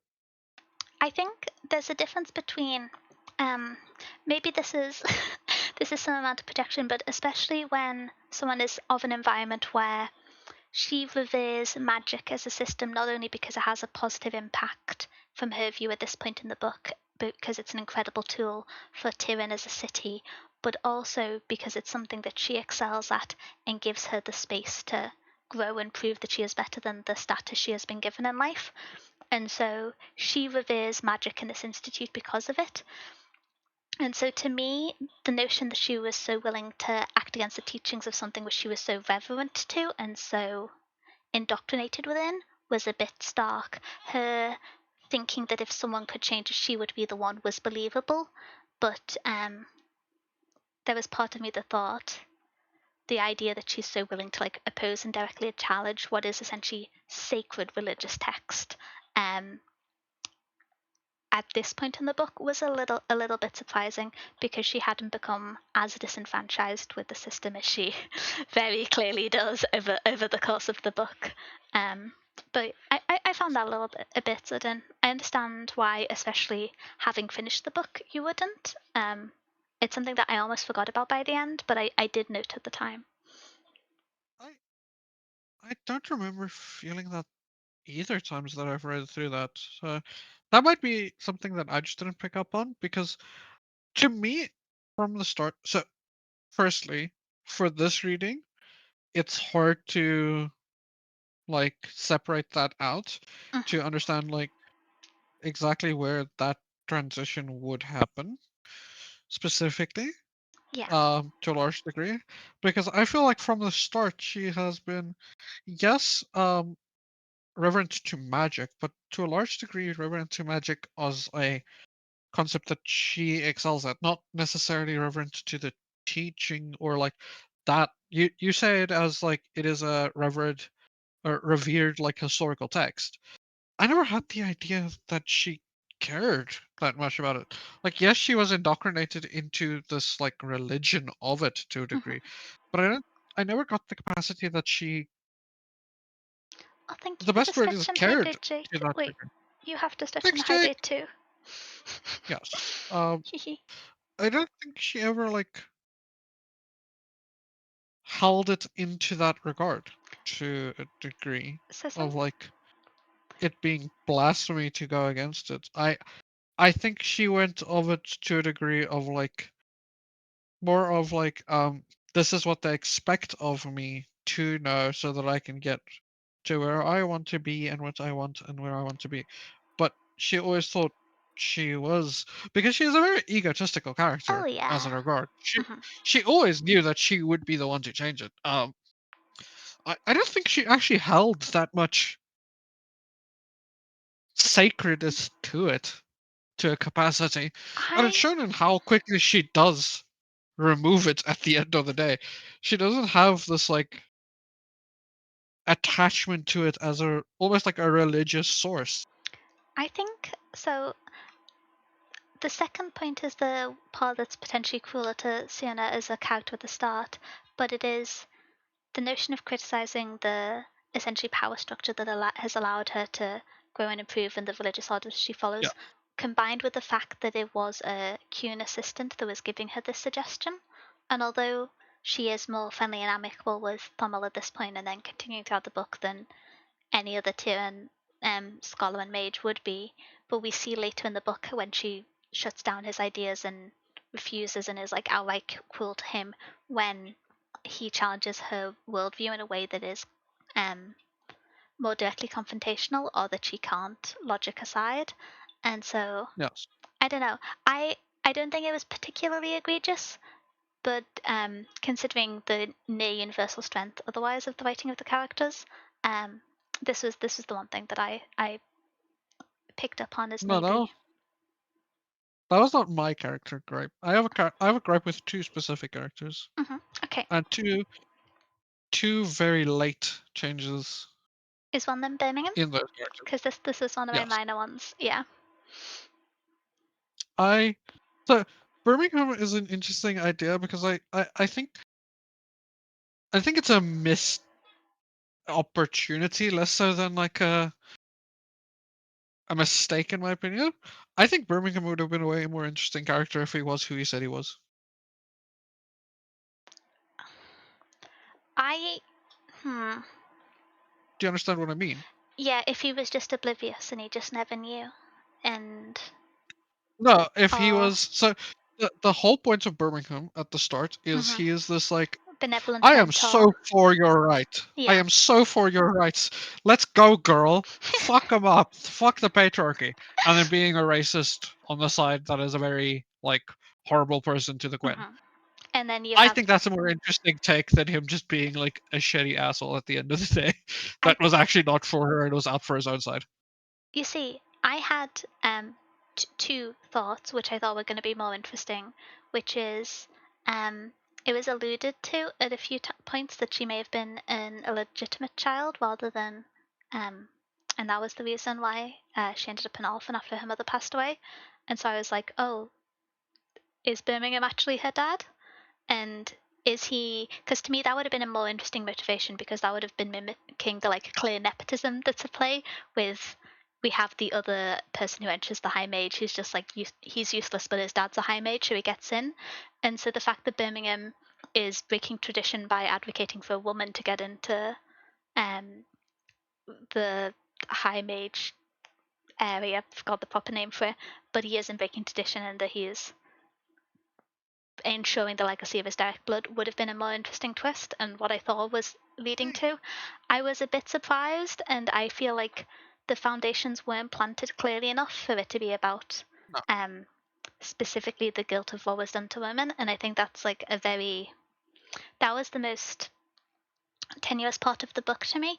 But I also, how do I phrase this? I don't know if and this isn't something that's used as a narrative tool in other times of the books, so maybe I was reading into it because it's something that I see a lot in books, but I don't know if Sienna was like being the most reliable narrator and statement when having that conversation with Birmingham. And so I don't know if she was just trying to like rationalize out his actions and came up with that I story. don't think so. No, it read to me like it was the truth, but it didn't feel like it fit very well. And so I was just kind of like, No. I guess I accept that. If it had been something if there'd been some like slightly different foundation or anecdote, maybe if it was the because there's discussion of Sienna being from like a lower class background or working class background. Yeah.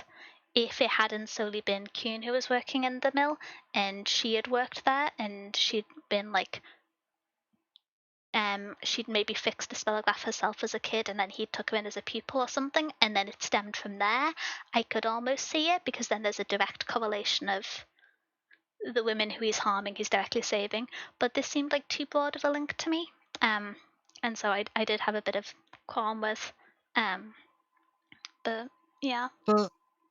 My issue with Birmingham is, one, I thought that would have been a way better idea that I had, where it's like he actually is just an ally to her. Yeah. He's actually just like ally that actually does want that and has no ulterior motives. He's not her father, nothing like that. He's actually just an ally, but also a shitty person, because those exist even in real life. Yeah. There are people that are allies and are all for your rights that are just shitty people as well. Um, and I think that would have been a very nice nuanced take on a character for him to be a very good ally. But one, you need to be like, nah, that's horrible. You also cannot half help people. Yeah. That other take you have is horrible. I thought that would have been a great change. Secondly, I feel like it speaks to another character that I have an issue with, and the problem with her and him both are the same. So the other character I had an issue with is, you might know who I'm going to talk about, but I don't know if you're going to need or necessarily understand why. Is Alba. Interesting. I thought Alba was jarring but well written. So Was my here's the conclusion. thing. I love Alba. Mm-hmm. I love Alba. I love Alba pre the last conversation she has with Shiona. Mm-hmm. The last character conversation that she has with Shiona uh, assassinates her character, for lack of a better term. Um, the character that you get at the last conversation of Shiona is not Alba. I understand why it was done. It's a horrible way to do it. So what wanted to happen is, I think what she wanted is Siona. So at the end of the day, the two characters that she really did not want you to like, but Mm-hmm. you were going to like before the end of the book, were Alba Mm-hmm. and Birmingham. Those were two characters that are kind of redeemable. They kind of are good people Yeah. up until the end of the book.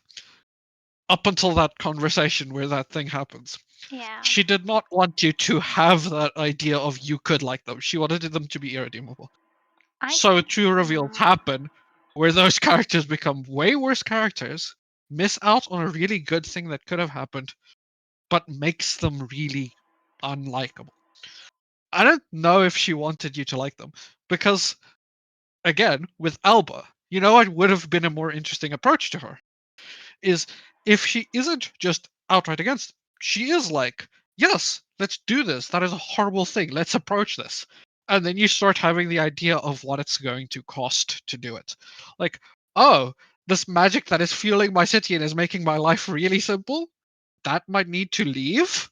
Mm-hmm. No, I don't know if I like that. Or not even that, of like, no, can we just change a few things at a time? What if we don't change everything all at once? Now it becomes a character that, yes, isn't is an ally, but Mm-hmm. that complacency into an idea and that complacency into a status becomes a really important note in her character. You see. And it's kind of a talk about how even a really well-natured character, a really loving character, because that's what Alba was this whole time, can become complacent and can become a cog that isn't helpful in the progression of a society. So I was shocked when Alba, for context within the story, after Signora makes it visible how The siphoning blight. works, and inadvertently, I don't know how she didn't see it coming, inadvertently causes riots, the mass riots, significant damage across the city, and extreme violent crackdown towards the Kuhn who start the riots. Her aunt and Alba, her aunt refuses to visit her, and Alba goes to her and says, "Why did you do this? This is awful." I think within the context of being brought, assumably, because if you think of the framing of this, I thought in world it was surprising she was allowed to visit Siona, which is why I thought her response was more natural, and that she was most likely brought there by the magistrate, by the mages, and said, all of this is happening because Siona's hysterical because she did these things because she didn't understand, because she was too young, she wasn't ready for the situation, and this is the result of that. I think like there's no other way she was in that room and had that conversation with her. That kind of felt like a unlikely thing in the universe and was never really explained. Yeah, But her but it, visceral reaction to the violence, because there was extreme violence found, her saying, why did you do this? This is awful. You're saying there's a cost, but look what's happening to our home, to the only place we've ever known. This is awful. Stop it, as a visceral reaction. I but think that's not that. all that she said. She also said, "We have never loved you. You have never been at place here." That's Mm, my issue. Is yes, that no, would have been an interesting that's. point I didn't think if that was she what she is a said. halfway I thought enjoyer. she said, you've always been an egoist. You've never belonged with me and your aunt. Nope. But we accommodated you because we wanted to be there for you, but you've done this and now you've ruined it and now you're not welcome here. I don't. Maybe I'm misremembering, but I don't think she said, never loved you, never mind, you're awful. I. She That's what I'm saying is the character gets assassinated in that moment because she doesn't just go, "Why would you do this?" or "Why?" to a degree of like, "I did not think this would be the cost," because that would have been an interesting take if she was an ally that would realize the cost over time Mhm. and would become like disillusioned to what it takes to make a change. That would have been a really interesting take, and I would have loved Alba if she did that because that would have been very relatable if you could have a character that's like, yes, I'm all for change, but sometimes the costs might be too much for me, right? Yeah. That becomes really interesting. Mhm. That's never what Alba did.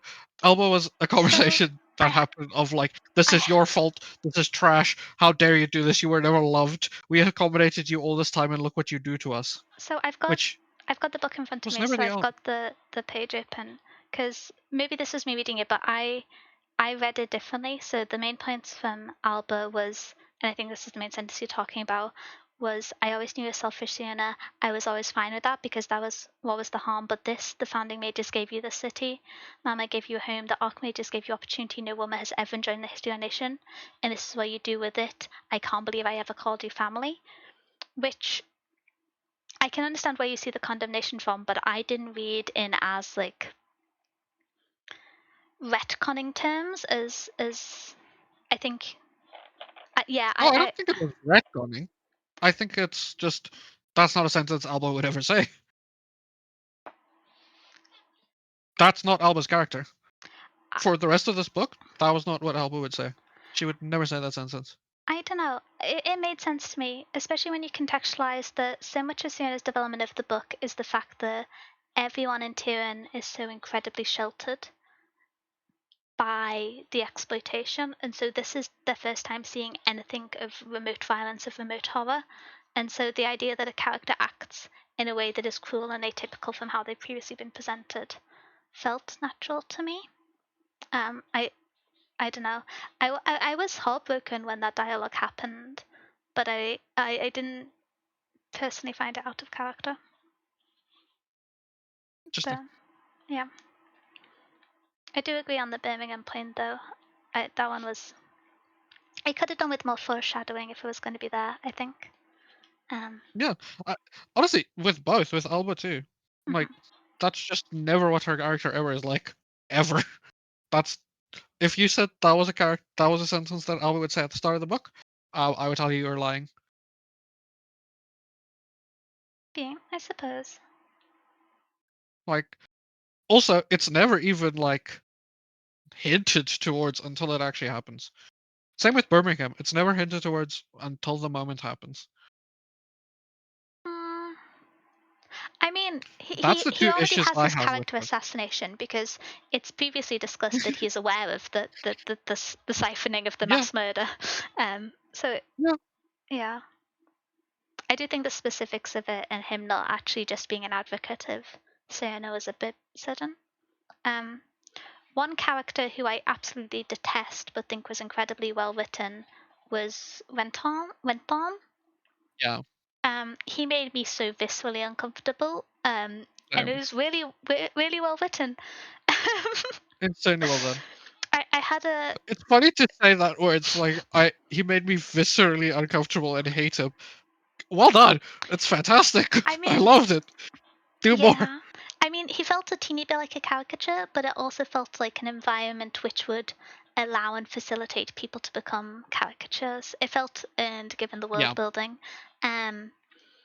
yeah. Oh, I wouldn't say caricature. The way I would say it is he feels exactly like what that environment would create. I feel like Which might feel like a caricature, but that is what that environment would create. I can't imagine I that don't character know. in that environment Think of being anywhere otherwise. think of the interaction between him and I forget the name. The other guy's son is a Mordra, the Yeah. slightly useless one. Think of when they're he is though. Siona's literally just like, hey, do you want to leave this building?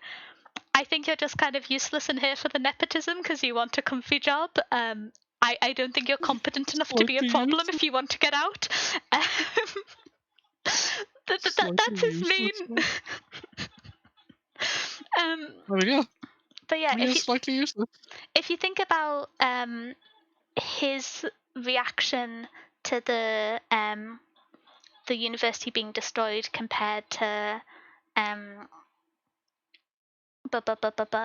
compared to my brain's absolute soup, Renton's, where Renton's Yeah. response is, I can't remember the exact line, but it's like, try telling me I'm wrong again, father, in response to his father and all of his peers being violently killed, as opposed to the man next to him like crying out and shaking and like praying to God. I don't know. I feel like Renton is like I can. It seems very natural that that cruelty would exist in this environment, but I feel like it is still an extreme form to make a point rather than like a representative one. But you have extreme characters at any point in a story to move a plot along, so it's not in an egregious way. But he's Yeah. just Right. he's disgusting. I had a moment when I was reading and I just like closed my book and just swatted my book at the air in front of me. I, I don't think Yeah. he's a caricature. I think hmm, he's exaggerated a lot in how he is, but I don't think he's a caricature. I think it's just heavily exaggerated on how bad he is. Mm, But I don't know. Caricature might not have been the right word, but I think he's there as a person to demonstrate the extreme evil of the system. Like he's there yeah, almost as a symbol character in a way that yeah, not many other characters in the book are, and I think he's very well written for it. Because you have other people like Birmingham who have uh, nuance, although it's not the best handled at the end to their corruption, and he's just some like crazy sadist. He's just there, just being like, but it wasn't it fun killing people? I not a verbatim quote, but pretty close. Um, so But yeah. that, by the way, is why I have such an issue with Birmingham and is his name? His name isn't. It's Birmingham. I never know how to say his name. I just it's Birmingham. close enough to the word Birmingham that my brain has been calling him Birmingham the entire time I've read the book, which isn't very high fantasy of me. But I know. I kind of forgot how to say his name. I think it's Birmingham or some shit. yeah. But that's why I have such an issue with him and Alba, because the one is so unnuanced. I was hoping for some nuance in some of the Bringham, characters that sorry. are. There's no M, it's Yeah, him. Bringham. Yeah. Birmingham. Um, I was hoping for some nuance in other characters, and then they just do this like almost like one sentence switch for both the other two characters that I thought would have been interesting ideas to tackle. This is very baseline like criticism of the book, by the way. I think the Oh book is yeah. still fantastic. I just Fantastic have a very book. these are like side I think characters who are saying we think this could have been fleshed out more. This is still one of my favorite yeah, books this year.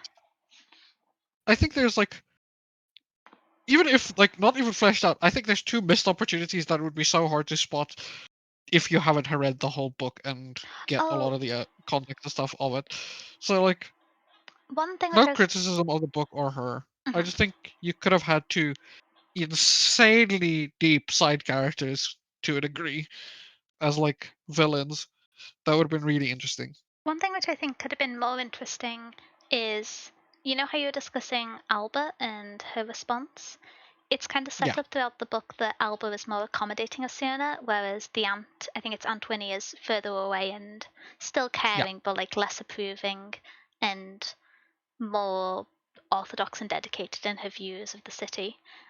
But then there's yeah, some points that's mentioned throughout the story where it's said that the aunt specifically gives festive gifts to the Kuhn women she works with and things like that. I think it could have been more interesting if Alba rejected Sienna at the end, but the aunt who had previously been the hardline one was the one who met her halfway and was the one who was accommodating of the perspective and admittedly difficult to maybe. stomach, but like the violent change. And I thought that was what was going to happen at first when they came in like brutally swinging with no, this like comforting character actually has bad opinions, like the 1-2 swing. I half expected that, um, but Probably not. but yeah, Sadly, like I said, I think what happened with like that whole capacity is she didn't want you to like Alba or Bur Brigham at. I keep trying to say Birmingham now. It's not stuck in my head. I'm But sorry. with Brigham, she just didn't want you to like either of those characters at the end of the book. So she didn't want nuance in that they could be redeemable Yeah, because their ideas were not redeemable. So she wanted to remove any capacity that you could find them redeemable, which sad because I think there's a lot of value in having characters that are redeemable or have a good point, but ultimately have stuff that they need to work on. hmm yeah, Like, for example, Alba being extremely stuck up and unwilling to change because it'll cost something to her, but being open to the change. That would yeah. have been really interesting. I feel like If you potentially. have a character that's all like, sorry, if you have a character that's all like, yes, that is a bad thing. We should change that until it impacts me. Then no, we shouldn't change that because I want my mansion and my really fun magic, and I want all my shit. Don't change it, but do change it because it's bad. You know what I mean? Yeah, I do think that would be an interesting perspective. I am not sure if Alba would be the best person to do that because contextually, Alba and the aunt are not well off. Um, like it's not a key topic, but something that I at least read was that prior to Sienna getting her salary as a mage, they were like struggling to cover things. Um, Yes, especially the discussion to the father. And so I that's what feel makes like, her the perfect character for it. You are unwilling to give the leisures that you do have. yeah, I suppose. You don't need to be I the do see richest where or you're a high coming mage in the from. society to lose. And Yeah, that's the hardest part, is sometimes it's not the high mage that's going to lose. It is the Alba that's going to lose. more often than not. Um, Yep. You see why I say she had so much potential as a no, character in that I capacity. definitely see it, and I think if the story concluded more slowly, I think that might have been something fleshed out. Yeah, But I think kind of naturally in the middle of a riot, her visceral response just being anger and rejection is a reasonable enough writing, even if it's not the most. I feel like you would have I had to go through several stages to have it done in the same yes. timeline in a It difficult would, way. so in a trilogy or in a sequel, if this book was written over two books to a degree, as much as that is not a I don't reasonable think thing to say, I'd but want as it that. was written Yeah. on that capacity, that's the amount of time you would need. If that was the capacity, hmm her character arc would have been better like that. To get it to where I think the character, so like I said, I think ML Wang made a good choice in where she got um Alba? what do you mean? Like where she got no, just like in changes she had to where she wants to get to at the end, right? Mm-hmm. She had to make a few sacrifices in character. Birmingham, Bringham, and Alba. She had to make sacrifices in a lot of places. Mm-hmm. World building, for example, is a massive sacrifice that she made, where there's so much she could still get into in the world. I think this is a sacrifice that is ultimately not a killer to the book, and I think it's still well written. Yeah. It's just it is two sacrifices that you can see is how two pretty deep characters that are villains in the story kind of got like glossed over to just be like, ah yes, always against us, poisoning people like that. I vibe or like, ah yes, she always was actually not that. No, no, no, no, no. Mm-hmm. Um, did that happen? Yes. Do I think you could have changed it in the length that this book is with the work that this book does? No. Yeah. Um, is it a missed opportunity for two really good characters that had a lot of setup and could have been phenomenal? Yes. Would I change it? No. Same with what I Fair. said about world building. Is there so much you could do with this world? Yes. Would I do it? No. There's I'm kind of hopping to a different topic just because I'm conscious that we've we've yapped for quite a long time. There's a few things I wanted to call out that have spoilers as specific things that I really liked, especially specifically as soon as worldview changed, which was one that I really liked is noticing the slightly different pronunciation of the Kyun who's from a different group originally, who was the Yeah. janitor. I really like that. I think that was a really Oh nice yeah. touch. Another That small is a cool touch. detail that I thought was very like lived in world as much as we've talked about it, the world being built for the story, is one of the high mages just having like a Batmobile. I don't know how else to Oh yeah. describe it. That felt very realistic that someone in that situation It would is make very something that's Batmobile. both like an egotistical fun toy in such a way that it shows the separation from the violence it causes, but also is a weapon to protect himself and his family. That Yep. felt very natural, very lived in, and was kind of like a cool, harrowing world building shenanigan demonstration of the magic at play. Um, Yeah. I do think, like I said, with even with the Alba Bringham situation and the world building, there's a bunch of stuff in here that she did really well in those two capacities still. Um, oh, Even the other villain that we talked about before that is a fantastic villain in how he was approached, how he was written, what he mhm, needs. The magic system was very well done for what little little in very heavy quotation marks world building she does do for this book. mhm, The world was very awesome and lived in for what she did in this book. It's just those weren't the focuses of what was going on. yeah. But they were still incredibly well done. I think the world building, and yes, the Batmobile is really cool. I do like the Batmobile. I Even kind if of it's want the bad a guys with the Batmobile. Batmobile, it's still a nice Yeah, thing to show it's still exists. Um, even if it's the bad guys with the Batmobile, it's still the Batmobile. It's still cool that it exists and to show it. And I kind of want one. I will say one thing which I referenced earlier, which is the fact that briefly and ultimately kind of unsuccessfully, Thomal and Cerno ending up as a couple in some sort. Um, Oh yeah, I so this is a me issue going into media and not necessarily an issue with the text itself.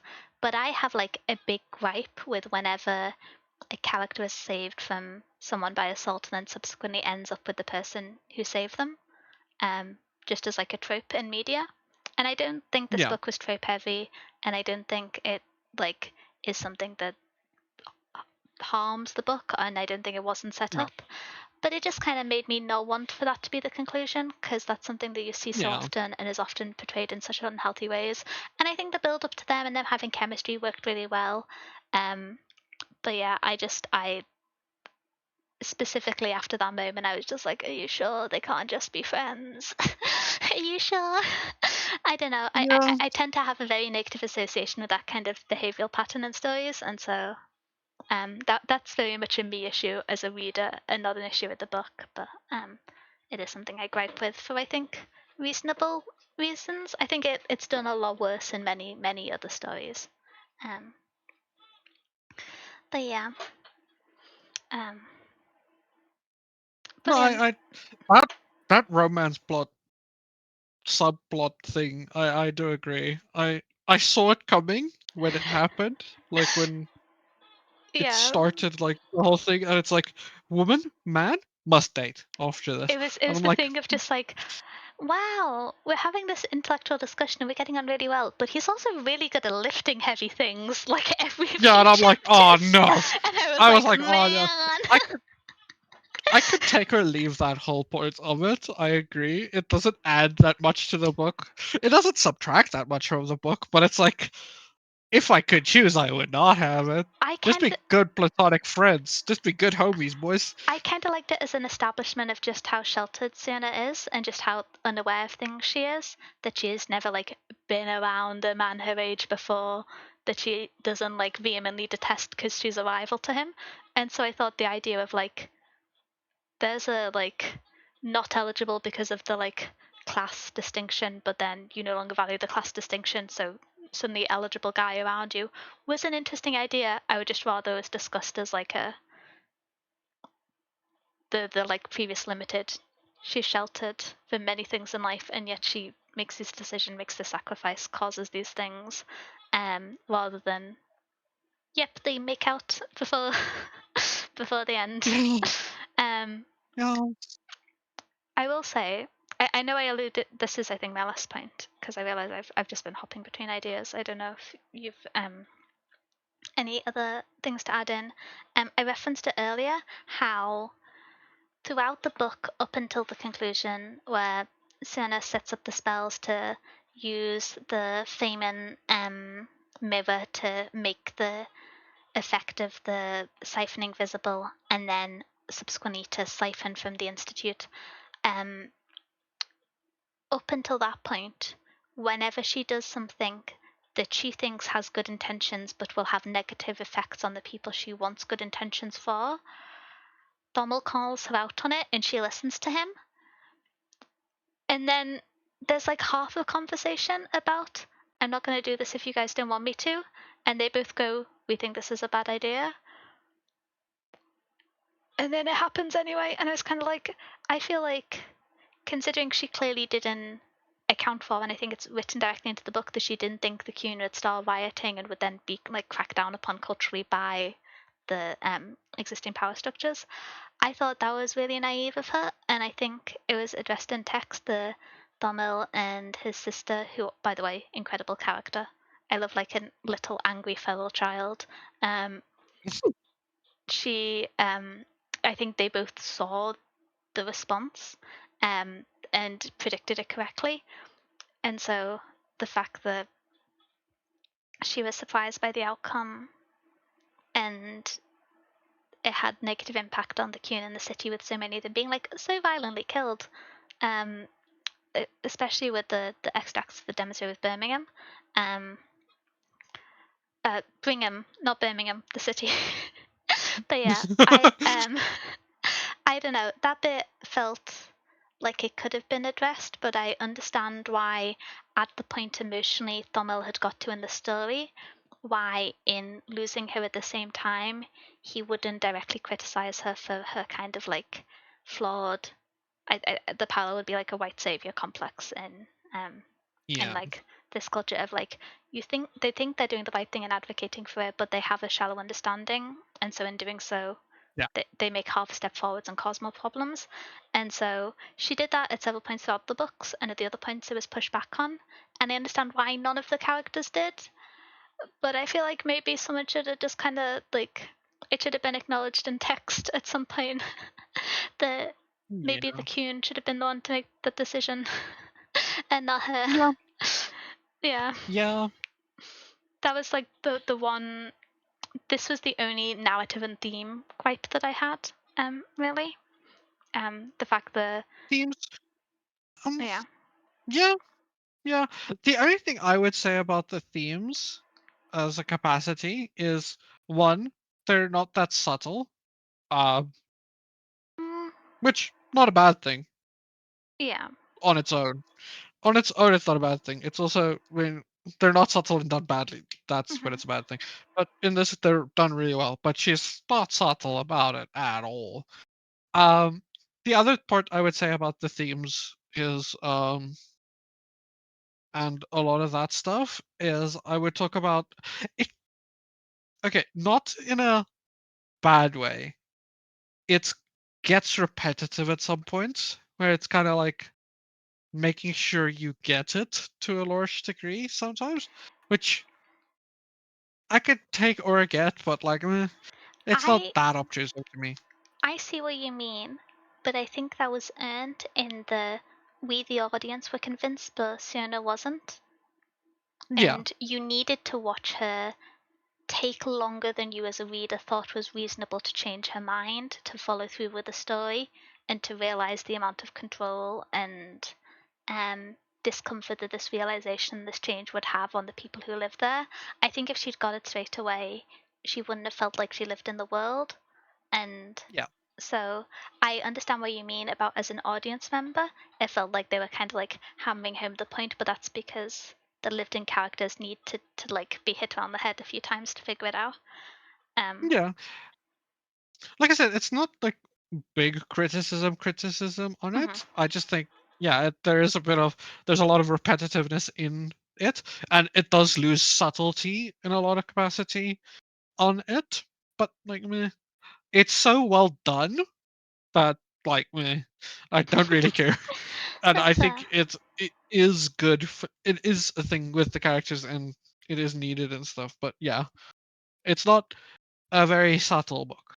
If you're No. looking for a subtle, it's not. But But oh I, well. I also think Um, that if you're reading a book that's about kind of the heavy themes of like slavery, sexism, and racism, and that being normalized in the world building, it can never be subtle to a modern audience unless you like actively dehumanize in a yeah, way of like propaganda where you like outright suggest that the group is non-human in to some extent. Like I don't think it's possible for those themes to be subtle within this context. Um, but I I think it could be. It just depends on. Hmm, I think with the way it's that interesting because like that would lead to a way long talk. But I think there's potential. We might have like a thing where we talk about that one day. I think there's potential, but I Uh, don't think uh, there's potential in this story specifically. Not no. That I will 1 billion% agree with you on this story and how the story is told and what she wants to tell. Mm. Heck no. Um, the Yeah, themes, yes. This yeah. story, hell no. No, Um, I agree with you on that point, but for the in type of fact, I story that think wanted to be written, yeah. if she did do it in a subtle way and was less egregious about the repetition, this book would come across very preachy and would come across way worse than how it does. Because I think this story is built by how unsubtle it is and that it needs to do that to tell the story it's trying to tell. I Hmm. don't think you could tell this story in a not subtle way. Yeah, Or in a subtle way. Like yeah. I got what this you mean, book don't would I? fail.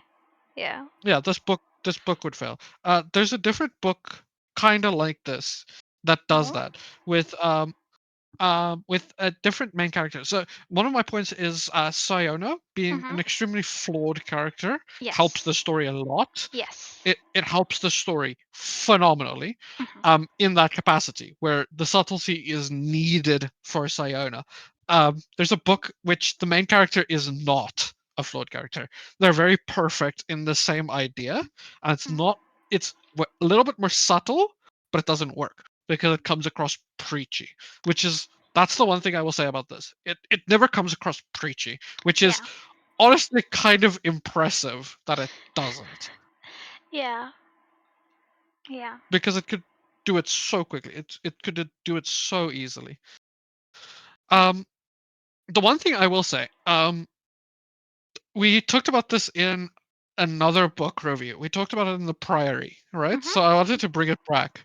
The first chapter in this book is fire. Ooh, It's phenomenal. fire.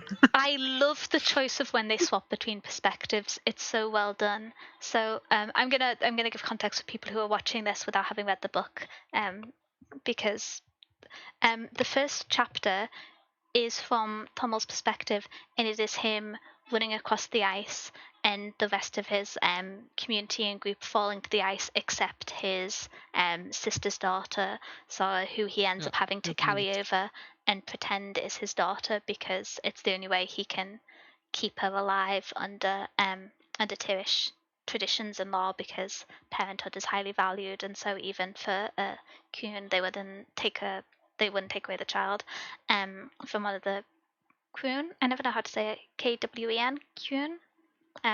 The Kuhn refugees. Whatever. I don't know. And so that absolutely heartbreaking. I cried reading that chapter. First chapter in, and I was crying.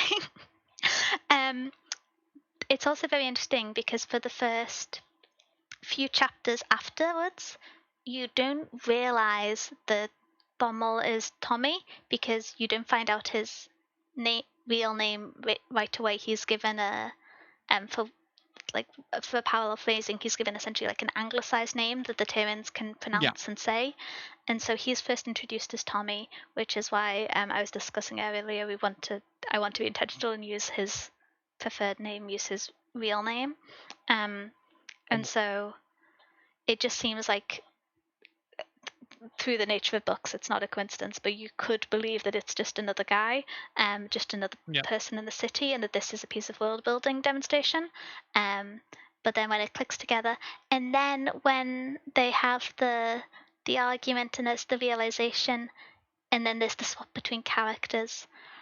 Oh, it's so well done. And then it immediately swaps back, and then the only time again in the book that you see someone other than Siona's perspective is the kind of parallel telling of her story from Tommel's perspective as she passes away, and then as he runs outside the barrier with the rest of the Kryn who are trying to make a break from the city. Which I just think is an incredible narrative use of perspective. Yep. So good. It's fantastic. That chapter 1, we talked about it in Priory and how chapter 1 for that book was the first, that chapter 1 essentially, the like it was really gripping grab writing. the hook. Yeah. Was really good.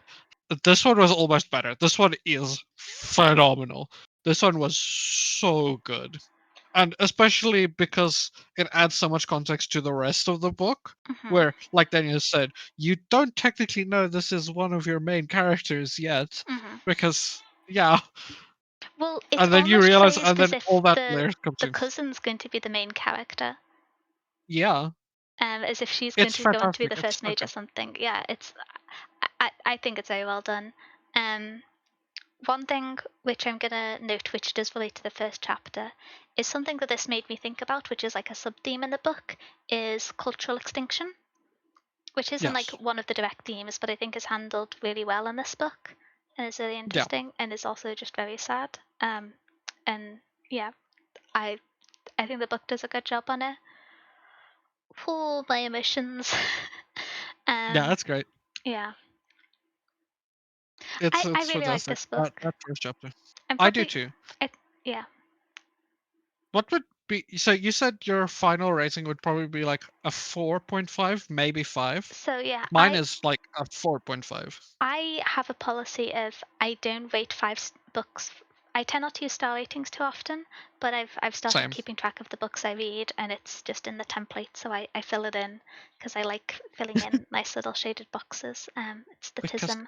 Because Kai added star rating, because Kai put it in there. This so is now true. Danya has to fill it in. This is true. But I can see myself going back in a few weeks' time because I like to have a little bit of distance between a book before I say that it's that good. To me, this is like 4.5 star upward. Could be 5 star once I've had some distance to reflect on it. Yeah. Yeah. I could see this being a 5 star as well. I don't think it is for me, but I could see this being a 5 star. Yeah. I will say I did quite regularly feel bamboozled having read this so close to Babel. Because the similarity is substantial. Even to the notion of like one thing which was handled here, which I think was handled really well, which we didn't call out in the first half, but Sienna crying in response to things and being called out of, you shouldn't be the one who's upset here, you're just the only one who was ever afforded the opportunity to express sadness, so you're the one crying. Stop crying. Yeah. That is handled so well in this story. Yep. And I think it's handled better than in Babel. But Yep. but yeah, I agree. because that was one of the gripes I had with Babel, outside of the Uh, characters as points rather than lived-in characters. But yeah, I'm a big fan of this book. Heavy do you want topic to know the more warning. insane part? Oh, wait, what was this? Sorry. So the comparison with Babel, they were published within 8 months of each other. That's kind of crazy. Yeah, it's like we got these two back to back, being this close to each other, like insanely close in theming and idea and things that they tackle. And it's kind of crazy that they were this. Yeah, there's just these two books that are both like right next to each other. It's kind of crazy. But yeah, Yeah. so you understand why I recommended this, Oh, though, right? absolutely. Yeah. Especially after we read Babel and then Mhm. my dislike of Babel, which I don't hate I feel Babel. like your dislike of Babel is mostly your I'm love of disappointed. Poppy War and your slight disappointment rather than your actual Yeah, dislike of Babel. that's the thing. It's like I said, I don't hate Babel. I don't even dislike Babel. Mhm. I am disappointed by Babel because Mhm. one, I love R.F. Kuang. Mhm. Um, as a person and as a writer, I think she's phenomenal. I love Poppy War, and I think Poppy War is fantastic. And I know Blood Over Brighthaven, and I know where the story could have gone and how good it could have been. I'm excited for With Catabasis. arguably just as good as a writer, because R.F. Kuang is just as good as a writer as M.L. Wang. Yeah, I think they're both good books. I think I do think so. At the end similar of the day, themes naturally. I would not very recommend similar reading themes. them so close together as I have with these two. No, I think it does take away no, a little bit from both of them. yes. Yeah. Um, but yeah, I'm excited The to only read reason I Catabasis. suggested is the only reason I suggested them this close together is because I wanted the comparison to be very fresh for you, Yeah, that's fair. That's because fair. they were for me. They were for me. When I read Babel when it came out, and I read Blood Over Brighthaven when it came out. I read them within. No, I read Babel a little bit after it came out. I think I read these two books within 4 months of each other, so they were pretty close for me. You are way closer. You're within 3 months, but for Yeah. me it was within 4. So I read them very close together, and I had that comparison, and I wanted you to have that same comparison to see where you end up with both books. Catabasis comes out on my birthday. Okay. Yes, I'm very excited for I'm Catabasis. very excited for Catabasis. I've seen some early reviews and some of them I was Oh, very I haven't excited seen about. earlier. I saw two like very simple spoiler-free reviews and two were really good. One was like middling, and I was like, oh, I'm just gonna choose to be excited because I think the starting point sounds great. But yeah, Yeah, I didn't look at any earlier reviews. it was kind of inadvertent because I was watching a February wrap up, and it was a booktuber who'd received the book as early reading as a content creator. So it was in their wrap up, and I was like, that feels like, oh, don't know how I feel about books that aren't published yet being in your monthly wrap up, but yeah. man, no, I would hate that. Yeah, I was a little Honestly, bit caught off that guard would by it, but at least it was a like very light spoiler free review. So okay. That would be that's my one, like, why I would want to become a book talk just to creator or read books booktube early. creator. So that RF Car can send me Catabasis early. Or that Brandon Sando sends me a book early. I would be like, this is oh, this is your you elaborate don't plan to get know. those Brando Sando rare copies with the Yeah, it's like, the leather bound gold print copies. oh. I He figured he out the did send plan. the he did send them out to like a few content creators, like big content creators for that cover a lot of This is why Kai Mistborn. started streaming, by the way. This is why me. This is why Kai. Unironically, probably This is why that would Kai be a was like reason I would start so from. down to help me run book club. It's all an elaborate ploy. Dude, I If I get an early copy of a brand new Sando one day, oh, you would not hear the end of it on Twitter. I would talk about it without spoilers. That's I would gonna just be like, "You don't know what's coming, boys." Oh. Okay. Do you have Dude, I any want that. final thoughts on Blood Over Blighthaven other than it's good? Um, Read it. go read it. If you're comfortable with the topics, go read it. Very I good. yeah, I think there's a lot of the key topics which we've discussed, but there's some subtler ones with the notion of Yeah. like with the directly parallels to like the real world and not in the fantasy genre, but like white tears and white savior complexes that are addressed throughout Yeah. that are slightly more nuanced perspectives than the general discussion of racism and slavery and sexism within the book that are also handled incredibly well. 10 out of 10, recommend. I guess I'm rating it Also, 5 really star cool then. magic system. Really cool magic system. Really, really cool magic system. And a magic system in such a way that justifies it being set up in an academic institute, not just because Harry Potter was a magic academic institute. Because sometimes you have Yeah.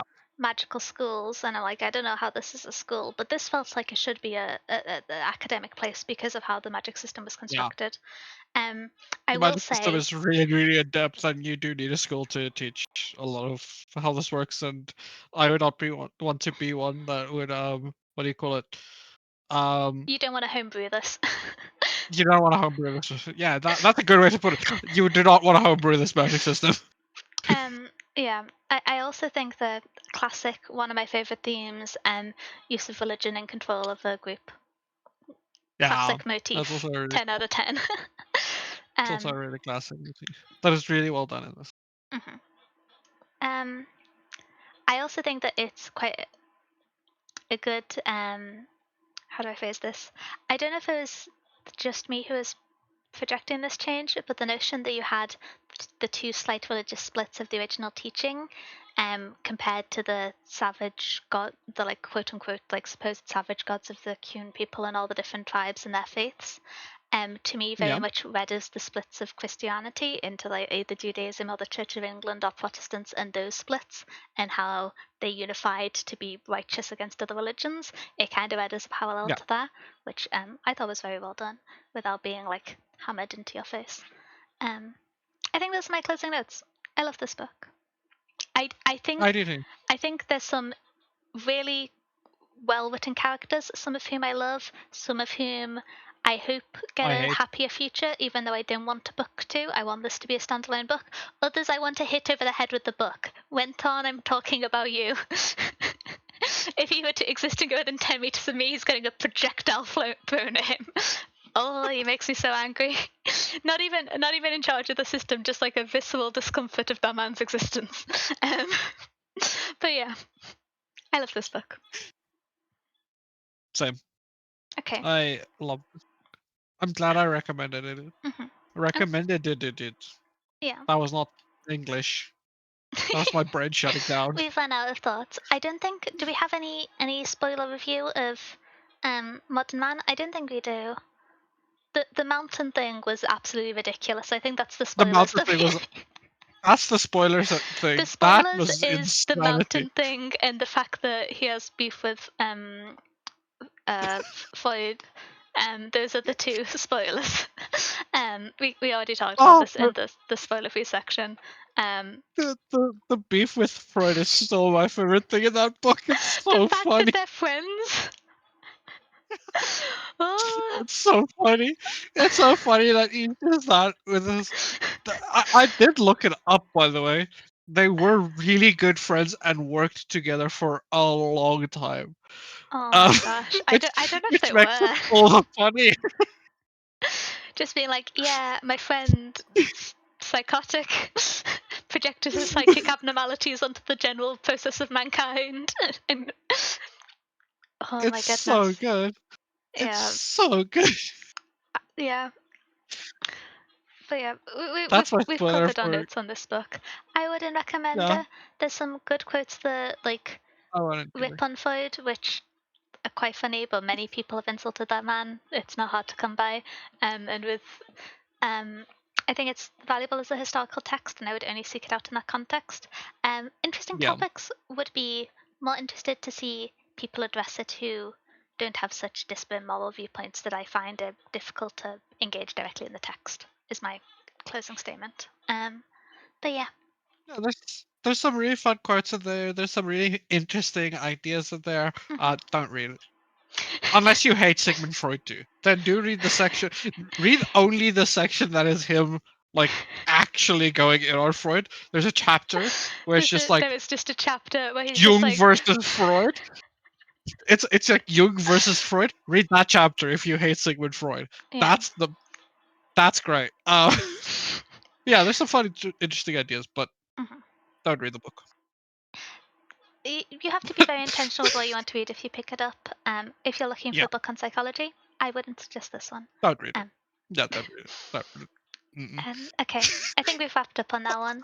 And so, 5 hours later, do you remember something which I don't think this is like a spoiler to talk about, just a general book yap. Me and Kai have talked about doing book reviews for books that don't get picked for book club, especially series, because we tend not to review books that are second or third parts in series because it makes it harder to jump into. So we've talked about reviewing series like offline and just releasing it as a podcast.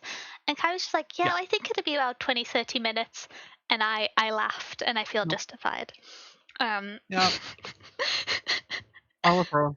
yeah, it's going to be like I 4 or 5 hours, I think, especially if we start with a Brando yeah. Sando book. I'm so sorry, you're going to have to edit that. Dude, dude. Oh, I forgot about. I'm the one that's gonna edit it. Yep. This I is why. forgot about that part. Do you want to suggest a shorter book to start with? But yeah, No, no. I need to read that book. you need me to read that book. I hope I everyone's need you to enjoyed read book that. club. We had one really positive review, one really negative review. I realised I was a bit more like viscerally negative than I ever am, but hopefully it's understandable why, and hopefully it wasn't off-putting.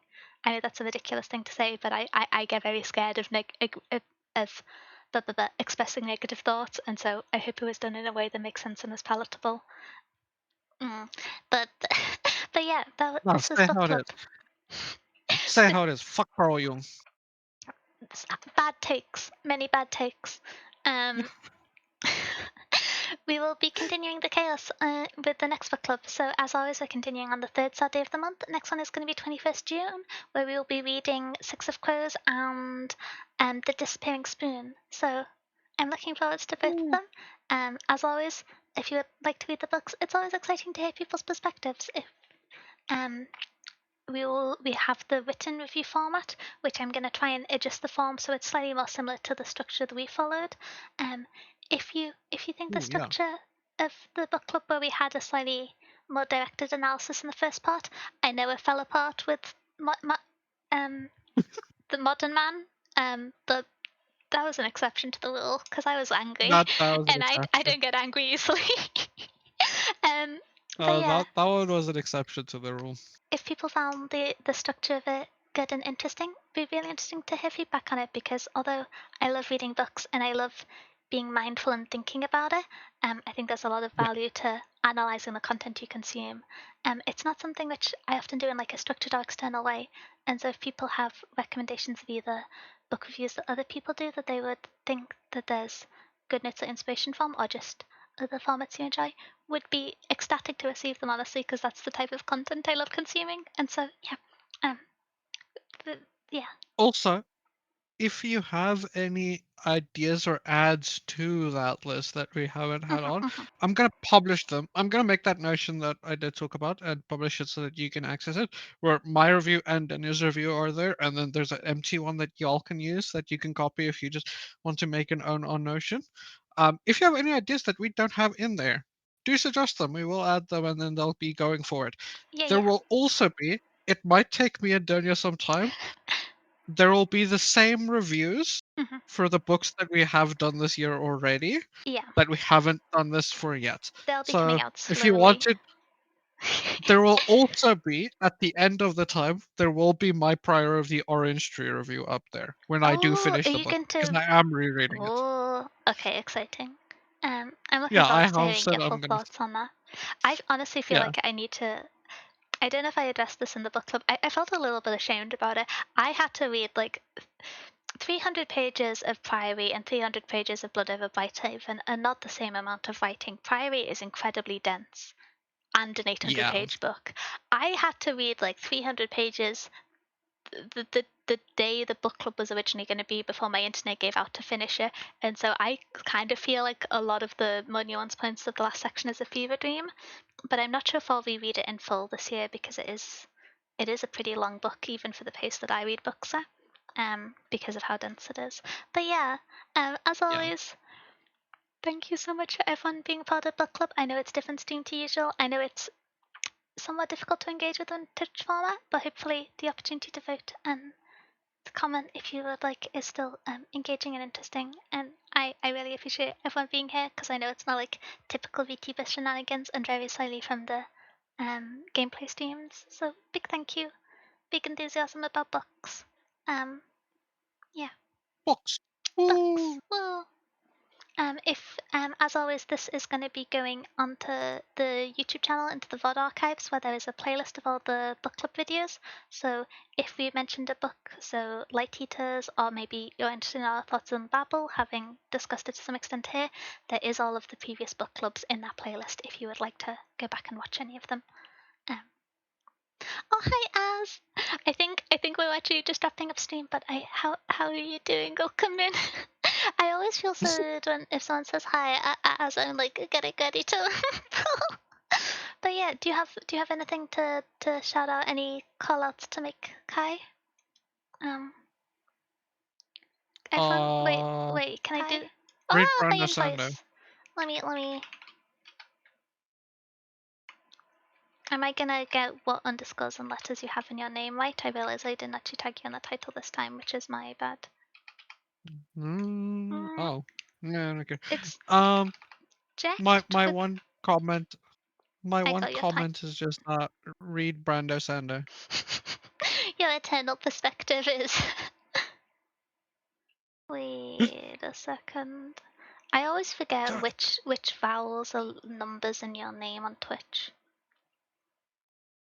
Your question, Okay, your I got guess it. isn't as good as mine. I'm gonna be so honest with you. Gosh darn it. I, Project. Oh, yeah, the also, E is an E. But yeah, go check out Kai, co-host. also, Danya, yes, I need to show for Brando Sando.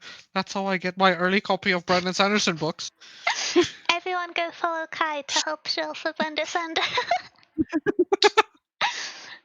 I I was almost this is just a little tangent. I was almost influenced by an ad reel in a YouTube video, which was for Book of the Month, and I was just like, oh, I tend not to like look at special editions very often, but that's a pretty special edition, and it was America only, and I got sad. So I do Oh, understand. Yeah, I will. That is, that's an indescribable amount of pain. Just when you Yeah, see it and it's like America only, and you're like, suffer. why? Yeah. I will say I will forever be smug is the wrong word, but happy and like protective of that I got the full Bronte Sisters limited edition of like Oh I yeah, think the full collection off Facebook Marketplace for £20. Um very pretty. I don't know if you've seen the yeah, ones where they have the different leaves and plants on sprayed covers. yeah. I have seen that. I I got am all of very them jealous. for £20. I don't know how. I I picked them am. up and I was just like, I really hope this is in someone's prized possession and they've gone to uni and their books are being sold on Facebook Marketplace. But also, oh my gosh, they're £20. I, I was just like, oh, are these? You sure you want to give them to me? Okay, I'll take them.